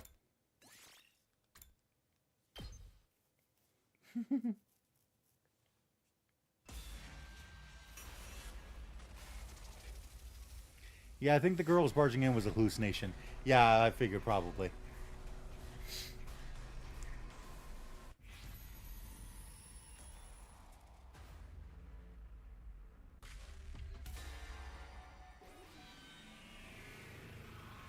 But if that part wasn't, then yikes. Right? They come in, they're like, no, we were actually going to support, we were going to suggest the same thing. And then Takumi came up, you know, with the idea himself. And then Moko just goes, and just decks him. I still don't know. I just want to laugh at chapter 13 _ B _ You don't know? I know it's against the rules to ask, but I want to think on it some more. This isn't the end. Who do I like? Who do I want to be fated to be with? I want to spend more time with them until I can figure it all out. So I want to keep this going on the satellite when these 100 days are over. If they're okay with it, that is. What? Nothing. I think that's fine. You're right, Takumi. It might sound crazy coming from me when I made the rules, but love isn't a game. It will mean everything to those involved, so you should be willing to risk everything and keep moving forward. To find your one true love. My one true love. Thank you. I feel more determined now. That's good. Well then, I better not waste any time. What are you gonna do? I'm gonna talk to all 3 of them. Right now, I'm the only one who wants this. I'm sure all three of them will agree to it. They all like you so much that they're not going to let getting rejected once stop them. I hope that's true. Oh, one last thing. If they all turn you down, come see your girl, Moko. Lucky for you, I'm single and ready to mingle. Yeah, I'll think about that.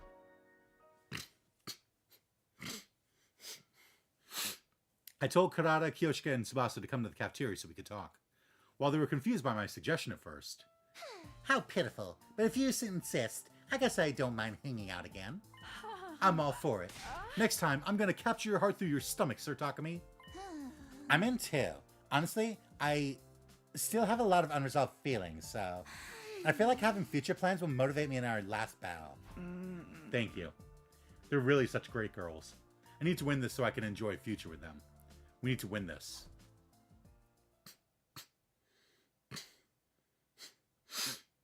Oh, now I'm going to have to actually have a fight with Veshness. At last, the fated 99th day had come. In place of the usual morning announcement starting the day. Voix, voix. The intruder alarm began blaring. She's here. Intruder defense. I was strangely calm. I wasn't frightened or excited. I'd already made up my mind up long ago. Okay, here goes.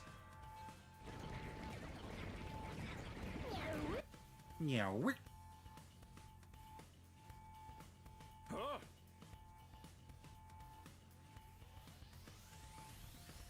I don't see Veshness on the monitor. Are we gonna have to wait and see then? She's playing with us, drawing this whole thing out. Everybody, are you ready? This is our final battle. For my final act, I'll crush that vermin and spray her brain matter and viscera everywhere.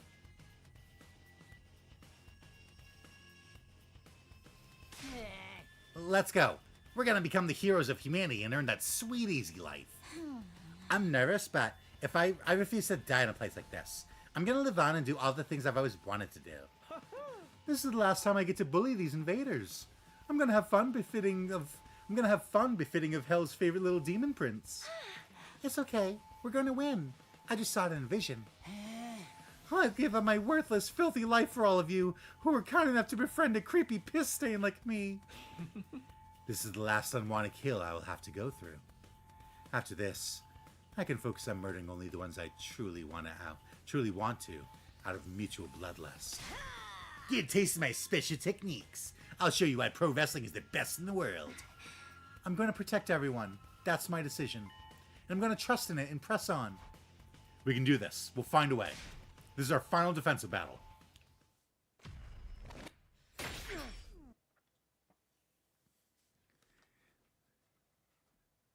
I honestly think this ending is worse because, like, this ending has Takumi just leading all three of them on. Like, take this one at a time. And somehow Moko doesn't have a problem. Yeah, why does Moko not have a problem with, hey, I'm just gonna keep them all in suspense?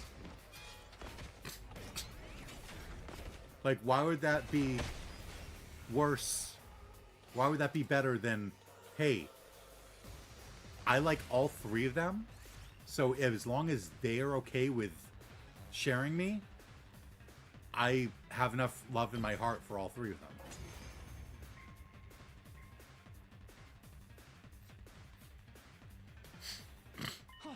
That's... Veshness was calmly walking towards us as if she owned the place. The moment I saw her, my heart started to race like it had never raced before. It was as if the hemoanima, the cryptoglobin inside my body, was responding to her as she approached. Then, she stopped right in front of us while we stood on guard. Don't think I'll grant you an easy death. Your power and the power of the Second Coming are mine. Moko is so inconsistent on this stuff, right? I shall devour all. Another reason that, you know, it's obvious that this was kind of a afterthought. Cross routes too. Bow down.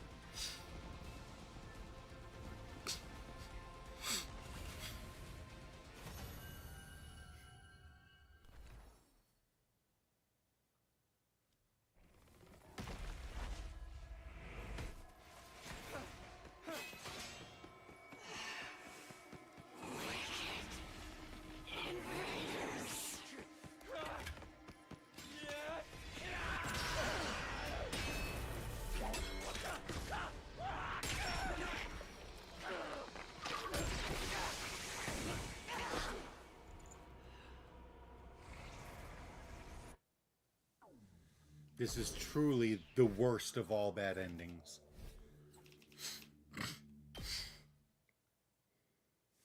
Because, like, the Moko I know from any other route would vocally be against this sort of a game format and theme in the first place.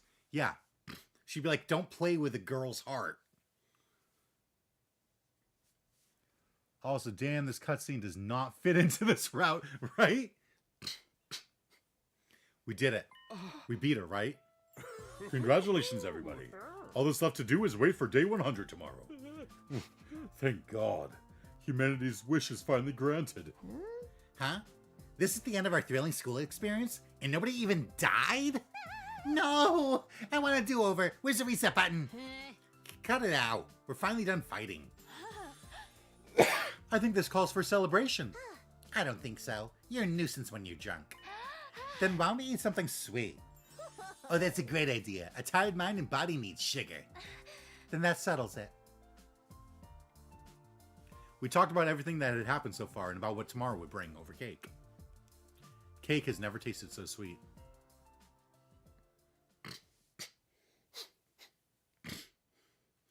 An omnidirectional attack will launch in 600 seconds. Special Defense Unit members, please evacuate to the schoolyard immediately. We'd evacuate to the schoolyard when day 100 came. In front of us was... So this is attack mode. Quite the weapon. That thing's gonna launch some kind of crazy attack when it counts down to 0, huh? We just hop in the escape pod and say goodbye before then. A fine plan if you ask me. But knowing this is the end... Yeah, it's a little sad in a way. Graduating isn't the goal. It's the first step of a new journey. What are you talking about? Is that a wise saying from a great master? That's a Moko original right there. I want to say something impressive at the end. I could swear I've heard it somewhere before, though. Well, whoever said it, they're right. This was the end of our 100 days, but our lives would begin anew after. Our life after day 100, which we so desperately fought for. Hey! Pervert sword girl! Keep away from Takumi! Lady Kurata, you must stop looking at Sir Takumi like a maiden in love yourself. Hey, you two! Be nice to each other! This is the end, you know? Are you trying to act all mature and unbothered for Takumi? You won't get away with this! Come on, that's not it. But she's right. We should get along for now. We work so hard. We're the Takumi Lovers Club after all, right? Is it gonna be the ending 66 romance route Takumi Lovers Club? I get what you're trying to say, but I don't know about that name. Who raised you to have such terrible naming sense? It's embarrassing to me too, so let's not go with that one. What? But it's such a cute, great name. Even if you tried to force me, I shan't change it. Stop! We'll come up with a new one in the pod. Right, we have plenty of time. Plenty of time. Who would I pick as our time unfolded? Thinking about it ties my stomach in knots. But I'm happy to have the luxury to feel that kind of pain. Might even go as far as to say, I love it.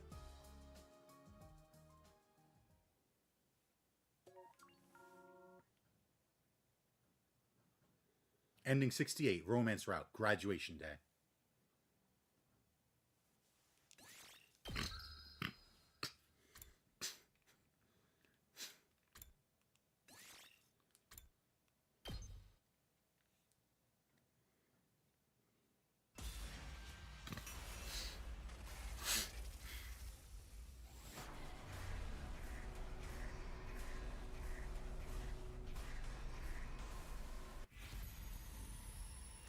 Do I have feelings for one of them after all? No.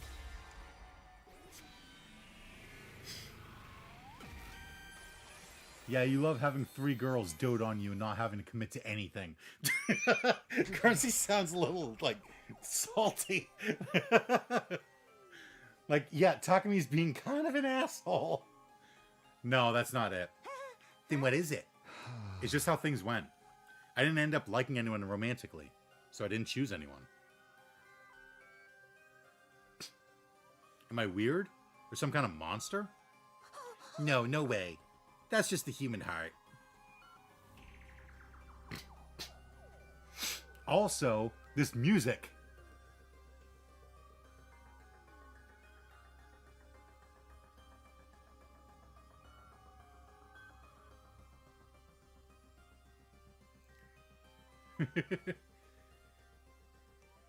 There's nothing weird about liking or not liking someone.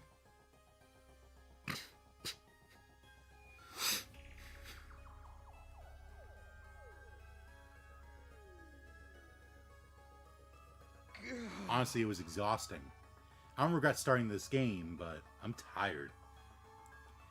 Why? He just said he doesn't like anyone. Why are we treating it like he's the bad guy? Right? Once I came out and said it, it was like the dam had broken. Couldn't stop the words from coming out.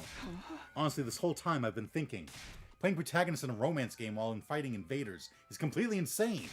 I have bigger things to be doing. How could I possibly sort out my feelings in a situation like this? Takumi. It's just like completely wore me down. It sat my soul and my time. Took everything I had out of me. Why do I always have to be the one making decisions? So tiring. It's exhausting to reject someone's feelings like that. I don't want you to bite your tongue off, so grit your teeth for me, okay? She's gonna deck him. Huh? Why?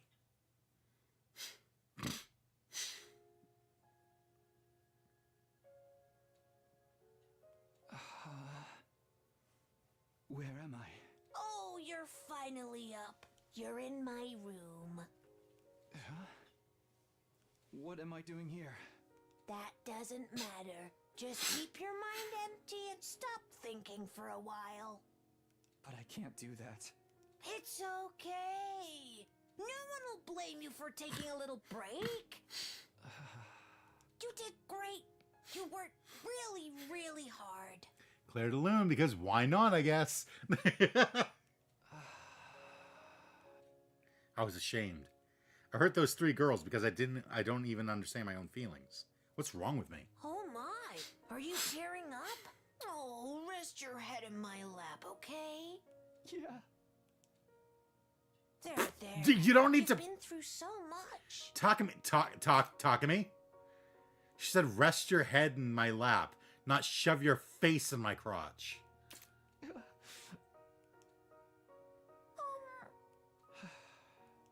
just saying. Maybe there's a future out there where you choose me. A future where I choose Moko? What's she saying? But then again, does it even matter? Right now, honestly, I just don't want to think anymore. I just hate this ending based on how it handles all this.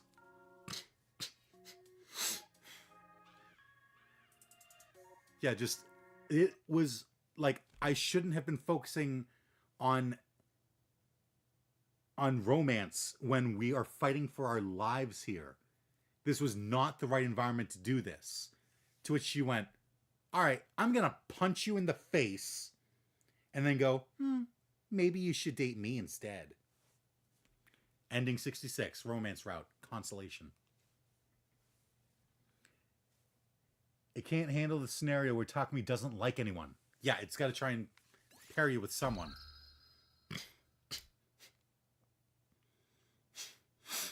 Do I now go back to saying, no, I'm not going to kiss you, Hiriko? Oh my god, I think we do. Holy shit! Yeah.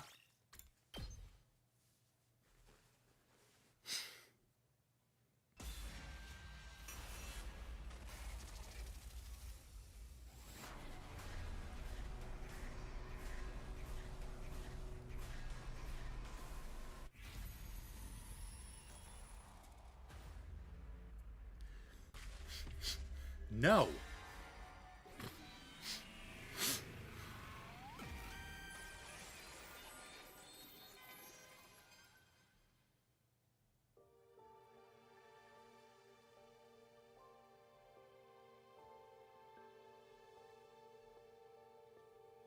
Whether she was joking or not made no difference. This was one order I wasn't willing to follow. So instead it portrays Takumi as having played with the girls' hearts, and has him ask in internal dialogue if he's a monster for not liking anyone romantically, which I personally take offense to. Understandable. Understandable based on your, you know, your circumstances. But yeah, like,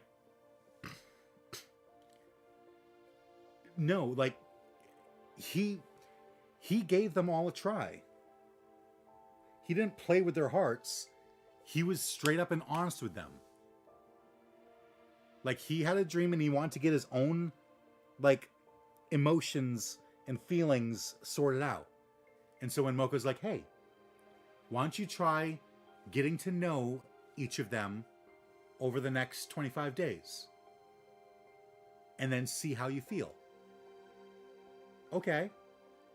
I don't like Kurata like that. I don't like Kyoshika like that. I don't like Tsubasa like that. Am I a horrible person?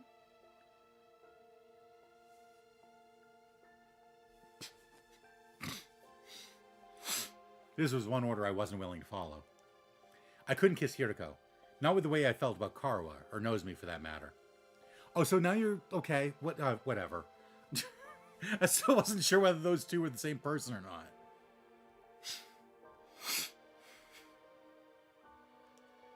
But when I thought about them, I knew I couldn't go through with this. So I didn't. I didn't say or do anything.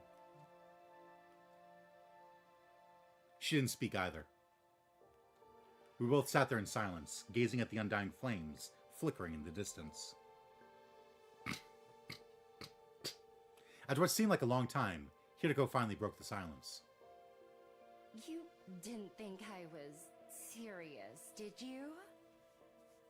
This game is very inconsistent. Yeah, I mean, I get part of it is because they have to make it so that any of these routes can be your first route. So they can't, like, change too many things between the routes. But honestly, you're just as naive as ever. a faint smile played across her lips for a moment. Then she abruptly got to her feet. She left without saying another word. I didn't have a chance to stop her. Was left all on my own. Once again, Hiriko had avoided telling me the truth. All of a sudden, she seemed so fragile, so vulnerable. Like if I called out to her now, she might disappear completely. Despite all that, I think I finally have my answer. Just now, Hiriko said I was as naive as ever. That's a weird way to talk about someone you've only known for 9 days. Those words, along with everything else that had happened, were starting to add up. Hiriko was like me. She wasn't the same Hiriko that started out here in this timeline. She's also a time traveler. Oh. Are we gonna get more?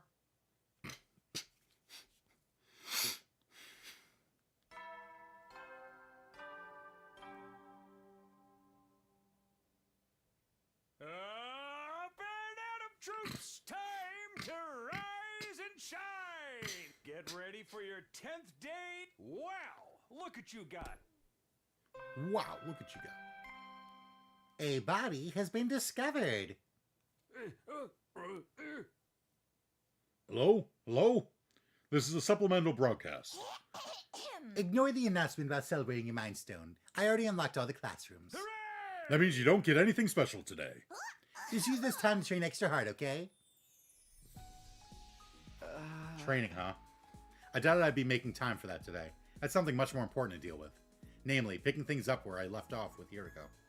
She'd blown me off again last night. I was getting tired of this. Today's the day I get the truth out of her. Of course, just saying it was one thing. How do I actually do that, though? Technically, I'd refused to carry out Hiriko's final order. That meant our deal was off. If I tried the straightforward approach, she'd only blow me off again. But what else can I do? This sounds like such a cliche, but maybe I could give her a present? Something special.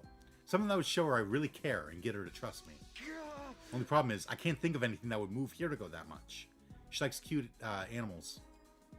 I thought about it a while longer, but still didn't come up with anything. Guess I'll just have to ask the others. And so after breakfast, I set out to ask around and try to figure out what to get Hiriko. All right, who should I talk to first?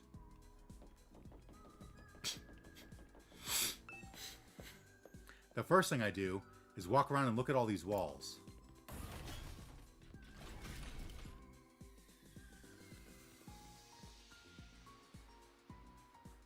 Oh my god. I guess because I'm always running, I never saw.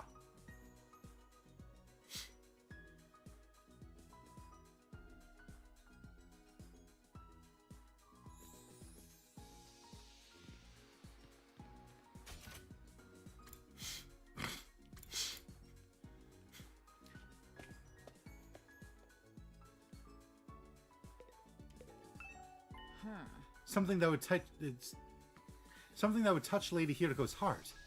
I'm not sure how useful this would be, but I believe she likes cats. Cats?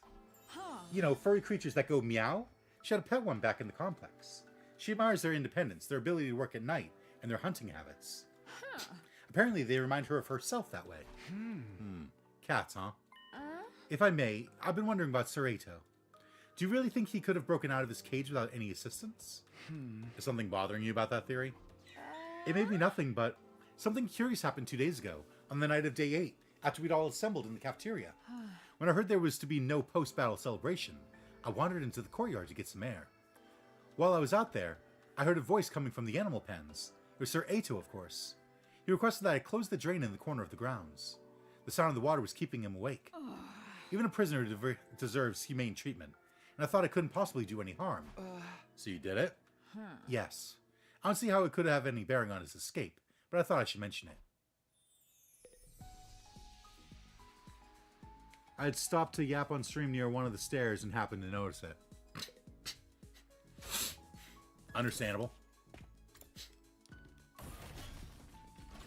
Yeah, like, otherwise, how are you supposed to notice that? Because you're just like, okay, yeah, it's just random stuff. But you got to stop and look and go, oh, 11037.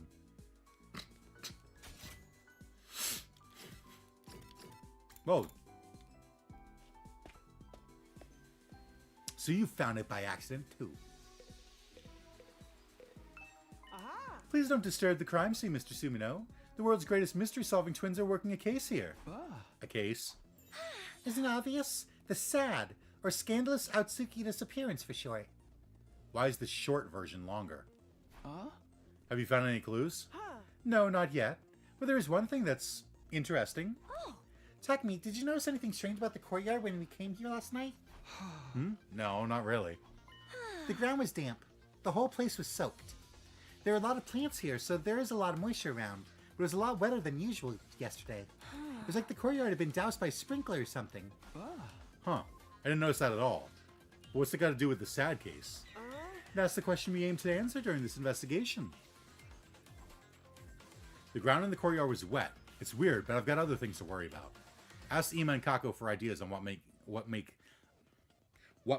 make Hiriko open her heart to me.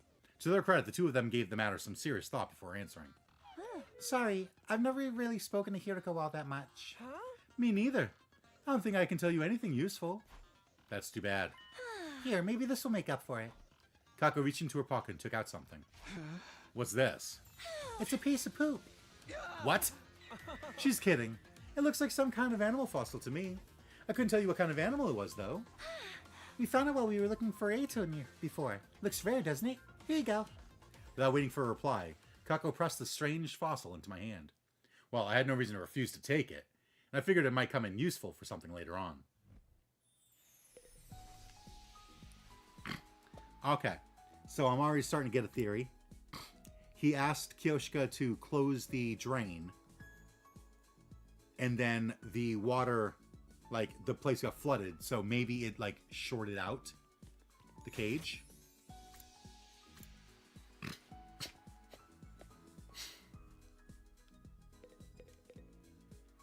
Oh yeah, I was gonna look at... No, I'm not allowed to... Okay. Because it's not a free time. Oh, Takumi, are you here to help me train? I'm still so weak. I feel like I might keel over if Invader just looks at me hard enough. Sorry, but there's something else I want to talk about. I told Shonen about my quest to gather information. Something that will make Hiriko open her heart? Well, I can think of one thing. Soft vinyl. What, like plastic? Yes, like a doll made from soft vinyl. Although doll isn't really the right word. Maybe figure would be better. It's not just the human-shaped one she likes after all. Did Hiroko tell you that herself? That's right. She used to collect them back in the complex.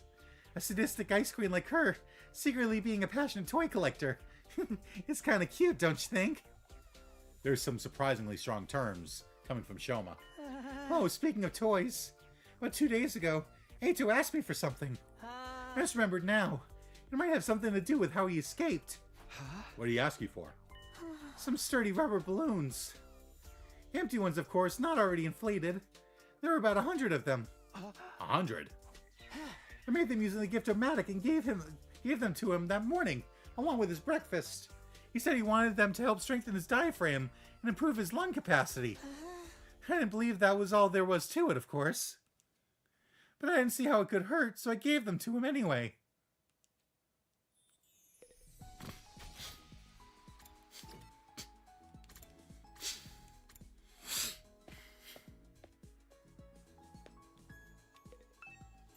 Takumi, perfect timing. Can I put you in a Cobra Twist real quick? I'd rather you didn't. Then what are you even doing here? What is there to do in a gym besides wrestling?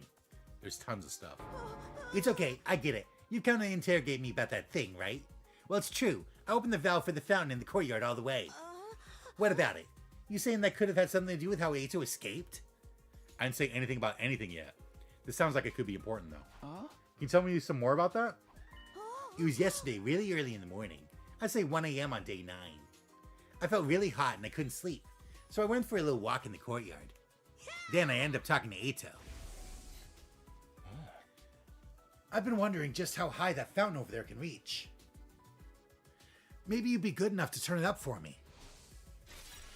Once he mentioned it, I got curious too. I opened the valve, and the water started shooting up like a huge geyser.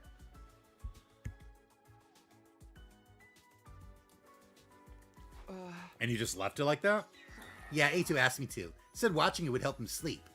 That definitely sounded suspicious. Wasn't sure what it meant yet, but I felt like I should remember it for later.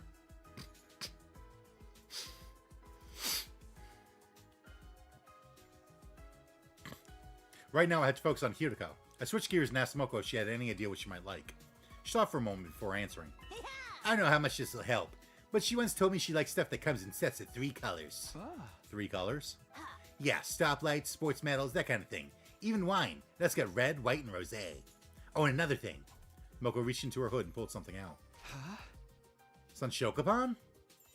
It's 3 flavors in 1 bun. I got it from the cafeteria. I was gonna eat it later, but I've got plenty more. You can have this one. I had no reason to say no, so I took the bun and left.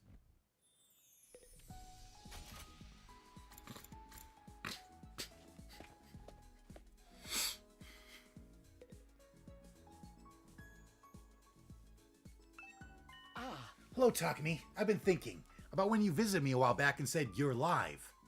I've been trying to figure out what you could have experienced to make you say that, and... And what? You really want to know? Yeah. Then let me out of here. I promise I'll tell you then. So that was just another ruse, huh? Was it, though? I assure you, it's a very convincing theory. As if anyone would fall for that. I glared at Eito for a moment in silence. If you did let me out, I could be useful in other ways, too. I could act as your advisor, helping you out with any little things you don't want anyone else knowing about. Not interested. You're the one who's visiting me. Why are you even here if not to hear what I have to say? Came here for ideas on how to get through to Hiroko. But even if Eito did know anything useful, he was the last person I wanted to get help from. Oh, don't look at me like that. I might just have to tell everyone about the other thing, you know? What other thing? About you coming from the future. You still haven't told them, have you? I'm kidding. I wouldn't do that. It's a secret between you and me. And a secret this important isn't something you blurt out in the heat of the moment. No, I'm saving it for the right moment. Suddenly, I noticed something sticking out of Eito's pocket. I darted forward, reached in, and pulled it out. What's this? Can't you tell? It's a balloon. Not just any balloon either. It's made of a special kind of rubber that makes it extra sturdy. I stared at the balloon in my hand, trying to piece some things together. You can have it if you like. There's plenty more where that came from. I shoved it into my pocket and left.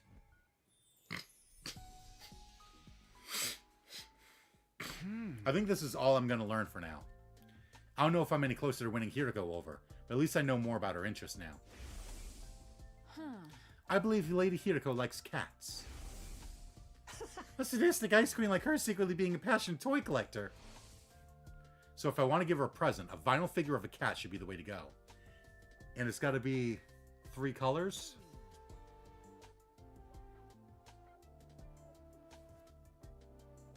Calico. But not just any cat. There's one more important detail that I learned. And that's... Hiriko told me she likes stuff that comes in 3 colors. So a cat with 3 colors. In other words, a calico. A calico. Alright, I better head over to the Gift-O-Matic and whip up a calico cat figure. Yep, because calicos are black, brown, and white. A soft vinyl calico cat figure perfectly captures the cuteness of a cat. Some people strive to collect every type.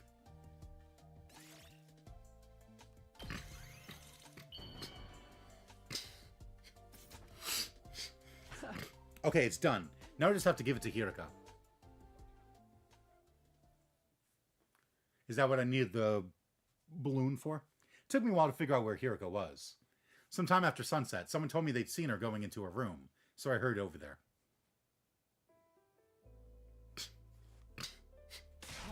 Takumi, what are you doing in here? Haven't you heard of knocking? Whoops, sorry, I have something for you. What?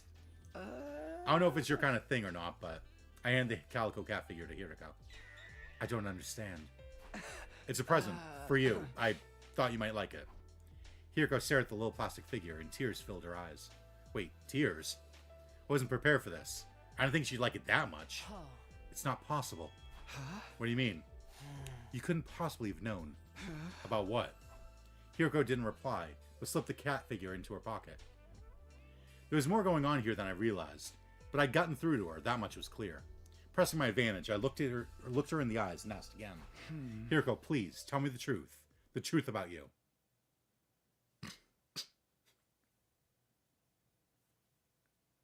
Oh, shit. We're doing this, huh?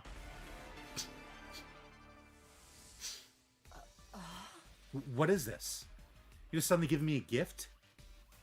Are you trying to buy me over with material goods? You must think I'm a fool.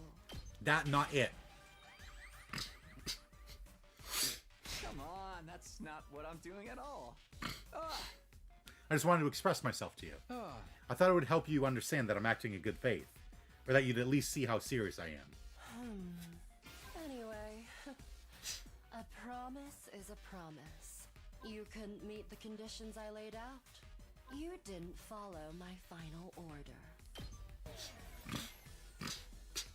Whoops. You actually meant that? You really wanted me to do it? Are you completely insane? Of course not.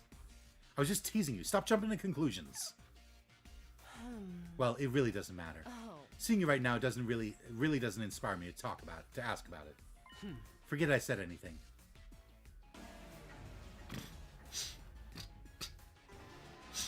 Are you trying to buy me over with material goods? That not it. Come on. Anyway, a promise is a promise. You couldn't meet the conditions. No. Not... You mean last night. Are you talking about last night? Am I supposed to just let her finish? That was crazy. It's not fair to expect me to follow that kind of order. You knew I couldn't do it. Yes, I suppose that's true. I ventured to ask for the impossible. But you were the one who agreed to my terms. There's nothing you can do about it. Just give up.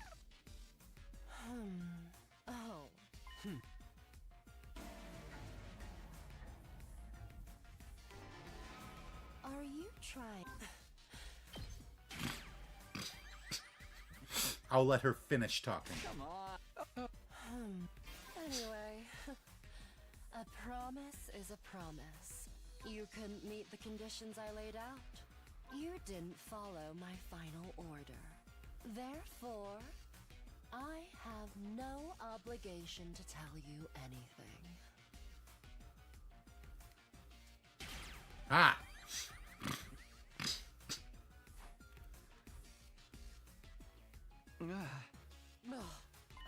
Although...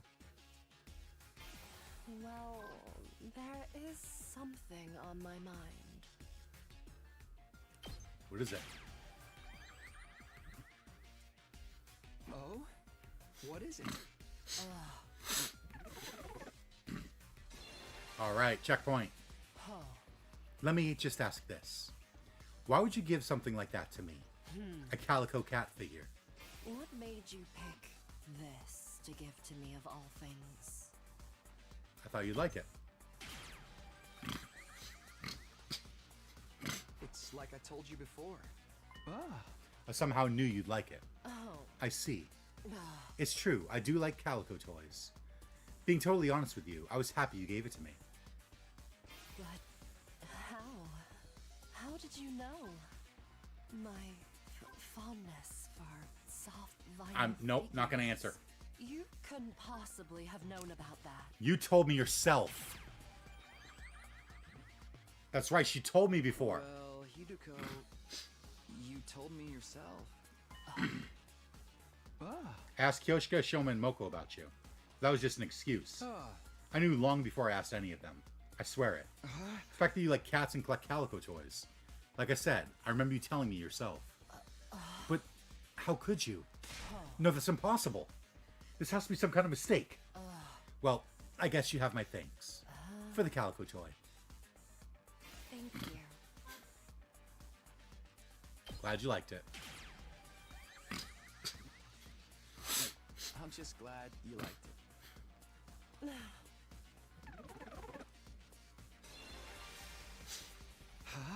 Hey, what did you say just now?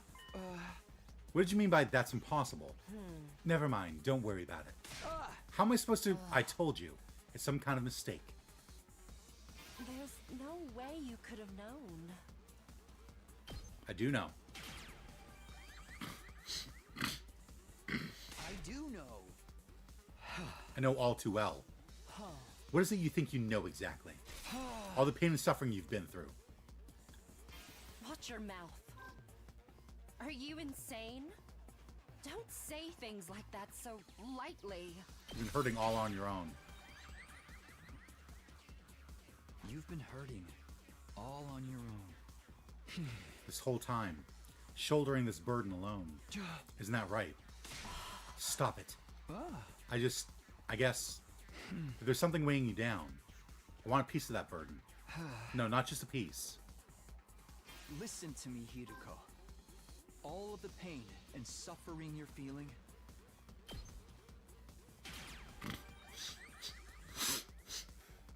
I'll share it with you. Takumi. Hideko, we can build a new future. One where nobody has to die. A future where we all make it to day 100 with a smile. Not just day 100, day 101, day 102, and every day after that too. Let's create a future where we can live happily forever. But if we're going to make that happen, you need to tell me everything. So please, tell me, Hideko. So we can make the perfect future that we all deserve together. So we can make the perfect future that we all deserve together.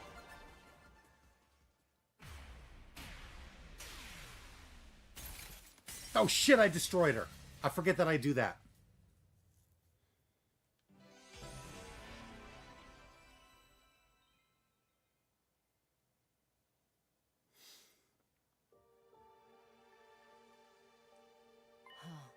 Takumi, are you sure you can handle it? The truth is a lot more cruel than you think. Once you hear it, there'll be no going back. Are you prepared for that? Do you still want to know? Yes, I'm sure. All right, I'll tell you. But promise me one thing first. Whatever you might learn, don't let it destroy you. Hiroko, mission failed. Hiroko died. Persuasion successful. I've shattered her mind. I looked into her eyes again. Okay, I promise. Hiroko seemed to accept my resolve. Then she abruptly left the room and led me outside. What are we doing out here? I wanted us to see the satellite. Kiriko looked up into the night sky, where the pale, shimmering artificial satellite hung in the void of space. It's so far away from us. Almost impossibly far. It looks so big. So close. Like we could reach out and touch it. But we'll never actually get there.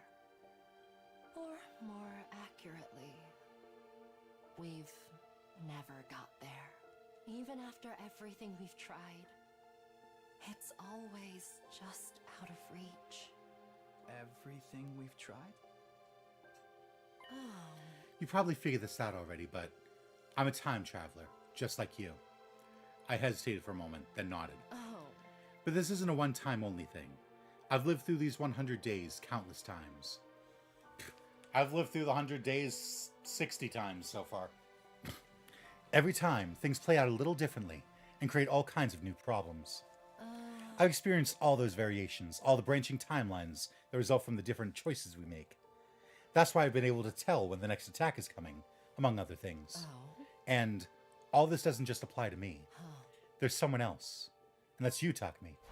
Huh? You've also experienced our 100 days here countless times before. What's she talking about? I was so confused, I blurted out the first thing that came to my head. Holy shit, are they actually acknowledging the fact that I've gone through this bunch? That can't be right. This is only my second time here. No, it's not. You've been through this just as much as me, over and over again in an endless loop. Even now, this is only the most recent in a long series of 100-day cycles. You just can't remember the others. No, it can't be. They're finally acknowledging the fact that I've done more than 2 routes. Strictly speaking, neither of us are time travelers in the way you think we are. This isn't a matter of us leaping back in time. It's more that we're trapped in a time loop. That goes for me, and you too. You're the same as me, Takumi. You're not a time traveler. You're a time looper. Okay. Huh? What? Story Lock 1. You've arrived at Story Lock 1.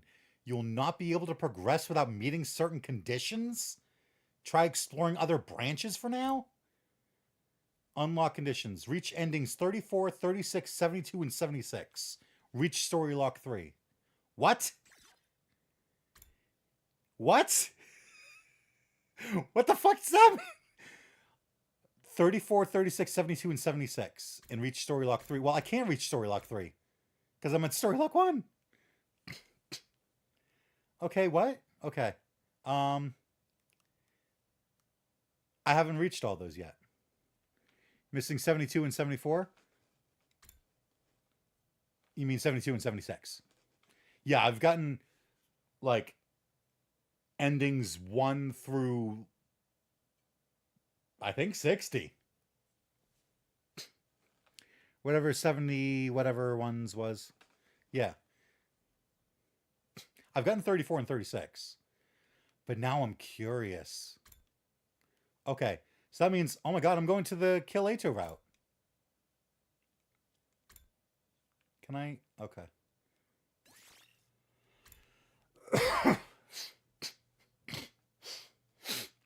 Alright, I gotta remember 34 and 36. I want to look up what endings those are. My recommendation is to come back to this after you've done everything else you can do.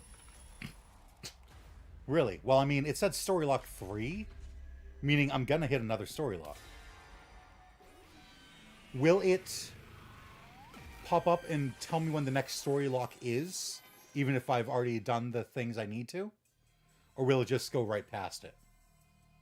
Because I am curious what endings I'm gonna need for what Story Locks, so I can see, like, where it's building up. That's right. Just like the Undying Flames boy said. Came back so I could change the future. I can't. Oh, I can't. Oh, I can't look at the endings yet. I gotta get a free time event. It'll show up. Okay, so it'll show up and go, Story Lock 2. You have to get these endings. But you got them. Okay. What are endings 34 and 36, I wonder. If I let Ato live, history might repeat itself. I got this one unlocked immediately. It locked and then played the unlock animation immediately. Okay, so it tells you what endings you need for it, though. If I don't want that to happen, then my choice is clear. I need to end his life, here and now.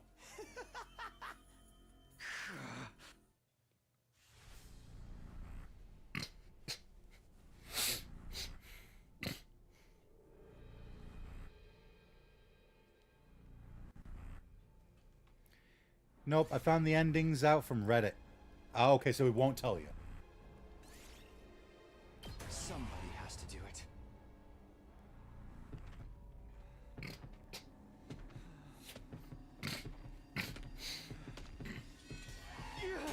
Ugh. So I'm really gonna have to, like, go through the other, like, possibly 40 endings? Why is it so cel-shaded?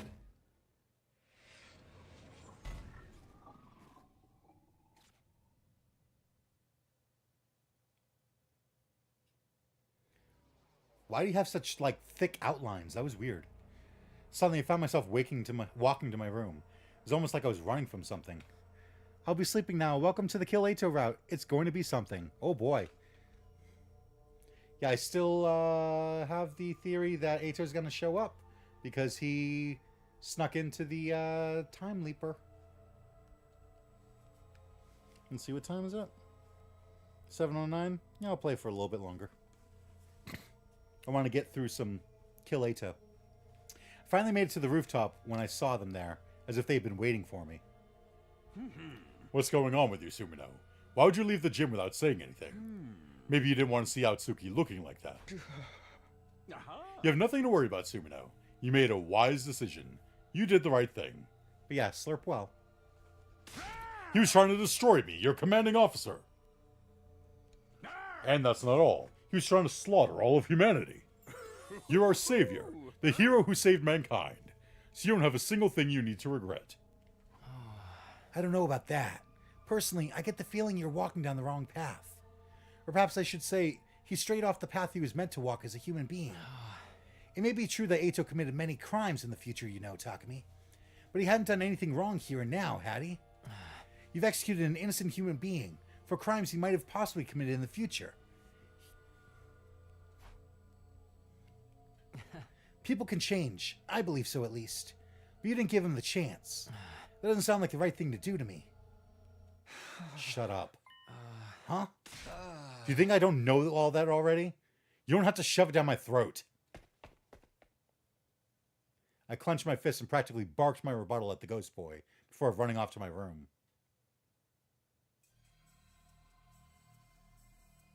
It was oppressively silent in my room. I didn't bother to turn the lights on. I just sank into a corner and wrapped my arms around my knees. I did the right thing. I did the right thing. I repeated this to myself over and over again. You're our savior, the hero who saved mankind. So you don't have a single thing you need to regret. Yeah, that's right. Exactly. Why can't I stop thinking about what he said after? You've executed an innocent human being for crimes he might have possibly committed in the future. People can change. I believe so, at least. But you didn't give him the chance.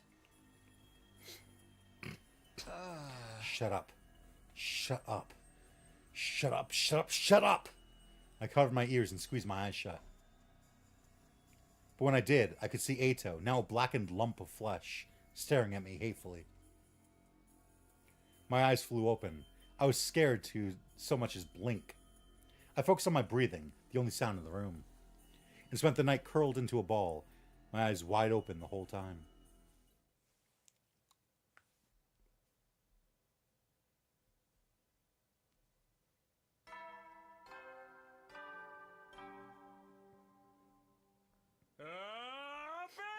Troops, time! Get ready for... Prepare. Be ready to give your lives to protect our beloved school from the vile and barbaric enemy.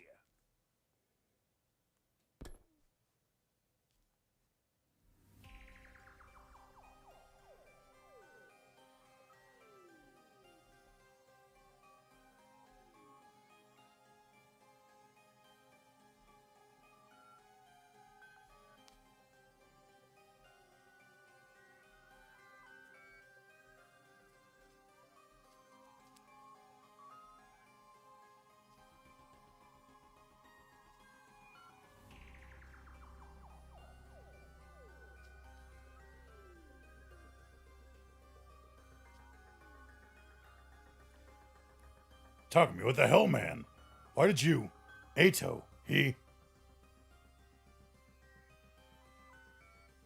Everyone's cold eyes pierced through me as I stepped into the cafeteria. They're all staring at me suspiciously. We all saw the body in the gym. And then Siri showed up. Right, I explained what happened to everyone. I told them that you came back from the future. I told them Eito was abnormal and that he tried to destroy me last night. I told them everything. But they seem reluctant to believe me. Obviously, you tell us he came back from the future. You think any of us are dumb enough to just be like, oh, well, if you say so. Yeah, none of us are that stupid. If a useless single-celled organism like me might be permitted to speak up, are we sure Takumi isn't experiencing some sort of delusion? At the very least, there's no way he can prove he's not. That would mean Mr. Sumino got caught up in this delusion and ended up murdering someone. That'd make him the abnormal one around here. Kakua's words weighed heavily on me, but it wasn't true. I'm not sure if I had made the right choice last night. I still don't have confidence in my decision, even though I already made it. But what I experienced last time really happened. There's no way it was a delusion. I need them to understand that, if nothing else.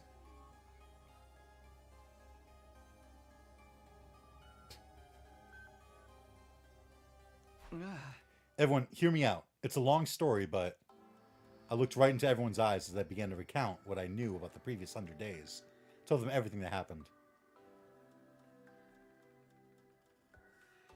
World Death, Cryptoglobin, the Exodus Project, the artificial satellite.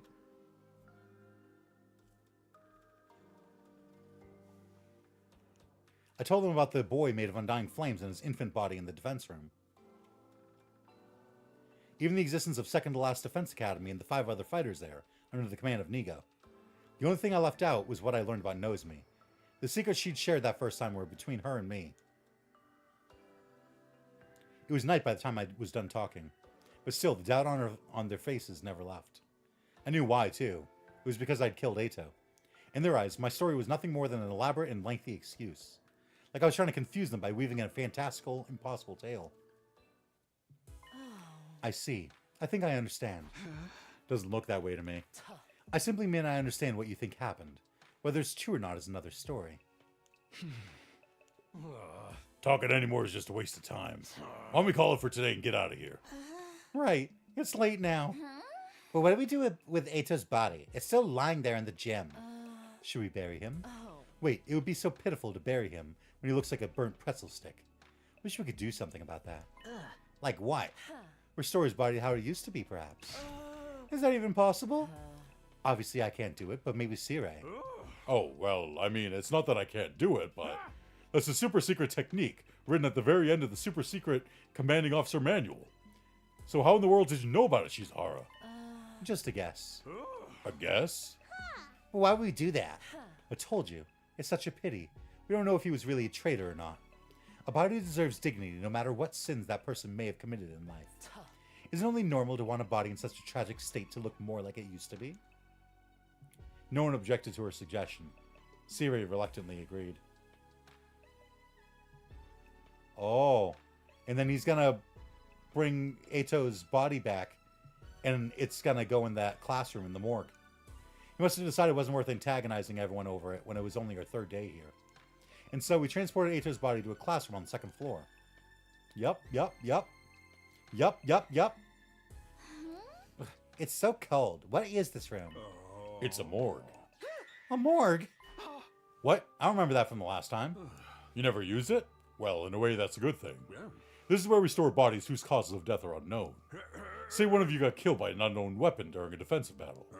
A bioweapon or nanomachines or something like that. In that case, we need to dissect you in order to properly determine the cause. We need a place to store the bodies in a situation like that, which is why we have this room. The temperature is set really low to keep the bodies from decomposing. Everyone hunched their shoulders against the cold as they looked around the room. Their breath steamed in the air. Well then, I'm going to get started on restoring the body. Would you all mind stepping out? How long will it take? I should have it done by tomorrow morning. Oh right, one last thing. We were about to leave when Sirei stopped us. I know it's sudden, but as of today, I'd like to officially designate Sumino as the Special Defense Unit's team leader. Huh? You saved me, Sumino, and you know the future. Plus, you have red hair, so I'm sure you'll make a great leader. What kind of reason is that? I will not entertain any objections. That's an order from your commanding officer. Disobey and you will be court-martialed. You're to do as Sumino says, starting tomorrow. Got it?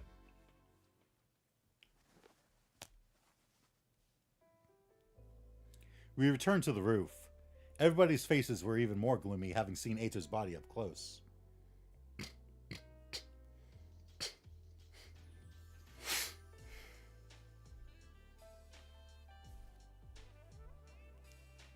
They all vanished inside their rooms without saying a word. Left on my own, I casually glanced up at the sky and saw the satellite. The artificial satellite hung in the sky, lit with countless mechanical lights. It felt further away than the last time I saw it. Just then I heard a pop inside my head. The very next moment, I was suddenly unconscious.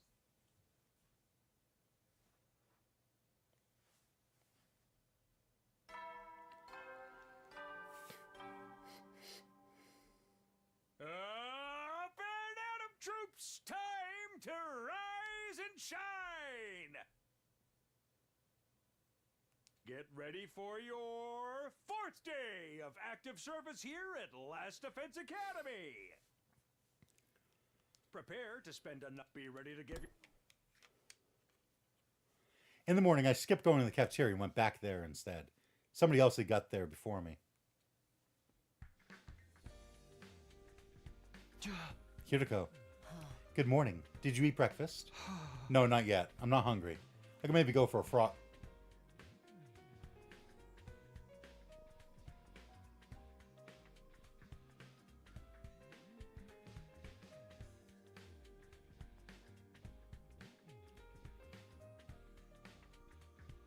No, not yet. I'm not hungry.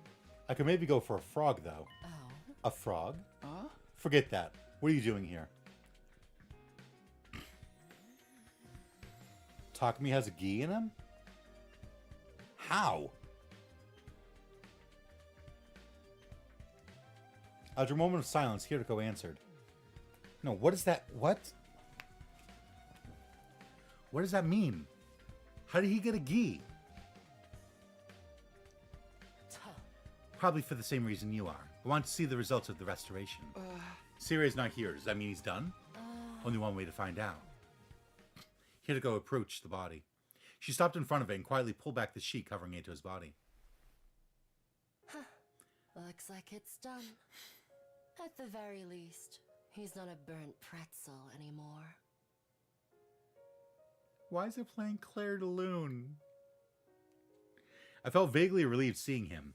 Of course, I hadn't forgiven him for what he'd done to us last time, but I felt some guilt about bringing him to such an undignified end. Now that his body was back to the way it used to be, the painful mass of emotions within me eased a little. It feels wrong to bury him in the dirt after all this effort to get him so pristine. Why don't we leave him like this for a little longer? Hiroko covered him with the sheet once more. No sooner had she finished than Gaku came barreling into the room. There you guys are. We found something messed up. Come look. Messed up? Just hurry. You'll see for yourself. Hiroko and I practically flew down the stairs as we followed Gaku to the classroom on the first floor, dashing inside upon our arrival. What is this? Spray paint. Somebody sprayed a message on the digital blackboard. I looked at the message. Leave the school now or I'll kill you all. I was the first one to find it. I finished breakfast early and was wandering around the school when I saw this. Then we came back to the cafeteria and told us about it. We all came running to see for ourselves. Who would pull some kind of dumb prank like this? Prank? I said what I said. Who would take this shit seriously? Looks like some snot-nosed kid wrote it. Yeah, I believe it though. It's way more interesting that way. I smell a killing game in the air. Whether it's serious or not, we do know it's not the work of an invader. The alarm would have gone off if one of them tried to get in here. They don't know our language on top of that. I doubt it could have been one of them.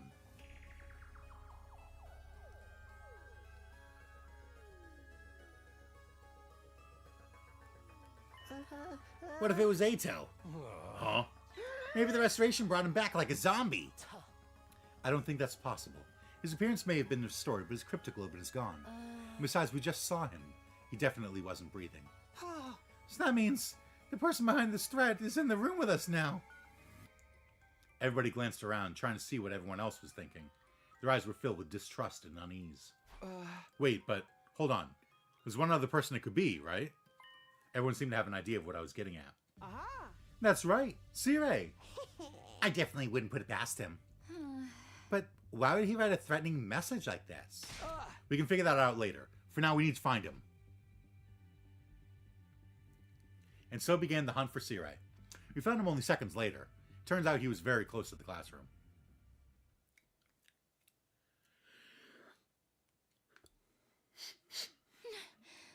No. Cirei. What the hell? You're kidding. Why? How could this happen to him? Everyone was deeply disturbed, but the shock I felt went far beyond theirs. After all, I'd seen this very scene before. Last time I went through this. Back then, Eito had been responsible for it, but Eito didn't exist in this world any longer. I'd killed him myself 2 days earlier. And yet, the same thing was happening all over again. The whole reason I fought Eito in the first place was to prevent this. So how? Why? We returned to the classroom in a daze. Everyone stood around in silence for some time. Their eyes were cast downward, expressions grave. Finally, Gaku broke the silence. Takamaru, do you still think this is all a prank? But if this isn't a prank, then it's just not fair. They didn't even give us the chance to leave. Maybe it means the kill you all part will start as soon as we see the message. Still, it's not right. It's highly probable that Cirei was destroyed before we woke up. Somebody would have noticed otherwise. That means it happened before Gaku found the message. So one of us had to die before we even knew we were being threatened? How utterly unreasonable. In movies, terrorists always set off a small-scale explosion then claim responsibility, right? Once everyone knows it's not a prank, they announce that they're going to carry out another crime. Darmy had a point. It was impossible the culprit did this to Cirei. It was possible the culprit did this to Cirei to show they were serious. In that case, we'd be fine so long as we did what they demanded. Temporarily leaving the school and seeing what happened before returning would be the safest option. But there's no guarantee that the person who wrote the message was the same person who destroyed Cirei. It wasn't out of the question that the message really was just a prank. But even if it was, we'd still have to deal with the threat of whoever destroyed Cirei still being nearby. For now, I need to figure out if we listen to the message or not. Do we leave the school, or do we ignore it and stay? It's up to me to decide. Oh!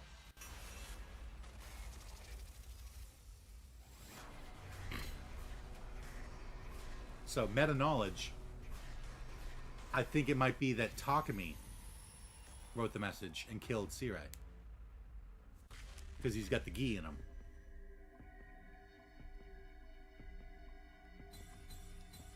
Which means it doesn't matter if we leave the school or not.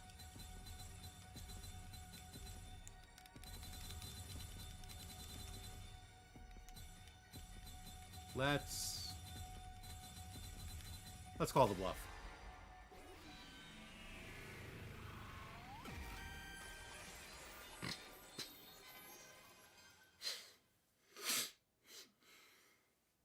Hey guys, listen. We can't listen to the message.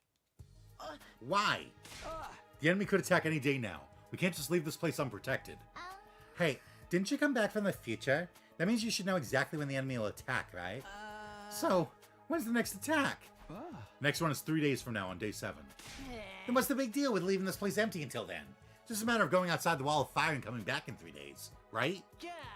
We'd be technically complying with what that message says, and the culprit wouldn't see a need to follow through with their threat. Next attack being 3 days away is what I remember from last time. But there's no guarantee the enemy will act in the same way this time. Because you may have already changed the course of history by coming back to the past. Is that what you're trying to say? I nodded. There's another thing to consider. Can we really trust the culprit to keep their word and leave the academy alone while we're gone? We're talking about someone who did something that vicious to Cirei before you even saw the message. There's no way a person like that's ever going to keep their word. Ergo, this has to be a trap. I got no clue who they could be. Only thing we can figure is they is that they're an invader trying to nab the baby in the defense room while we're gone. You just said you thought it was a prank. Shut up! Things are different now the Siri's been wrecked. I personally think we should just ignore that message. That'll launch the culprit into slaughter mode, right? Now that's the kind of show I'd pay through the nose to watch. My sad excuse of an existence will surely be the first to be eliminated. Oh, I'm all for the idea, of course. After all, even the tiniest bacteria has more worth than an atomized speck of fractional dust like me.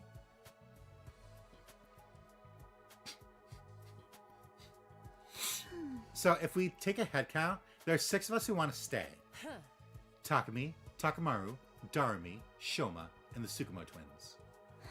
If we're going by majority vote, those who want to remain have already won, right? Seriously? Are you all out of your minds? Nobody's stopping you if you want to go out there yourself. Outside the wall of fire? I dare say that's what the culprit's really aiming for.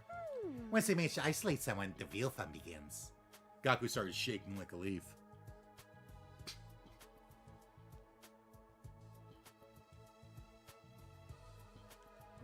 Yeah.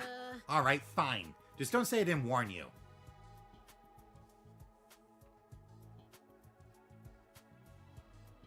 In the end, we decide to ignore the message and remain at the academy.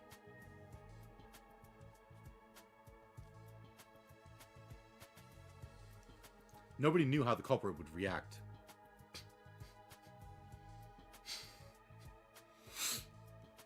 Just in case, we decided that everyone would move together as a unit during the day as a safety measure.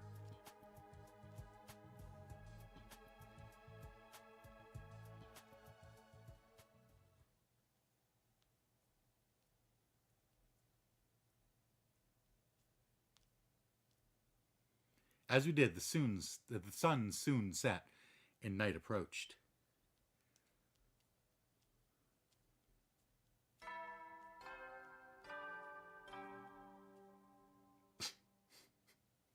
At ease, soldiers. It's time to hit the hay.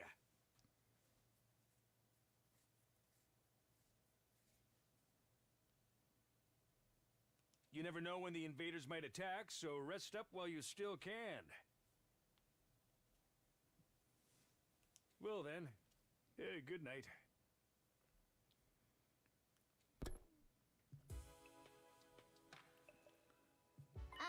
I guess the announcements must be pre-recorded, huh?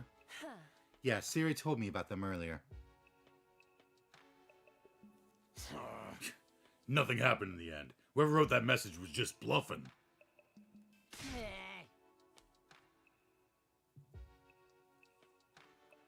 Can you make up your mind? Do you want us to take the message seriously or not? Right now, no. The situation's changed. So I'm going back in my room to hit the sack. Whoa, whoa, whoa! You just willingly trigger your own death flag? I ain't got time for this. I ain't in some freaking game or movie.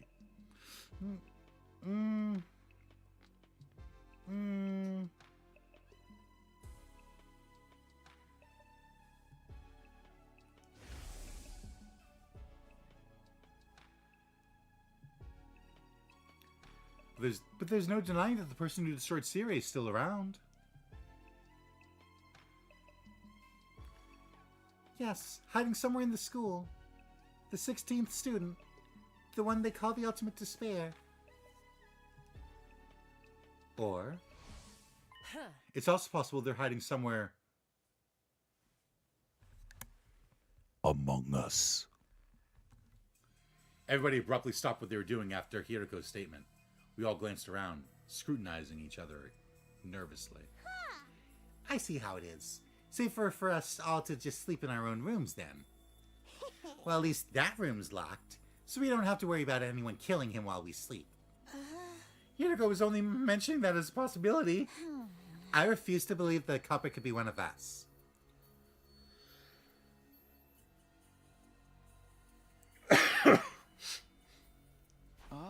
Let's not start suspecting each other. We'd be playing directly into the culprit's hands. Told you they were just bluffing with that message. Whoever's behind it probably gets a kick out of seeing us running around like headless chickens. That's all.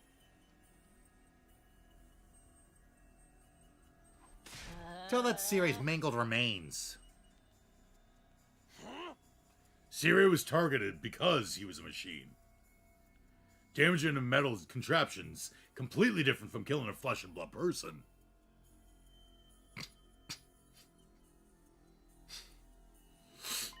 Are you trying to say the culprit won't harm us because we're human? I'm just guessing, but I'm pretty sure I'm right. Anyway, I'm heading back to my room. Let's see what tomorrow morning brings.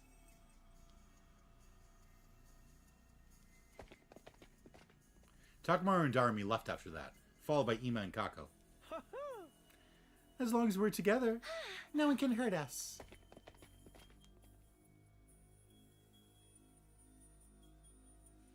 They held hands and left the cafeteria together. Good night, everyone.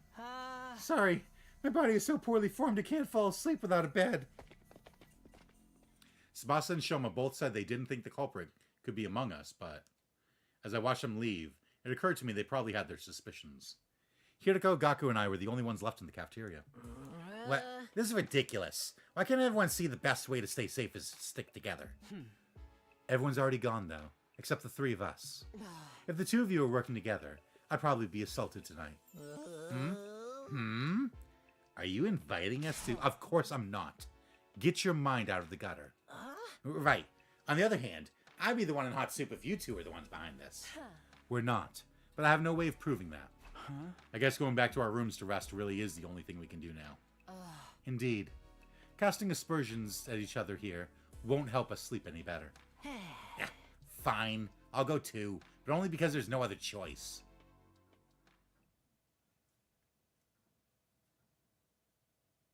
And so we all went back to our rooms to turn in for the night.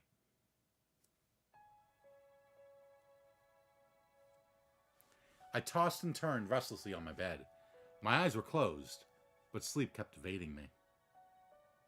Huh? Who wrote that message and destroyed Sirei?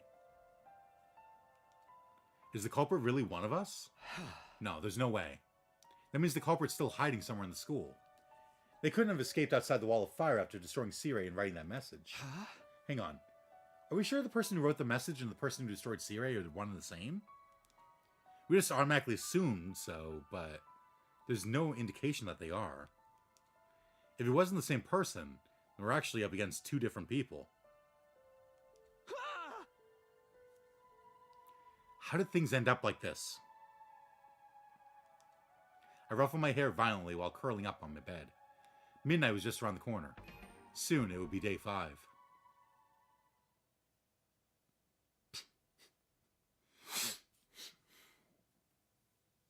It's 12:55 a.m. It hasn't even been an hour since the new day began. A visitor? At this time? Thinking it might be the culprit, I was unnerved, until I realized this would give me a great chance to capture them. Could very well be someone asking for help, too. Whoever it was, I had no reason to ignore them. Let's do this. Gathering my wits, I opened my room door cautiously. I looked around before stepping out. There was nobody to be seen anywhere. Was it a prank or a hallucination? Just as I turned around and go back in the room, a sharp pain exploded at the back of my head, quickly rendering me unconscious.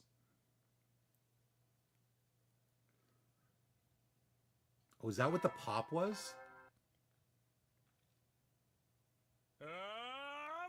Get ready, prepared, be ready to give your... The pop that we felt before we went unconscious, was that the gi? When I next came to, I realized I was on my bed, even though I had lost consciousness outside my room last night. Was that a dream? Was I just half asleep? I touched the back of my neck as those thoughts ran through my mind. A dull, aching pain greeted me. It wasn't a dream. I stepped outside last night and someone jumped on me from above. They'd probably been hiding on the rooftop. They punched or kicked me, I'm not sure which, on the back of my head. But who and why? Was it the person who wrote that message and destroyed Sirei? In that case, why am I still alive? And they even went out of their way to move me back to my bed. Just then, the door slammed violently open and Tsubasa ran inside. Takumi, it's Gaku. Gaku's... What happened? Just go to the classroom on the first floor quickly. Same room we found the message in. I'll go let the others know. Is Gaku dead? I ran downstairs so quickly I thought I might trip and fall. Getting to the classroom was the only thing on my mind. Soon, the classroom came within view. I dashed inside, and what greeted me was... shit.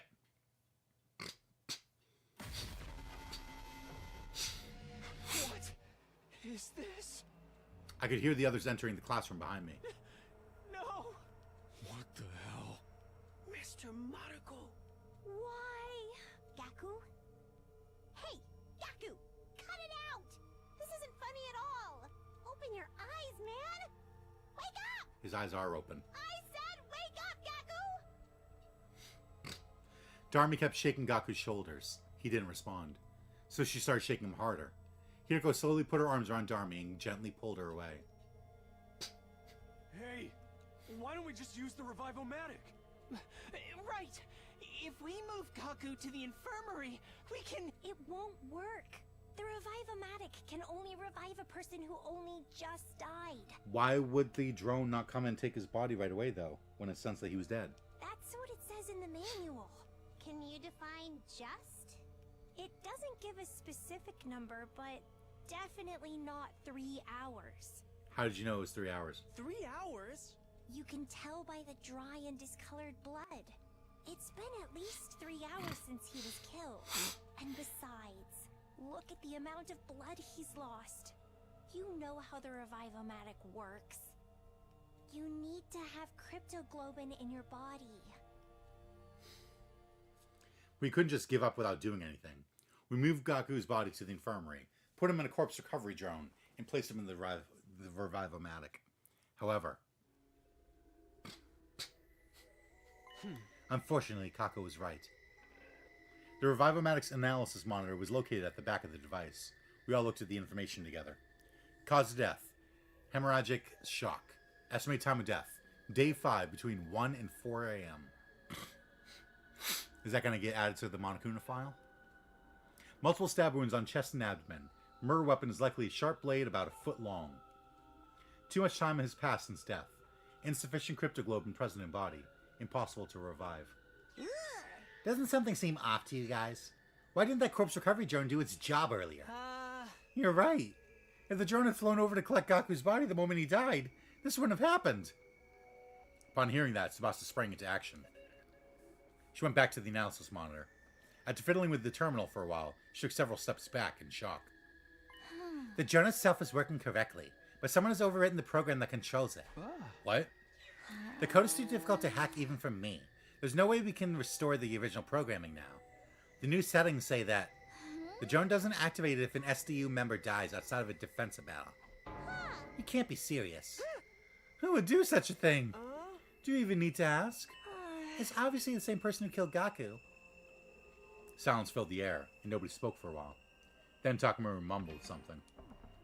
Shit, this is all my fault. Kept insisting the culprit was bluffing. Gaku wouldn't have died if I'd believed him. I don't know about that. The same thing may have happened even if we had all slept together in the cafeteria last night. Or maybe things would have been worse. What do you mean? I'll explain later.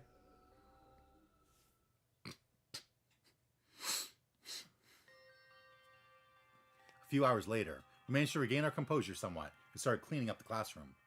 It just didn't seem right to leave all that blood on the floor. We also made sure to thoroughly check for possible clues that might lead us to the murderer while we cleaned. Ultimately, we came to the realization that the killer had left nothing behind. No footprints, no bodily fluids, not even a single strand of hair. Once we were done, we decided to take care of the message as well. The message was the cause of everything. The message that was the cause of everything. The mere sight of it nauseated me. We angrily and vigorously scrubbed the message with solvents until it disappeared. Tsubasa and Shoma crying as they worked. Before we knew it, the sun had already set and we were surrounded by darkness. Then we started on our next task. Transporting Gaku's dead body from the infirmary to the morgue.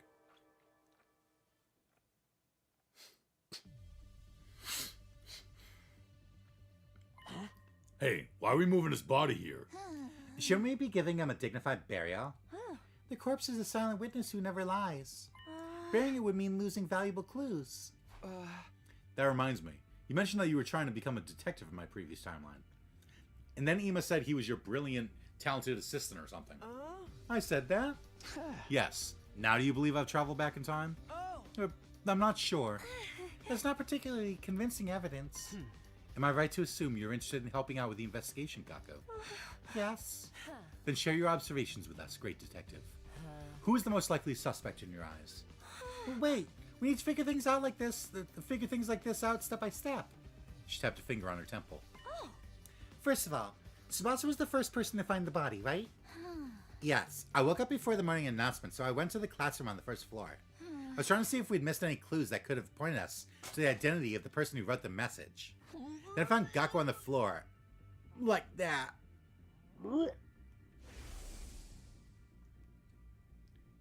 The question is, why did the killer murder him so brutally? He was stabbed multiple times in the chest and abdomen. If killing him had been the objective, they could have simply aimed directly for the heart. This number of stab wounds usually indicates some sort of powerful personal grudge. It feels more like anger than a grudge to me. The killer is the same person who wrote the message, right? And they got angry because we didn't follow their instructions. Or the fellow's just trying to make an example out of someone. Thinking they can strike fear in our hearts by killing someone in the most visceral way possible. I think their objective was even simpler than that. Pray tell. To bleed as much cryptoglobin out as possible so that we couldn't possibly revive Gaku, even if we found his body right away.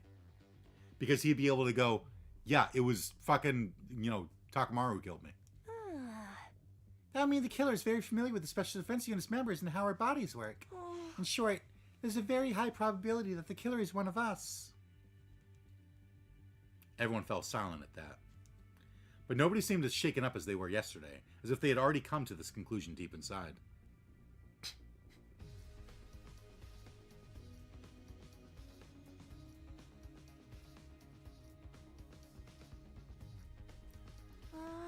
That's why back in the infirmary I said that things would have been worse if we had all slept together in the cafeteria.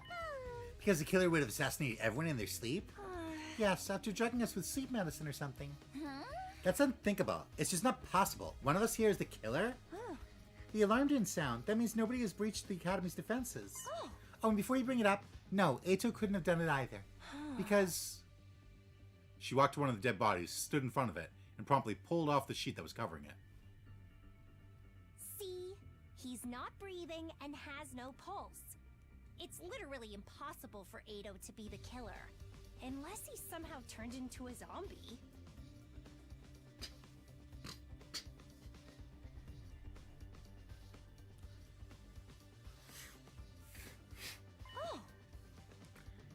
Everyone saw what Gaku's estimated time of death on the Revive-O-Matic was? Yes, I think it was between 1 and 4 a.m. last night. I'm gonna have to ask each and every one of you where you were and what you were doing at that time. Sleeping. Everyone said they'd been sleeping in their own rooms other than Ima. Ima was... I was sleeping in my dear sister's room.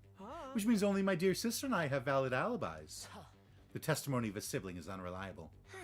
Yes, I was expecting you to say that. Wait, so none of us have proper alibis? Hang on. Nobody's asked Takumi where he's been yet. Alright, what about you, Takumi? I mean, your answer's probably going to be the same. I hesitated for a moment. Telling the truth would make me seem questionable. But if it ever came to light that I lied this time, I definitely looked suspicious then. So I decided to go ahead and tell everyone what happened to me last night at around 1 a.m. Say what? Someone came out of nowhere and knocked you out? And then you woke up to the sound of the morning announcement? In your bed? Yes, more or less. The person who knocked me out had to be the killer. Why only tell us about this now? Couldn't find a good time to bring it up. Really? But so much time has already passed since we found Gaku's body. Everyone looked at me with suspicion in their eyes, causing my heart to beat faster. We were kind of focused on Gaku. I'm telling the truth. Please believe me. So you say, but... That time traveling thing has got to be just a big fat lie. Yes, you killed Eito for some reason. Made up that tall tale in order to justify your actions. No! No, it actually explained why Syria was destroyed too. Syria was the only one who was present when Eito was killed. He was the only one who knew the truth. When Syria tried to blackmail Takumi using that incident, Takumi destroyed him in order to silence him. Why would I do that? What about the message? I was the first one to propose we stay in the academy. Besides, there's no reason for me to kill Gaku. Absolutely no reason at all. You're coming apart at the seams. Nobody said anything about you killing Mr. Mariko. You were all looking at me as if you thought I was the killer.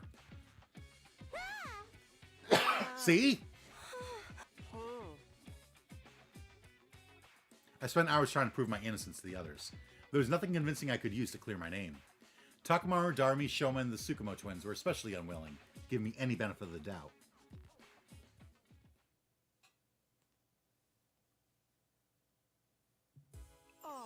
Well then, sister dearest, let us fall asleep under the same roof again tonight. Yes, like I said before, it's more dangerous for everyone to be sleeping together. Sleeping with the person you trust the most is the best way to deal with this. Miss Takamaru, will you please allow this worm to burrow in your room tonight? What are you saying? You're the person I trust the most. Or are you afraid that I may actually be the killer? Don't be stupid, you idiot. I'll just kill you right back. That means I'm staying in Mistress Hiriko's room tonight. You can kill me anytime you please, my mistress. I'm sorry, but you're on your own. But why? You may end up killing me for all I know. Besides, I've already been reserved by someone else. Someone else? Hiriko's staying with me tonight. No! Your only option left is Takumi. Absolutely not. I'm not going to throw myself into the arms of a serial killer. I've standards on who gets to kill me, you know.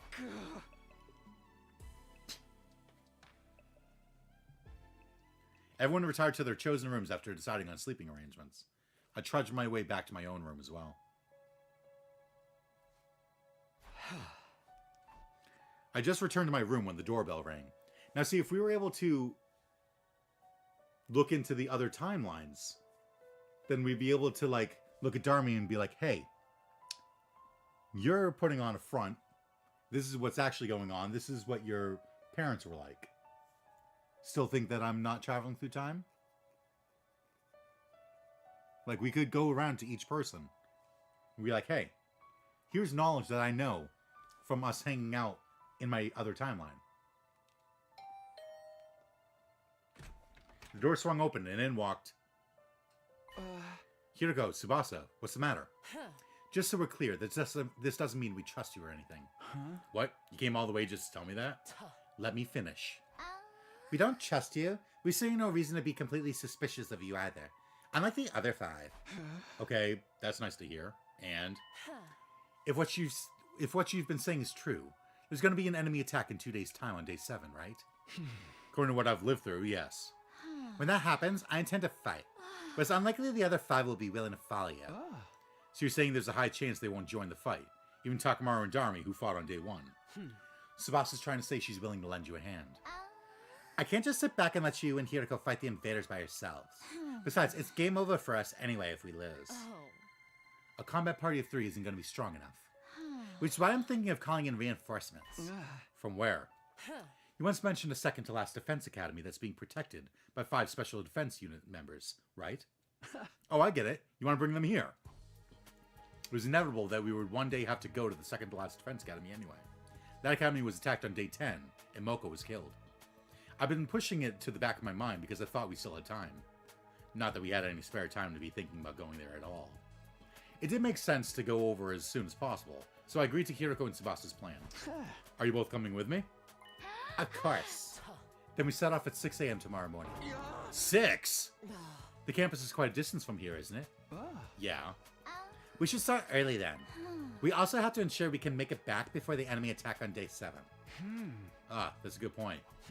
That's settled then. We'll be taking our leave now. We'll go tell the others about this. Thank you. They nodded and left the room. There was just one thing bothering me. Was it really a good idea to leave 5 people behind in an academy with a serial killer on the loose? That said, I really did want to reach the second campus before Moko got killed on day 10.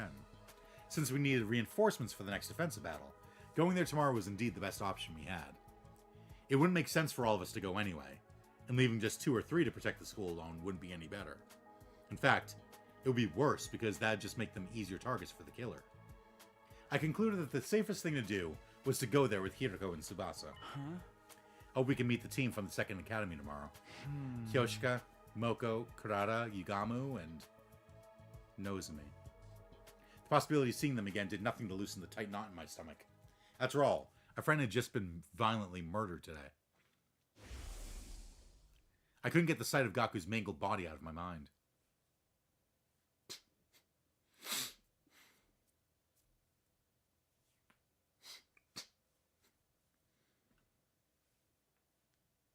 At 6 a.m., I went straight to the entrance hall, where Hiroko and Tsubasa were already waiting for me. You were 10 seconds late. 10 seconds. A split second of distraction can prove fatal in battle. You'll do well to remember that. Huh? Yes, ma'am. I mindlessly responded to Hiroko while looking around. I didn't see anyone else. They're not even going to see us off, huh? I mean, they believe you're a serial killer, you know? Nothing I could do about that. How'd you break the news to them? I just told them plainly. I said we need to bring in a second team to increase our combat power. And they didn't criticize you for daring to follow a serial killer there? They sure did, which is why I asked them nicely if they'd rather we left said serial killer behind with them. Suddenly, letting just the three of us go became the best thing since sliced bread. Okay. We can chat later. Let's be on our way.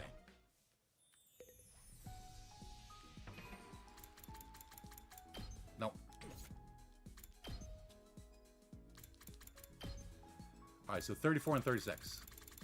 So in order to continue on, I need to have gotten Box of Calamity Route, Hollow Victory, which is the one where we went through, like, where we found out about Hiroko's time travel powers.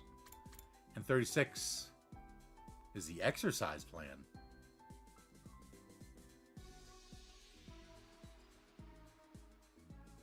What was important in that one? The gi?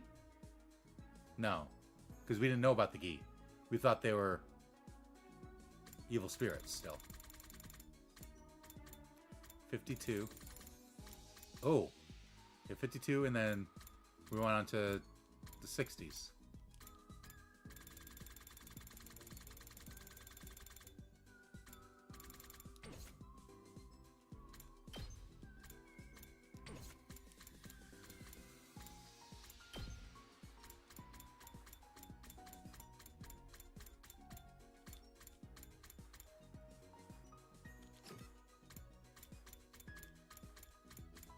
Look at all this.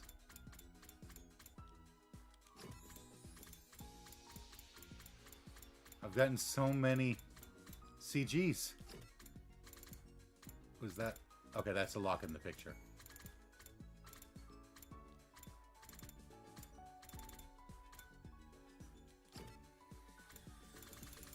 Oh, okay.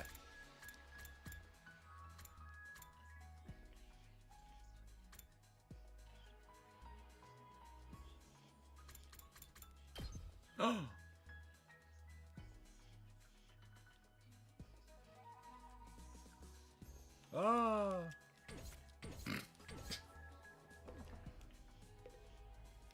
Time is it? 8 o'clock?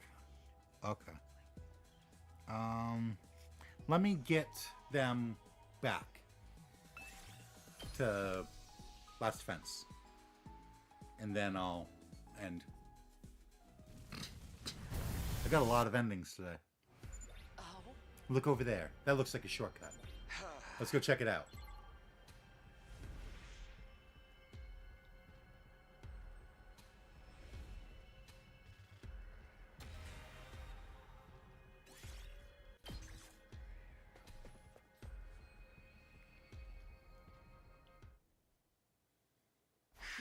Phew, we finally arrived. Oh? So this is the place. Second to last Defense Academy. As we got closer, I saw her. Nozomi. My pulse started racing. My breathing got heavier. I felt an uncomfortable burning in my chest. Nozomi was alive. She was alive again and right here in front of me. Without thinking, I almost reached out to touch her. But I fought that impulse and pulled it back. Huh? Who are you guys?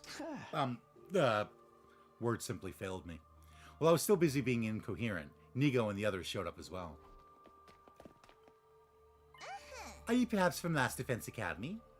How did you know that? Your class armor. Is there something you guys needed? Yes, actually. After moving the conversation to the cafeteria and introducing ourselves, we told everyone what had happened in Last Defense Academy. About Eito, the threatening message, Siri's destruction, all of it. Even about Gaku's murder and me traveling back in time. Also shared everything that had happened in the 100 days I had previously gone through. What greeted me at the end was silence. Nigo had stopped moving and had a dazed, distant look in his eyes. Siri's destruction must have been too much for him. None of the others from the Second Academy had anything to say either. They all stood frozen, mouths agape in astonishment. I see. Thanks for the massive info dump, I guess. I'm still trying to process everything, but I more or less get what you're trying to say. The long and short of the matter is that Last Defense Academy is currently in quite a bit of a pickle. Am I right to say that? Yeah. Then we have to go there right away. Since this place is just a decoy, there's no need for us to protect it anymore. The enemy will be attacking that academy tomorrow, right? Then we must hasten our steps. And get there by today. Thank you. We would greatly appreciate the backup. Nigo, is the school bus available? Hey, Nigo, can you hear me? Oh, yes, this bus is available. Great. We'll meet in the parking lot after everyone here gets ready. Takumi, Hiroko, and Tsubasa, you guys can go there first. It's at... Don't worry, I know where it is.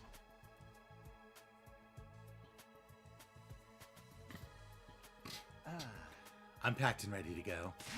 Onwards to Last Defense Academy. We all started walking towards the bus, except for Nigo, who hadn't moved from his spot at all. As soon as we noticed, we stopped walking. Something wrong, Nigo? I cannot go. What? I've been ordered to guard Second to Last Defense Academy with my life. Therefore, I'm unable to abandon it.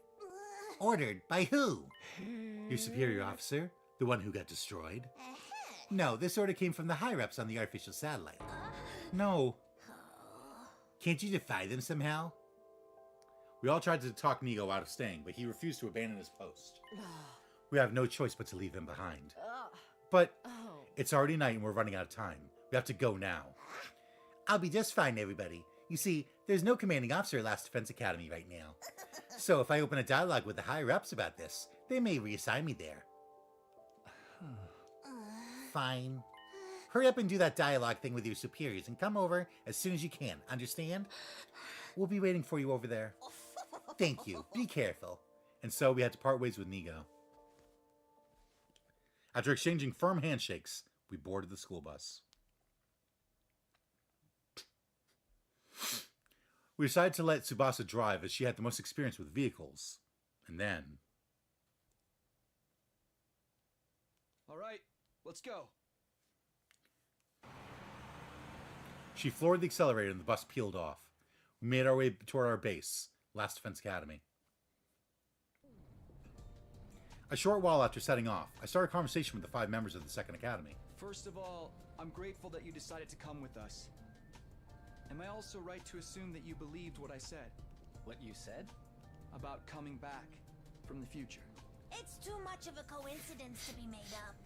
What is more, you possess knowledge about us that we have revealed to none but ourselves. We believe you only because it makes sense to, not because we want to. I believe you, Takumi. Thank you, everyone. You have no idea how glad this makes me.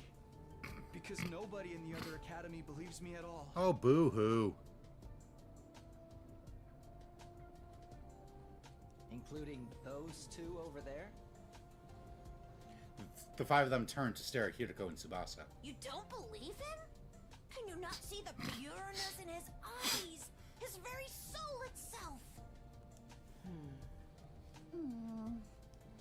They kept looking at Hiroko and Tsubasa in plain and undisguised disgust. The 2 eventually caved under the weight of their collective stares. Fine. I believe him. What, you do? I guess I should too then. Seriously, that's all it took? I held back from speaking my thoughts out loud. The reasoning didn't matter as long as they believed me.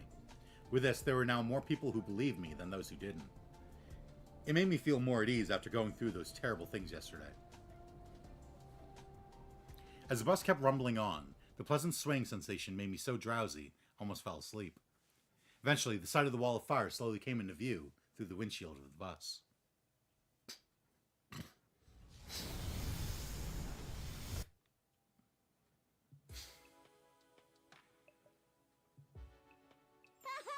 Oh, Mrs. Hiriko, I'm so glad you're safe and sound. I was so sure the serial killer would be coming back by himself.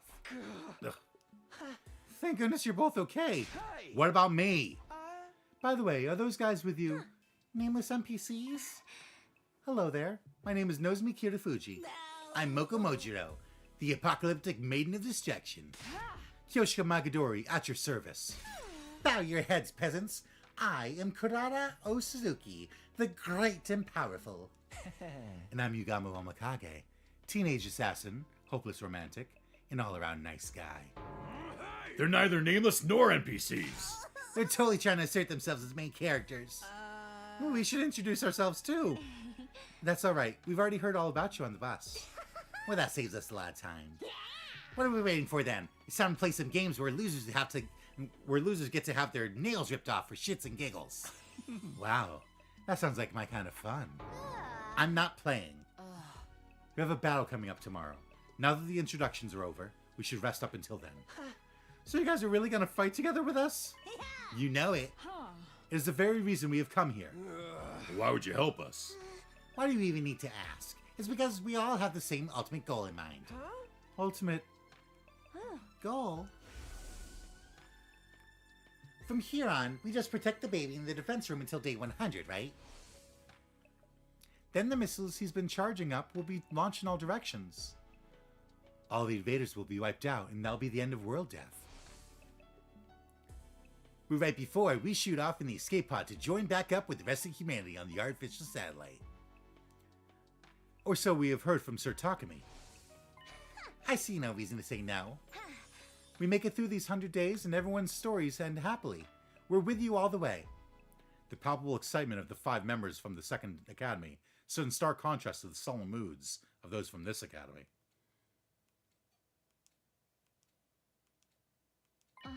What's the matter? They're just feeling awkward because they have no intention of joining us for tomorrow's defensive battle. Whereas you guys will be sent into the battlefield as their substitutes, even though you're new here. Wait, why aren't you joining the fight? I already explained on the way here. They do not trust Takumi's leadership. Oh, that whole time-traveling thing? That's just a part of it. Gaku's murder played a bigger part. Right now, they all think Takumi did it. Excuse me? Sir Takumi is a killer? No, of course not. I didn't do it. Sir Takumi has spoken. What is your response? We already discussed this thing to death. But there's no proof yet. Proof of what? Proof of Takumi's innocence. No, the burden of proof lies on you guys. Apprehending the real perpetrator is the best way to settle this. I'll believe you if you can do that.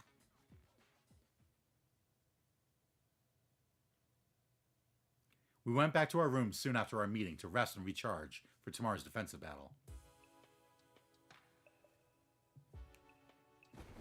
As I flopped down onto the bed, I found myself whispering under my breath. The real perpetrator. That's right. I had to find and kill the real culprit. That was the only way I could regain the trust of those 5 and convince them to help with the battles again. It was also the quickest way. Imo was absolutely right. And there was another good reason. I wanted to avenge Gaku. He'd never be able to rest in peace if I let the perpetrator get away. But how would I figure out who the real culprit was? Unlike Kako, I didn't have a detective bone in my body. Had a lot to think about. However, the trip to and from Second to Last Defense Academy had depleted all my energy. I was swallowed by the darkness of sleep before I could even think about my options.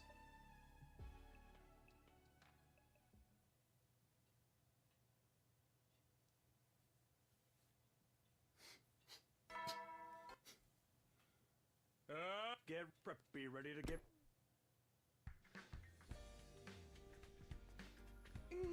Okay, so Takamaru, Darumi, Shoma, Kako, and Ima aren't even gonna come see us off. They won't be joining the battle. Why would they show up? I don't know, they can at least cheer for us, right? Go get them, guys. Go fight and risk your lives for us because we don't want to. Doesn't sound like a very morale-boosting cheer at all. Anyway, when's the enemy gonna be showing up? Anytime now. Remember what I told you on the bus yesterday about the commander's special traits? Yes, Sir Takumi. I have it all memorized. The alarm sounded immediately after you said that. Perfect.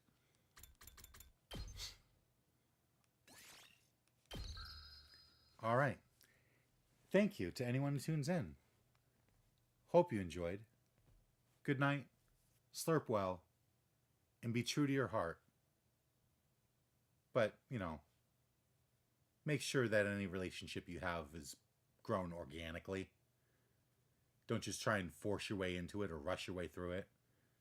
Just grow a bond with the person. Get to know them a little bit better. Become their friend. Don't just rush into the love part.